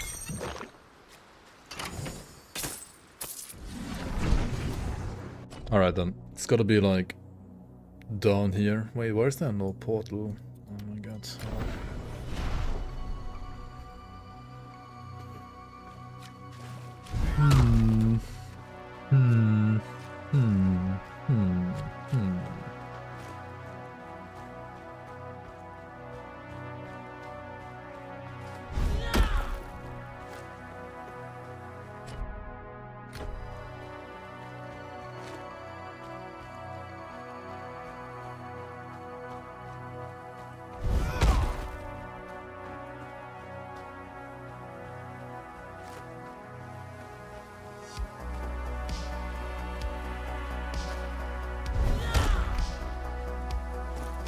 Not yet.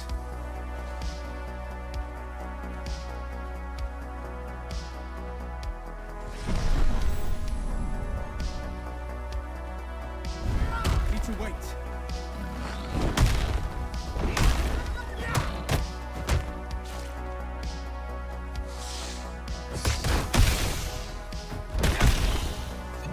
Not yet.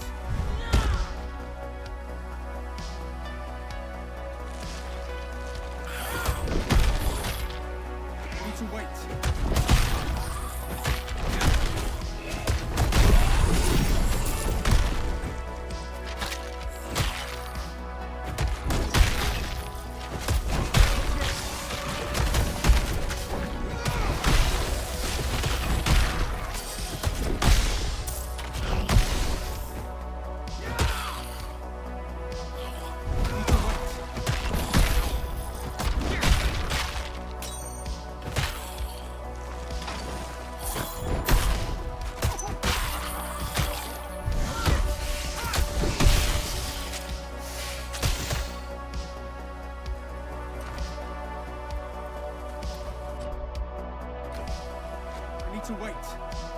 This doesn't look like the Griffin area either. Wait, where the fuck was it? Where was the Griffin?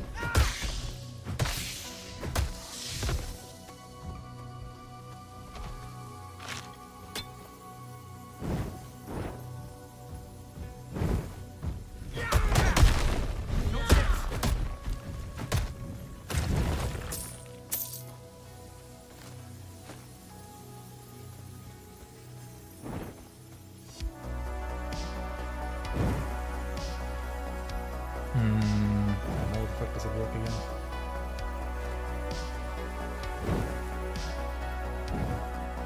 Nope, not like this.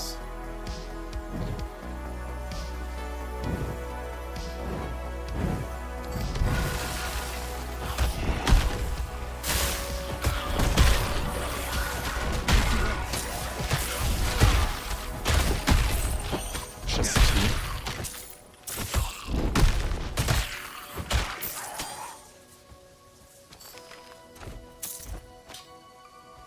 Not yet.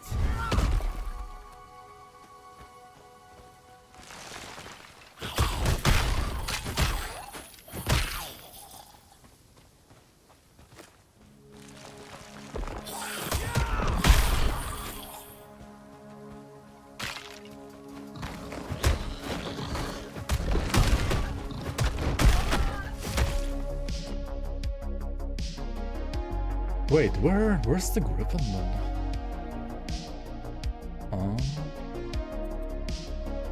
Oh, maybe this way?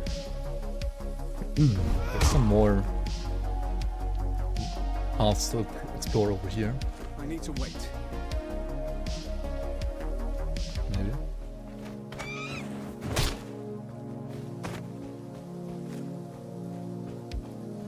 I need to wait.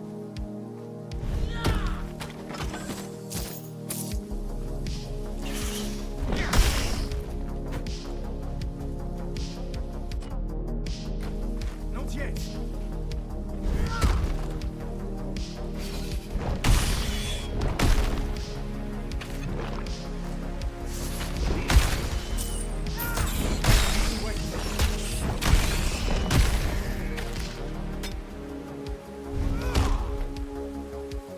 Is Father's Frontier a good game to try for a non-town builder?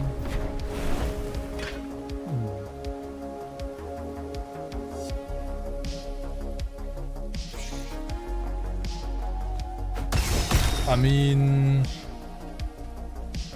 I don't know, if you like never played a town, I mean, if you've never played a town builder and you feel like playing a town builder, you can also play it. It has beautiful environment, I would say. Good music. The atmosphere looks cool and cozy for the most part. You don't have to do the combat part, you can also just ignore it. I wonder. But you can disable, I think, raids and stuff like that as well. Are part of the ship Play like chill mode. Or you can play it like challenging mode if you do enjoy that aspect.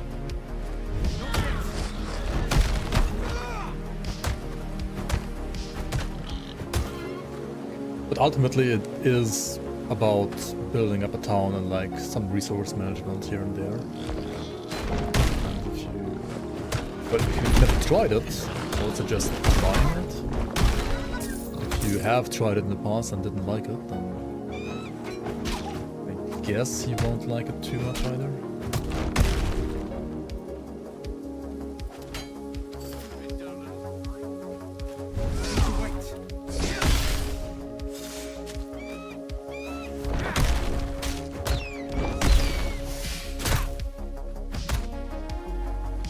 Always build a town in Skyrim. If you've never played a town builder ever, I think it's pretty cool to like at least try it out. And I mean, you are supporting the right company if you buy it, at least.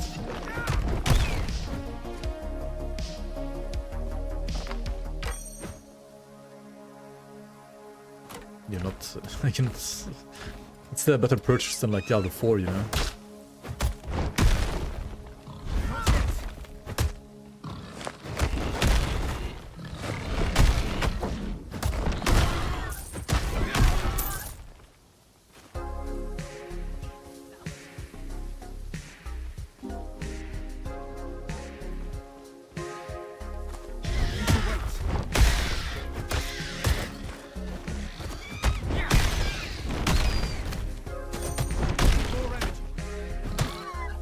And also, I guess, maybe you're gonna have fun killing your own people as well.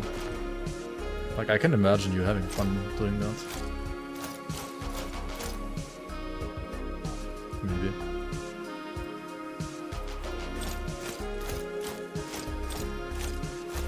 Like, watching your own people starve to death because you fucked up. Like, even if you fucked up, right? You can still watch your own, like, innocent population starve to death. I don't know if you like doing that.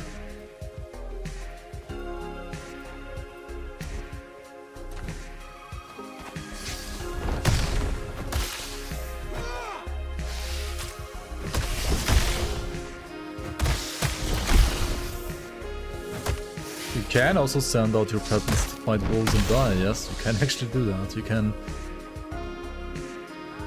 I mean, yeah, I believe you can.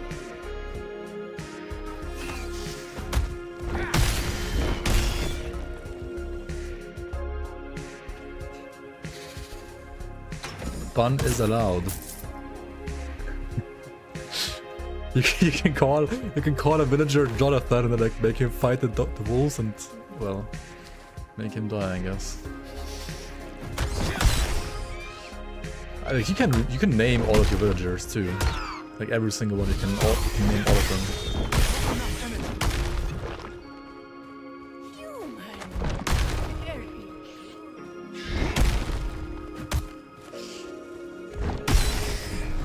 Human, good.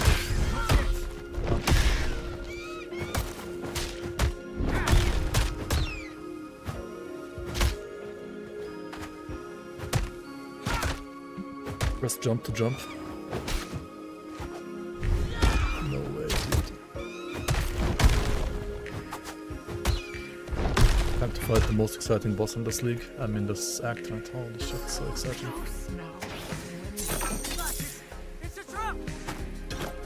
Give me the loot first, bitch. How easy it is to lure humans. Yeah, blah blah blah blah. You think I'm trapped with you? No, you're trapped with me, bitch. Oh, shit. Oh, do I can't stun bosses, man? What is this? Scam.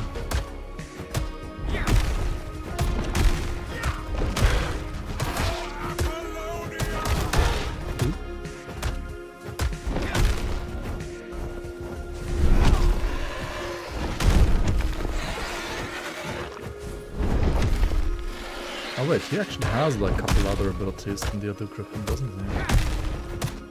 I didn't realize last time he just died so fast. It sucks more damage, right?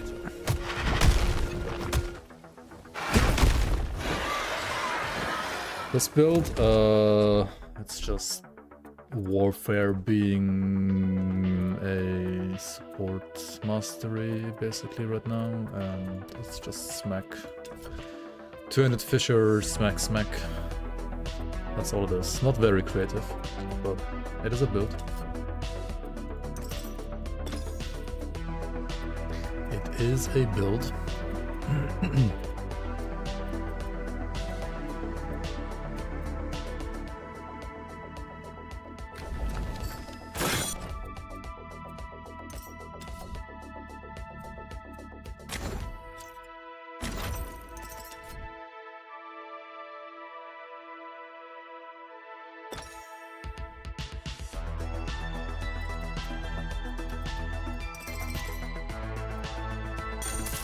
You saved us!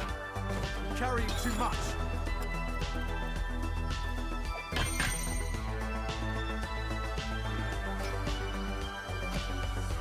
No room for that.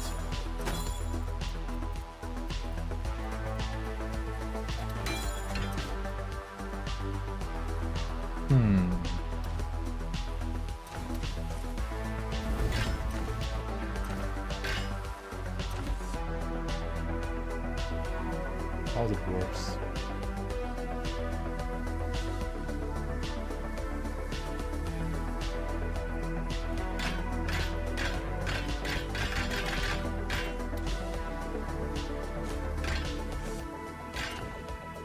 I guess if you convert it to fire damage, it would be better.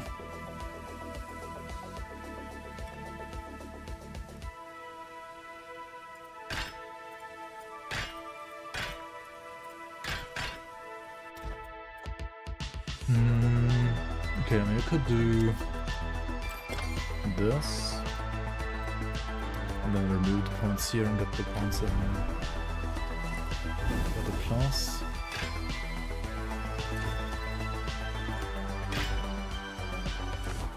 Wait, it's still worse. Jesus Christ, never mind. Never mind.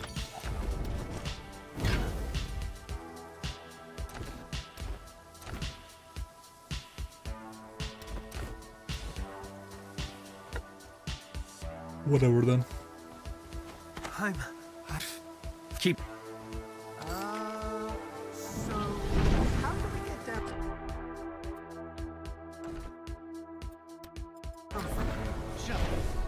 This is like the warrior.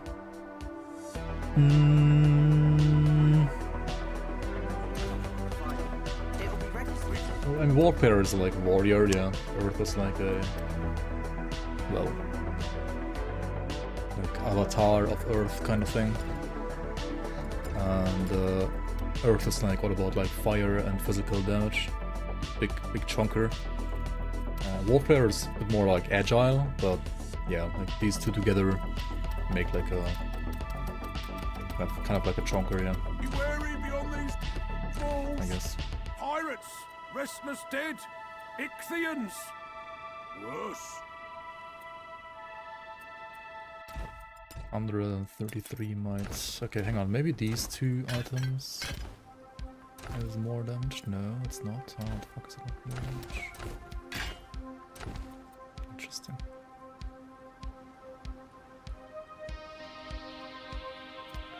It's like a PoE2 warrior. Yeah, kinda. Kinda.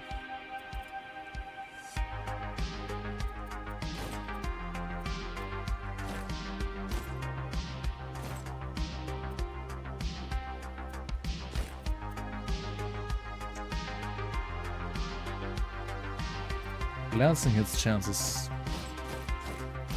It's pretty nice, but like the armor values was pretty nice.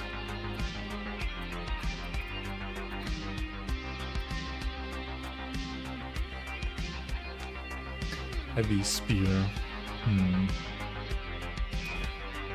Dude, spears are like such bad damage, aren't they?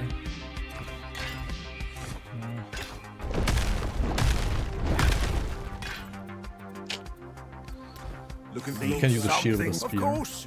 My fault. The main. I was under there for an entire day. And when I finally emerged, need something. Stop yapping.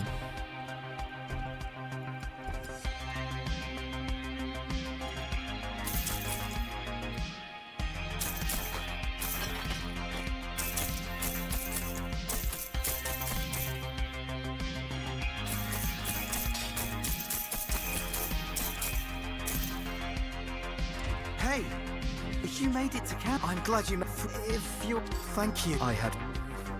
Swearing through this old. What do we have here? Energy regeneration. Well, I'm listening.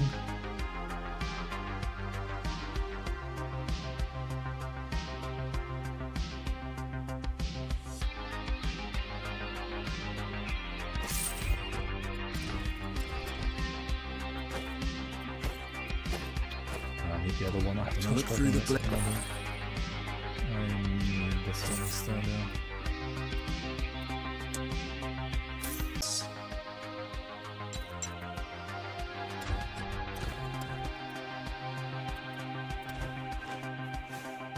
Leave it to look up.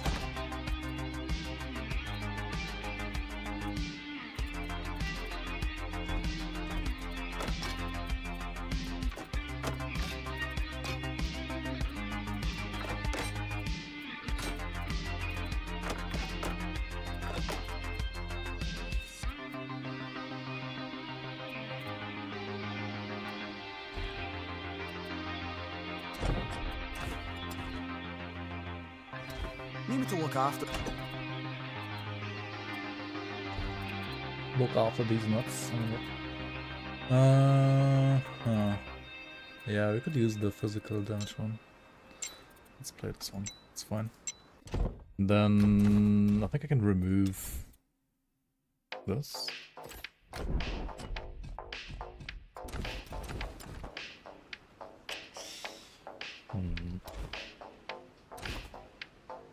maybe not quite. Rip?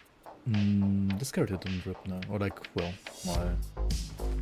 my other Stormblade also didn't rip. There were like rips in the past, like quite a lot of them for sure. Look how Not sure which one you're referring to. Stream was up for a second. Oh, was it? Oh shit. That's weird. Yeah, I don't know. My internet like lately is just absolute catastrophe. To be fair, I gotta call it on Monday again. Ridiculous.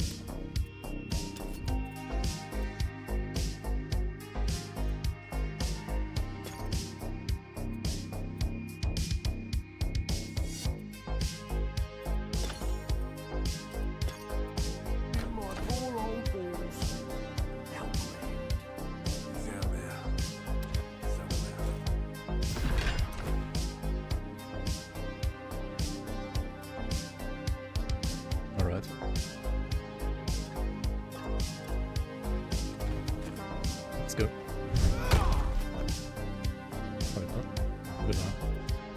Pop the Glaucus first. Right.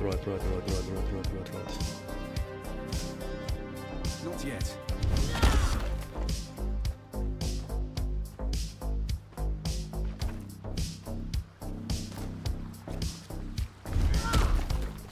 I need to wait.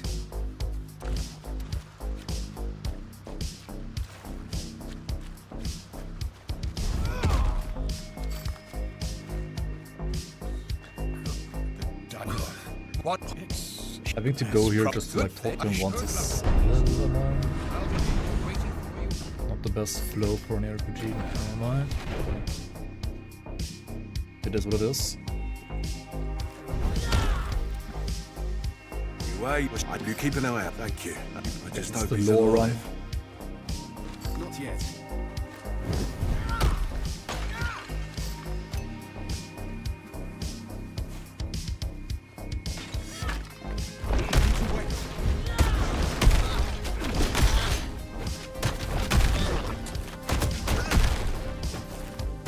Not yet.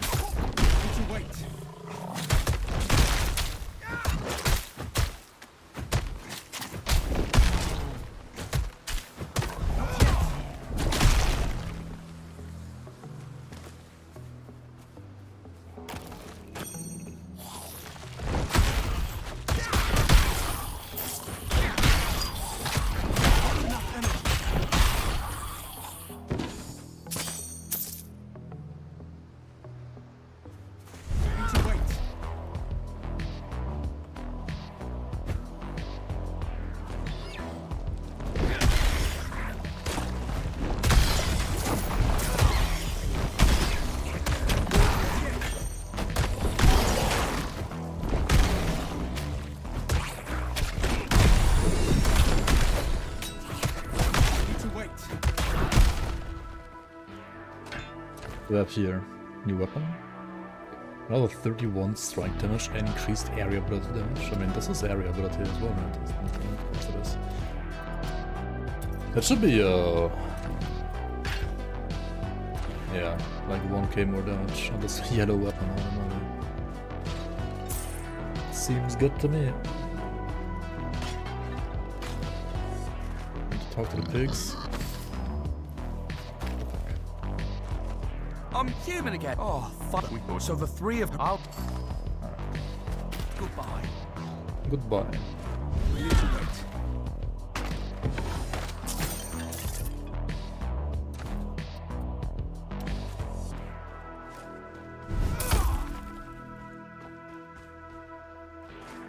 Not yet.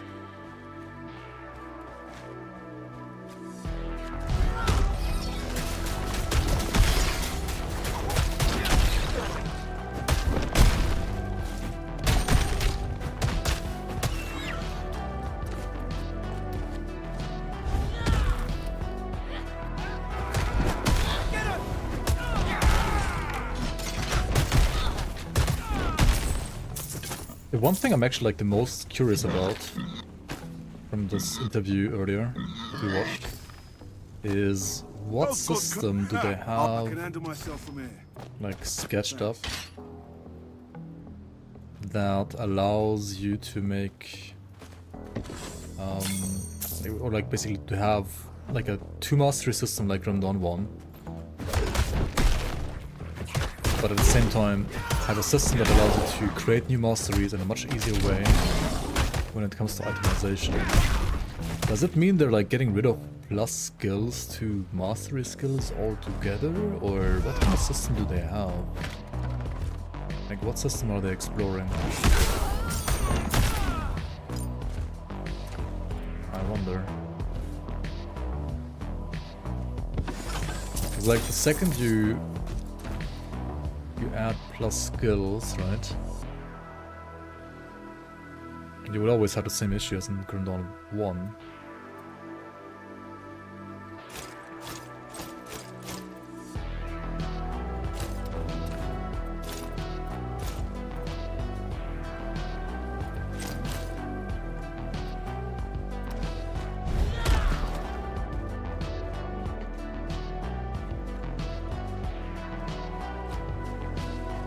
I mean,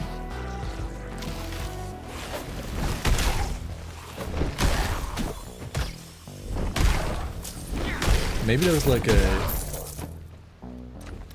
some kind of like flexible system, or maybe you just, I don't know.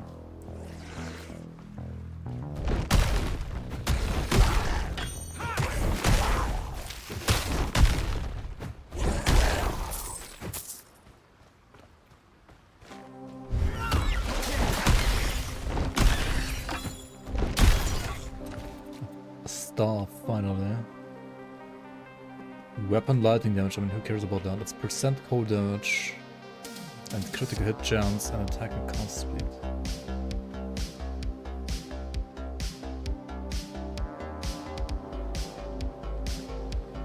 But it's a fire I don't get these items, man. Like, I know they were the same in Titan Quest 1, but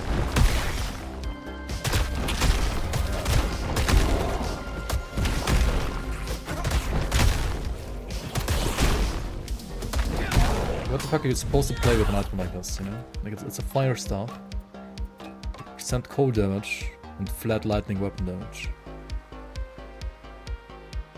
Huh? I mean, it's obviously just bound, but why does it even exist?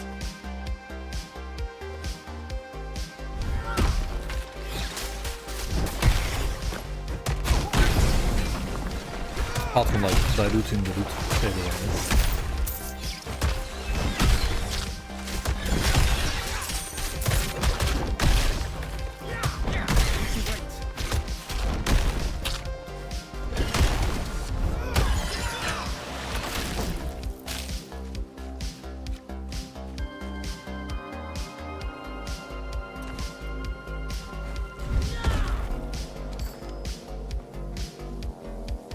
mean, Grim Dawn 2 is gonna compete against Diablo 5 here. Definitely.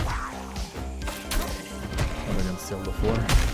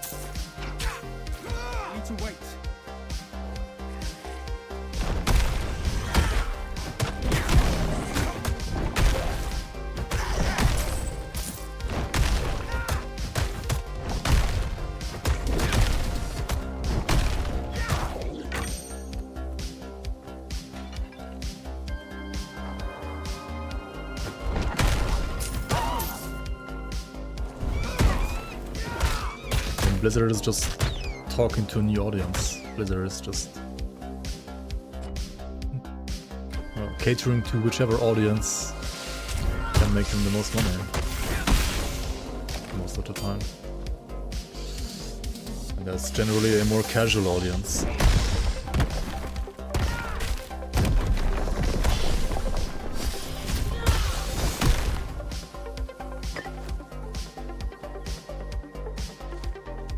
I only have one skull, huh? I need to wait. Shit.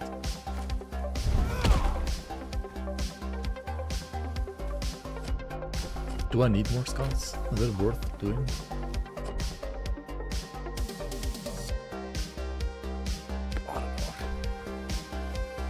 You can make a good casual game like Torchlight 2, or you can make a bad casual game like V4. Is Torchlight 2 even that casual? Maybe it is.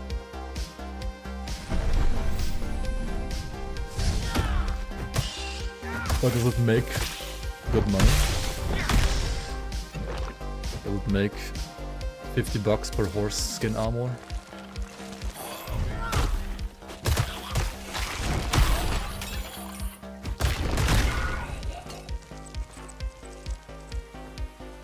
Not yet.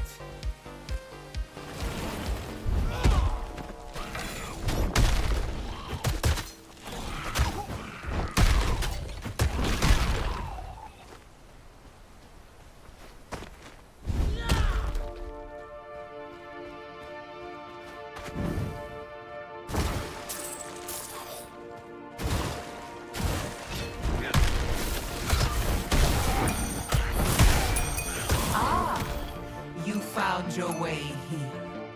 I'm excited for you to meet my two friends.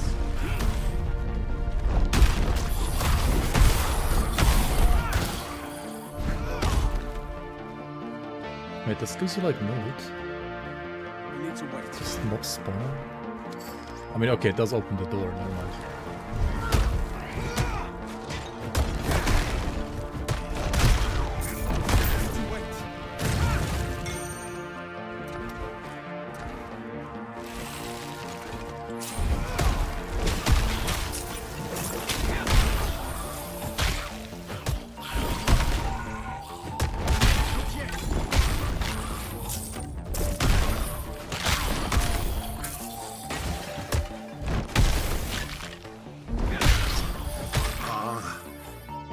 Connected to Nemesis right now?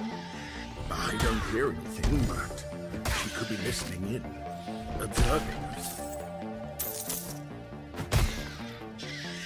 What else would she be doing? Wait, didn't she like literally just talk to us? What is she on about? What is he on about?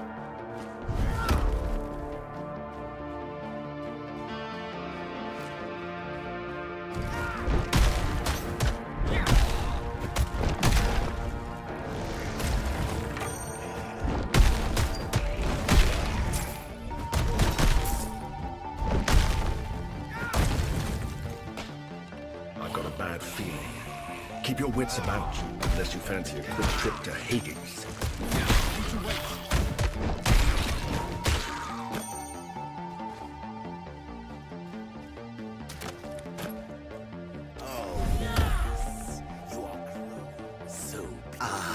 I have been... Rise, fallen brothers! Defend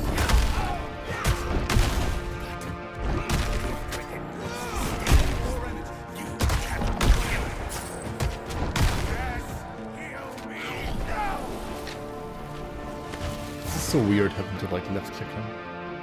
Otherwise he heals it. My loyal dog. My loyal dog. Using petty tricks to stay Why am I stuck in this animation? in exchange What the for fuck? his loyalty. I'm stuck. I gave him two in the crown. Hello? How Hello? cruel of you to take it from him after everything he did.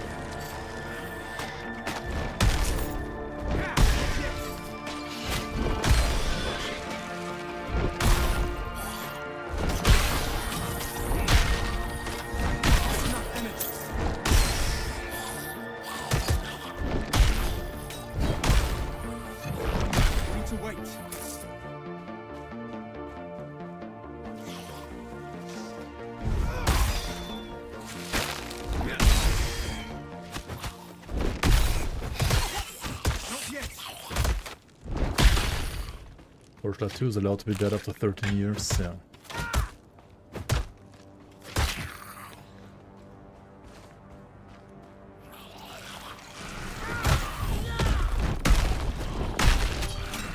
I played it once, it was okay. That's all I can say. Not yet!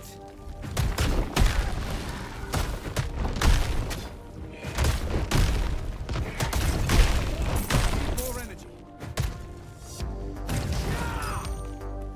Like, I played it once and then I played it for one day.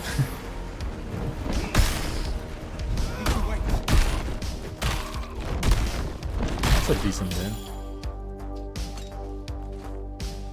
Righteous Fire? It's more like just resistance reduction all around. You can expect us to deal like more damage and stuff. And to then like do ignite and like proliferate ignites and stuff like that. But I think I would like to have a proper caster setup for that. And right now I'm just playing bonk bonk. Having two friends here. I wonder if there's another priest here somewhere.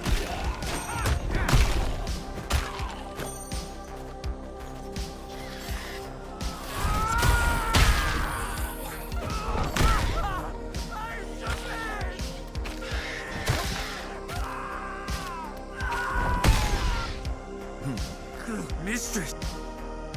You are not our emissary of retribution!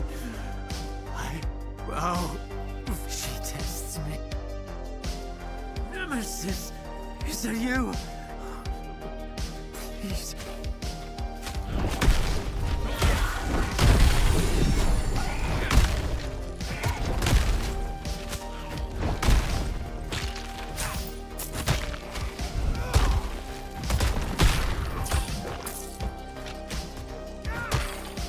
To wait.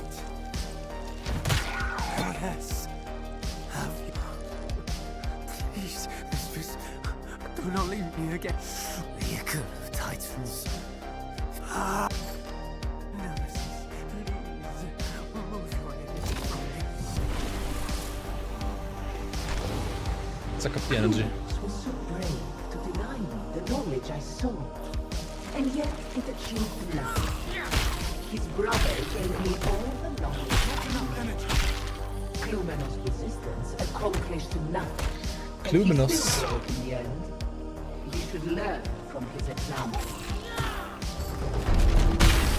You did the right thing there, I think.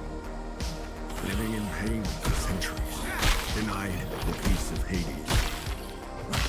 I don't know, the new act in Lost Book wasn't that bad, was it? It was okay.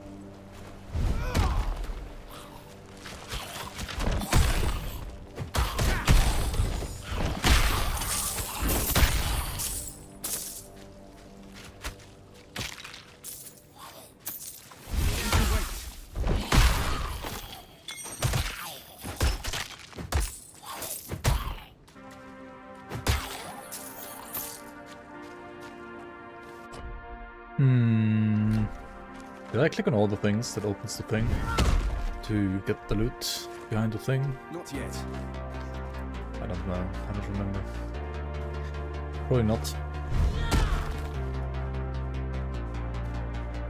Nope. Well, shit. Do I need the loot though? Or can I just leave? I can just leave, right? I don't need to do this. Like a cool bonus, but... who cares?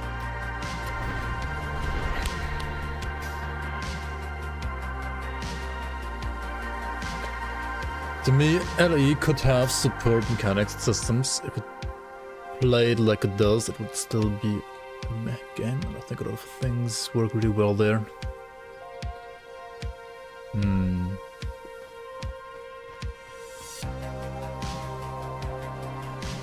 Diablo 2 gameplay still slaps.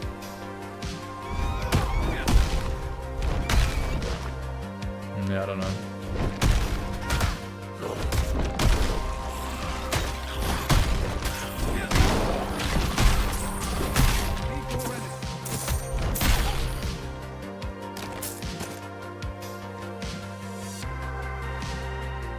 I guess it has more crunch than LE.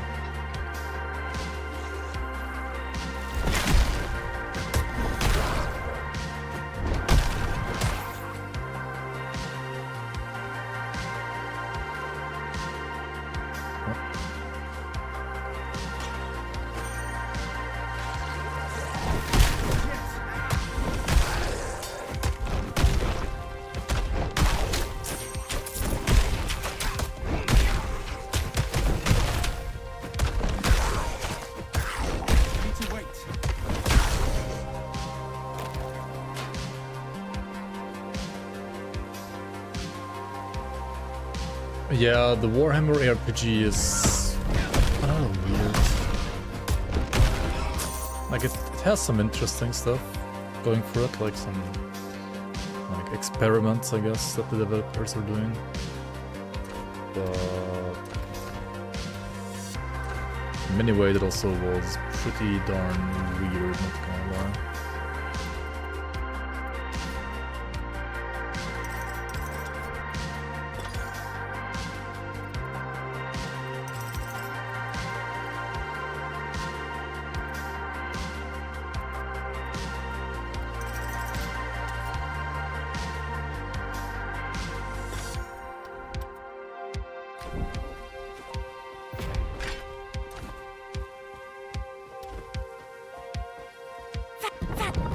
Thanks. How do you... Thanks. Listen, you've got to let me out. Thanks. Listen, I was a pirate, but the others didn't take it well. How do you think the pirates around here deal with the Ichthians? Come for them, drag them away, and keep the cage key in a ruined watchtower. Wait, didn't I get a cage key? Keep the cage key in a watchtower.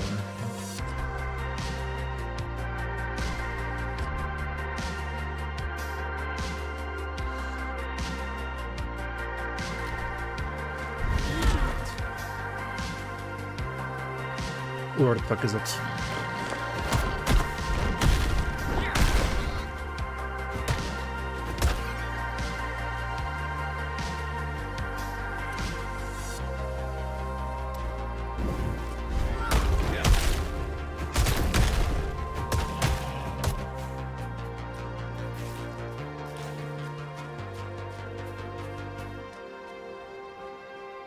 A human! Thank you. Oh, they'll buy a I'm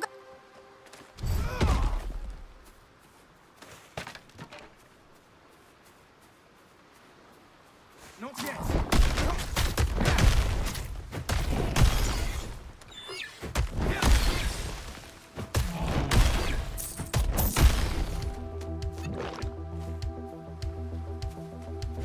I need to wait.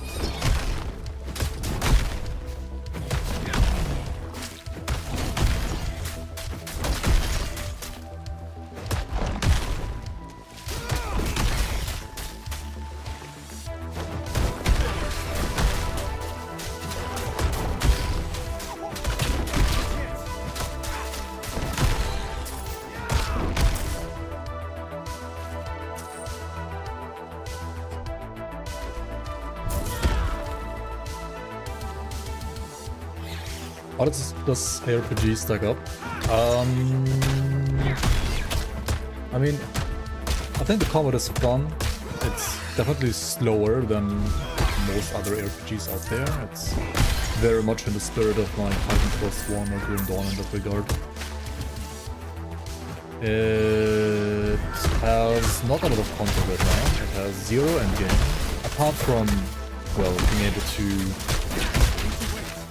well, adjust level of all areas that are in the game so far to your level, and then like increasing that by +5 as well on top.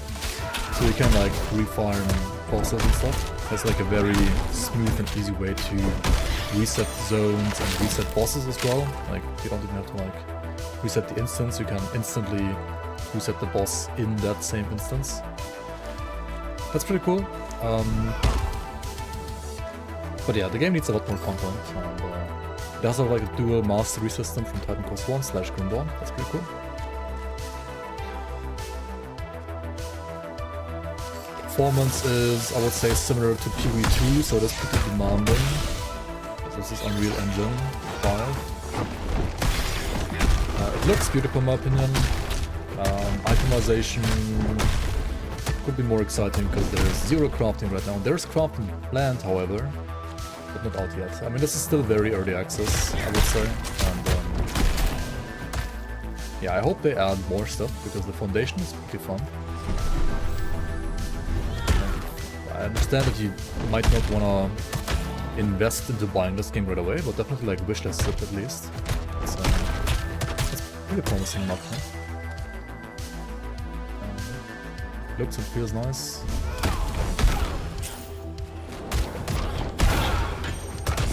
Once they finish the story and maybe add some more endgame eventually, it's gonna be a proper good RPG, I would say.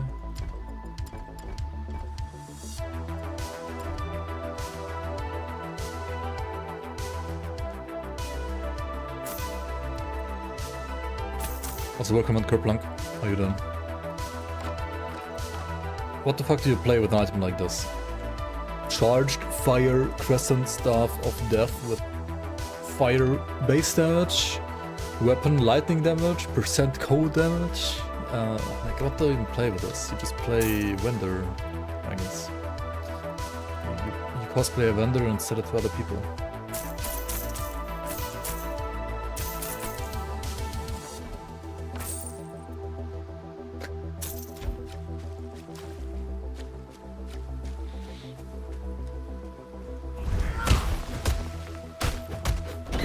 This is one thing that they, well, the way like staves work in this game, it's like Titan Quest 1, right? I also didn't understand staves in Titan Quest 1 really, like why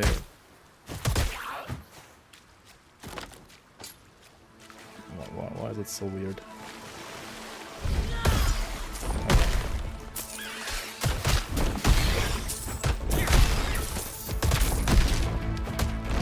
I feel like it's really hard to get any good stuff. Way harder than good weapons, especially because in weapons you can just convert like spells you can't really. Like it might be too easy to convert in weapons arguably as well. So it's huge mongoose. Oh, that's a cool epic sword.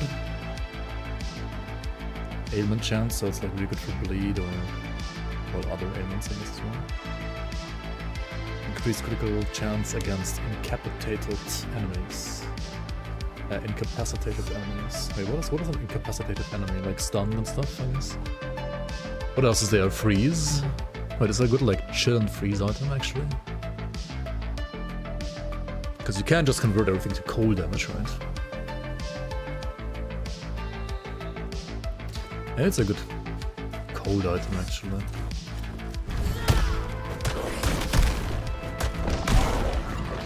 Battle Mage is pretty fun, yeah. Except it has like, I don't know. Can I get a modifier that like removes exhaust on this Fisher, so I have energy to actually use the skill properly and without having to, you know,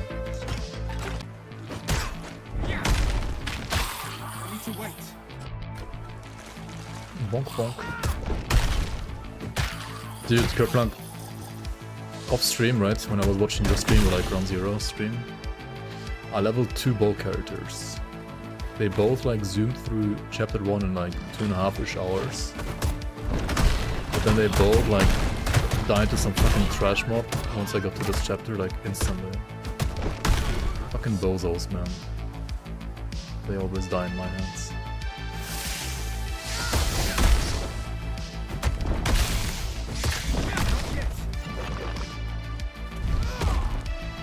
Like even the one guy with like 3-second dodge cooldown with rain of arrows, right, which was actually pretty good. Could like one-shot every pack with like, well, not one-shot, but like one cast would kill the entire pack. Unlucky.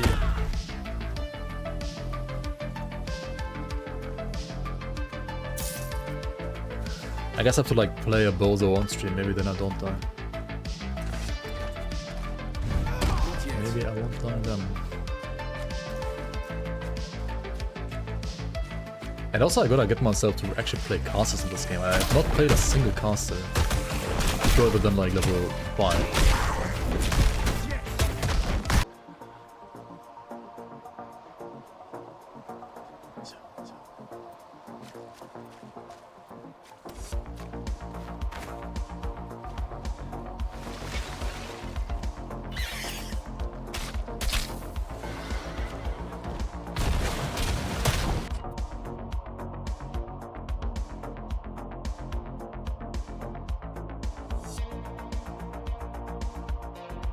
Hello? Am I live? Hello, chat? Anybody here?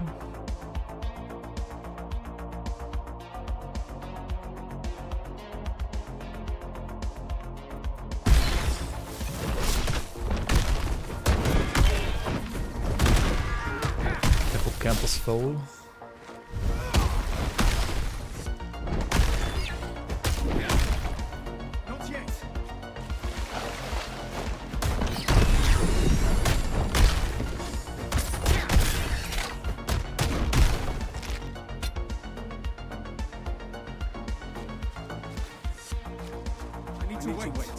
Music's loud compared to my voice.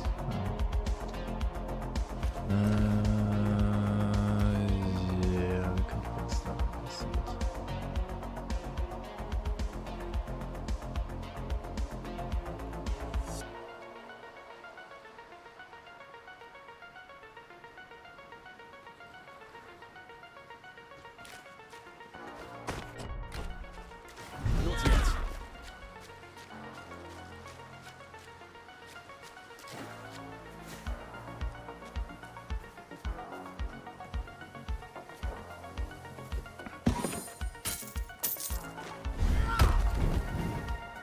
I need to wait. Not yet.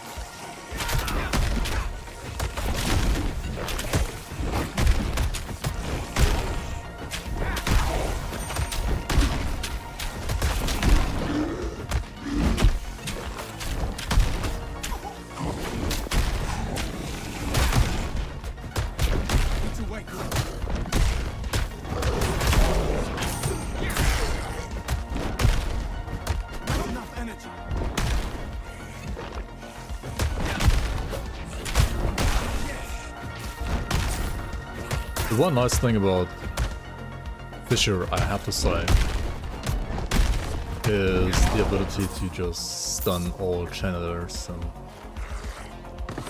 just deal like so much damage to them. Like, fuck channelers, just get wrecked.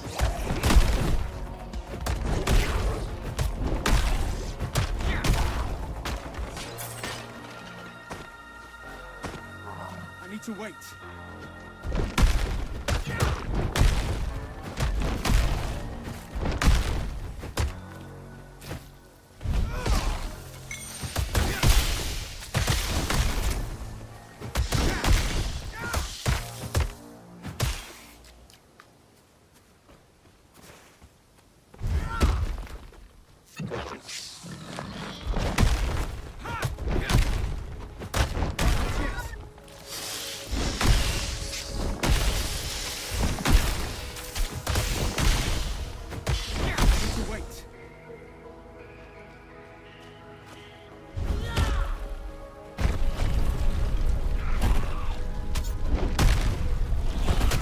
what's happening here.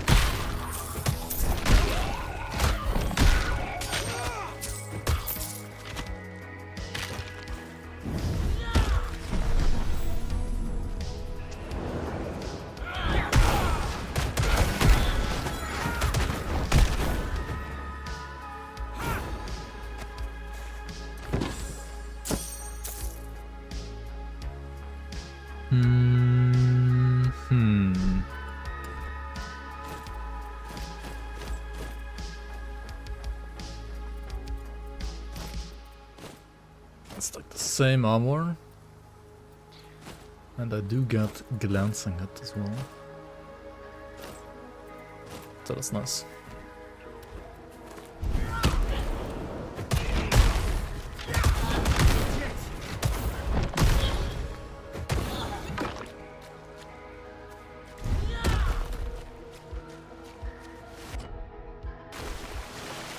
I need to wait. Do we talk to Golem again, or...? I guess you can also ignore him, right?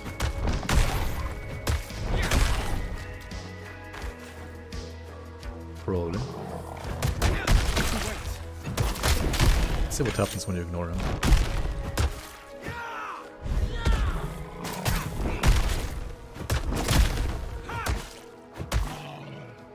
Not yet.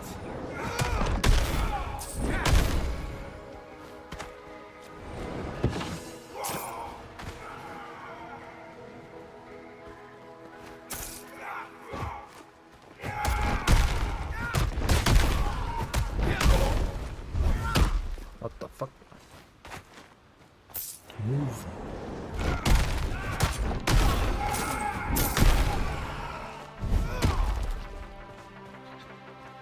When a boss is channeling, right? And you're using a skill like this, you still deal more damage to the boss, but you're not stunning it, I guess? I don't know how it works. Who knows?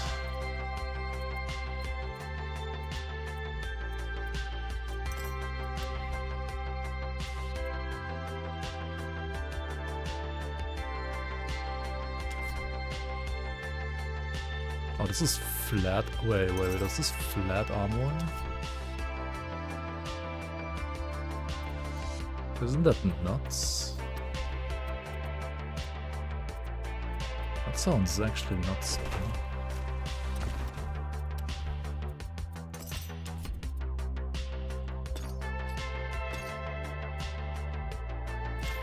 I feel like the stone skin thing is also nuts.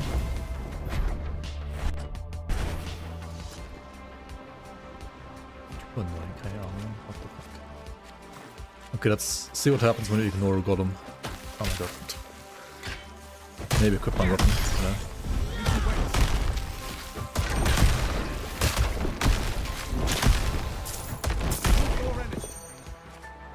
Maybe equip my weapon.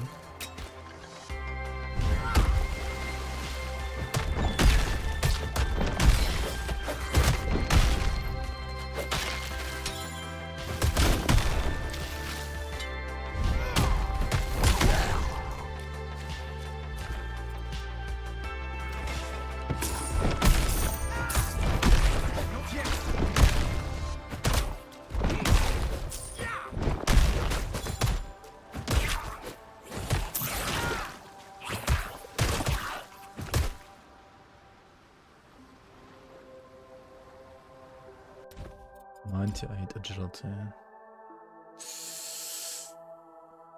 That's not happening, is it? I don't think so.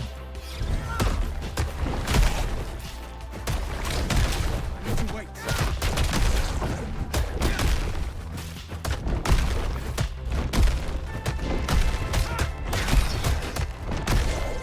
Not enough energy.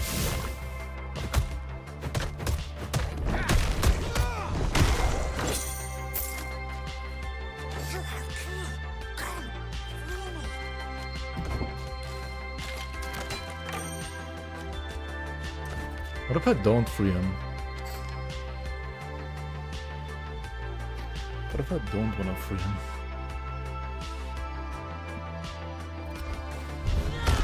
I guess I could. Just ask.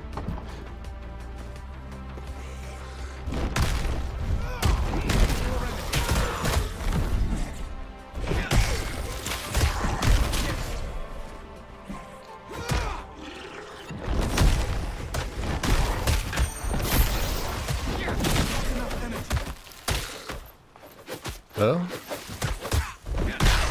don't I have like full energy or something?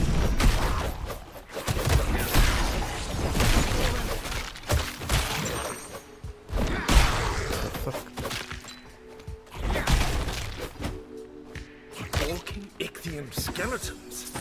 As if the living kind wasn't bad enough. I need to wait.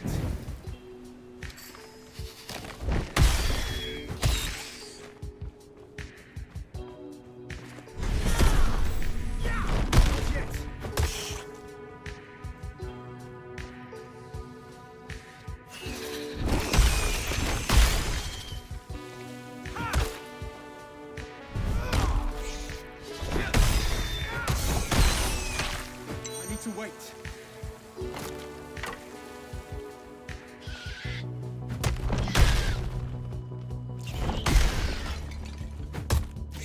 Not yet.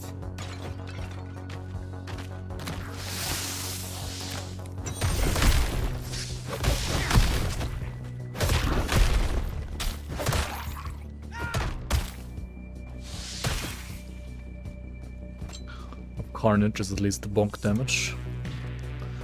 Bonkety bonk damage.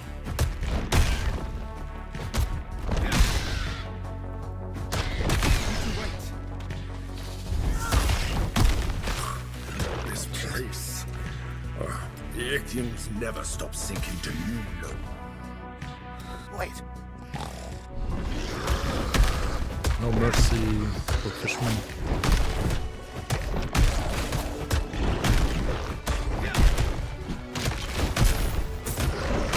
It's a nice channeling group.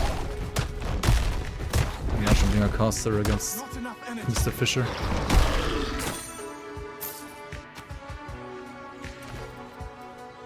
Okay, this one has stuff. It also has more regen than my current one. So that's nice. Actually, it will be a armor loss though. And I would look like a bozo, but...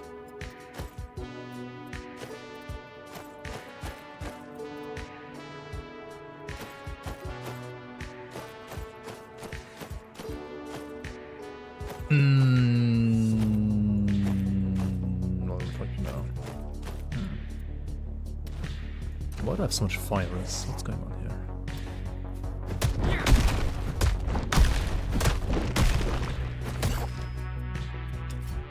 Oh, that's why.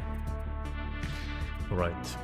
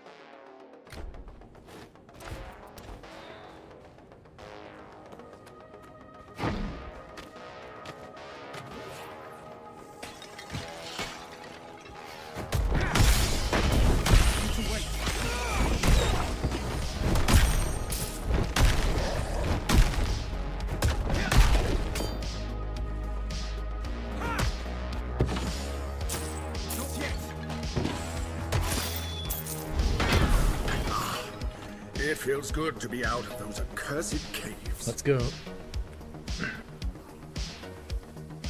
There's some more sharks.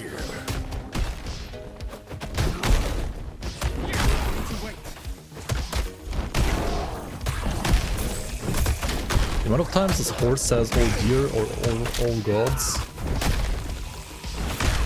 in this act, at least. Oh dear gods. It's a deer.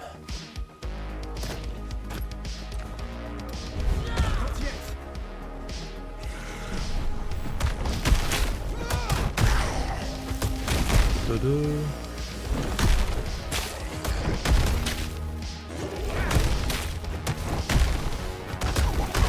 Nope. Not channeling for you, bitch. Not channeling for you. Alright,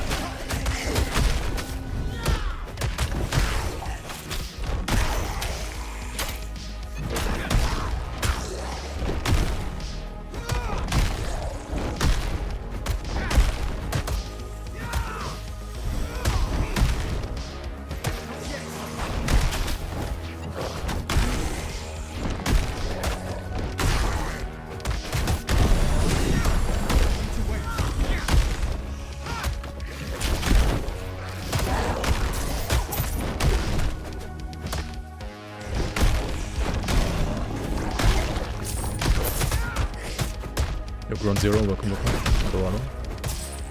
Hey, what's wrong with my chat?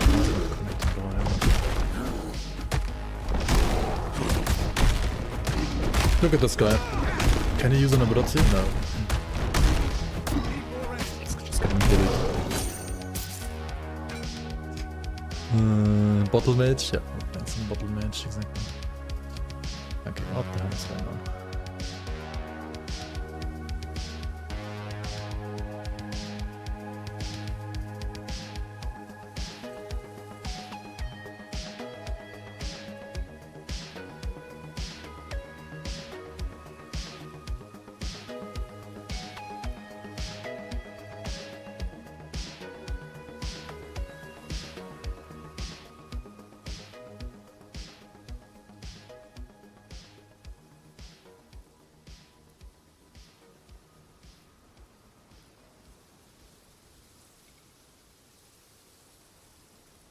Test.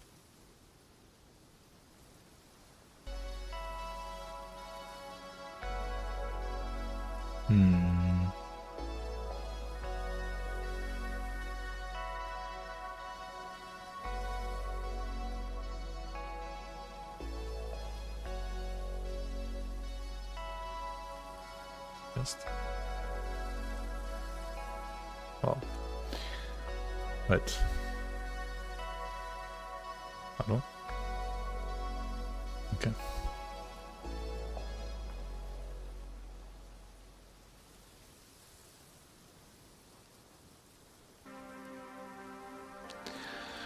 Why is it fucking disconnecting, dude? Like, what the fuck?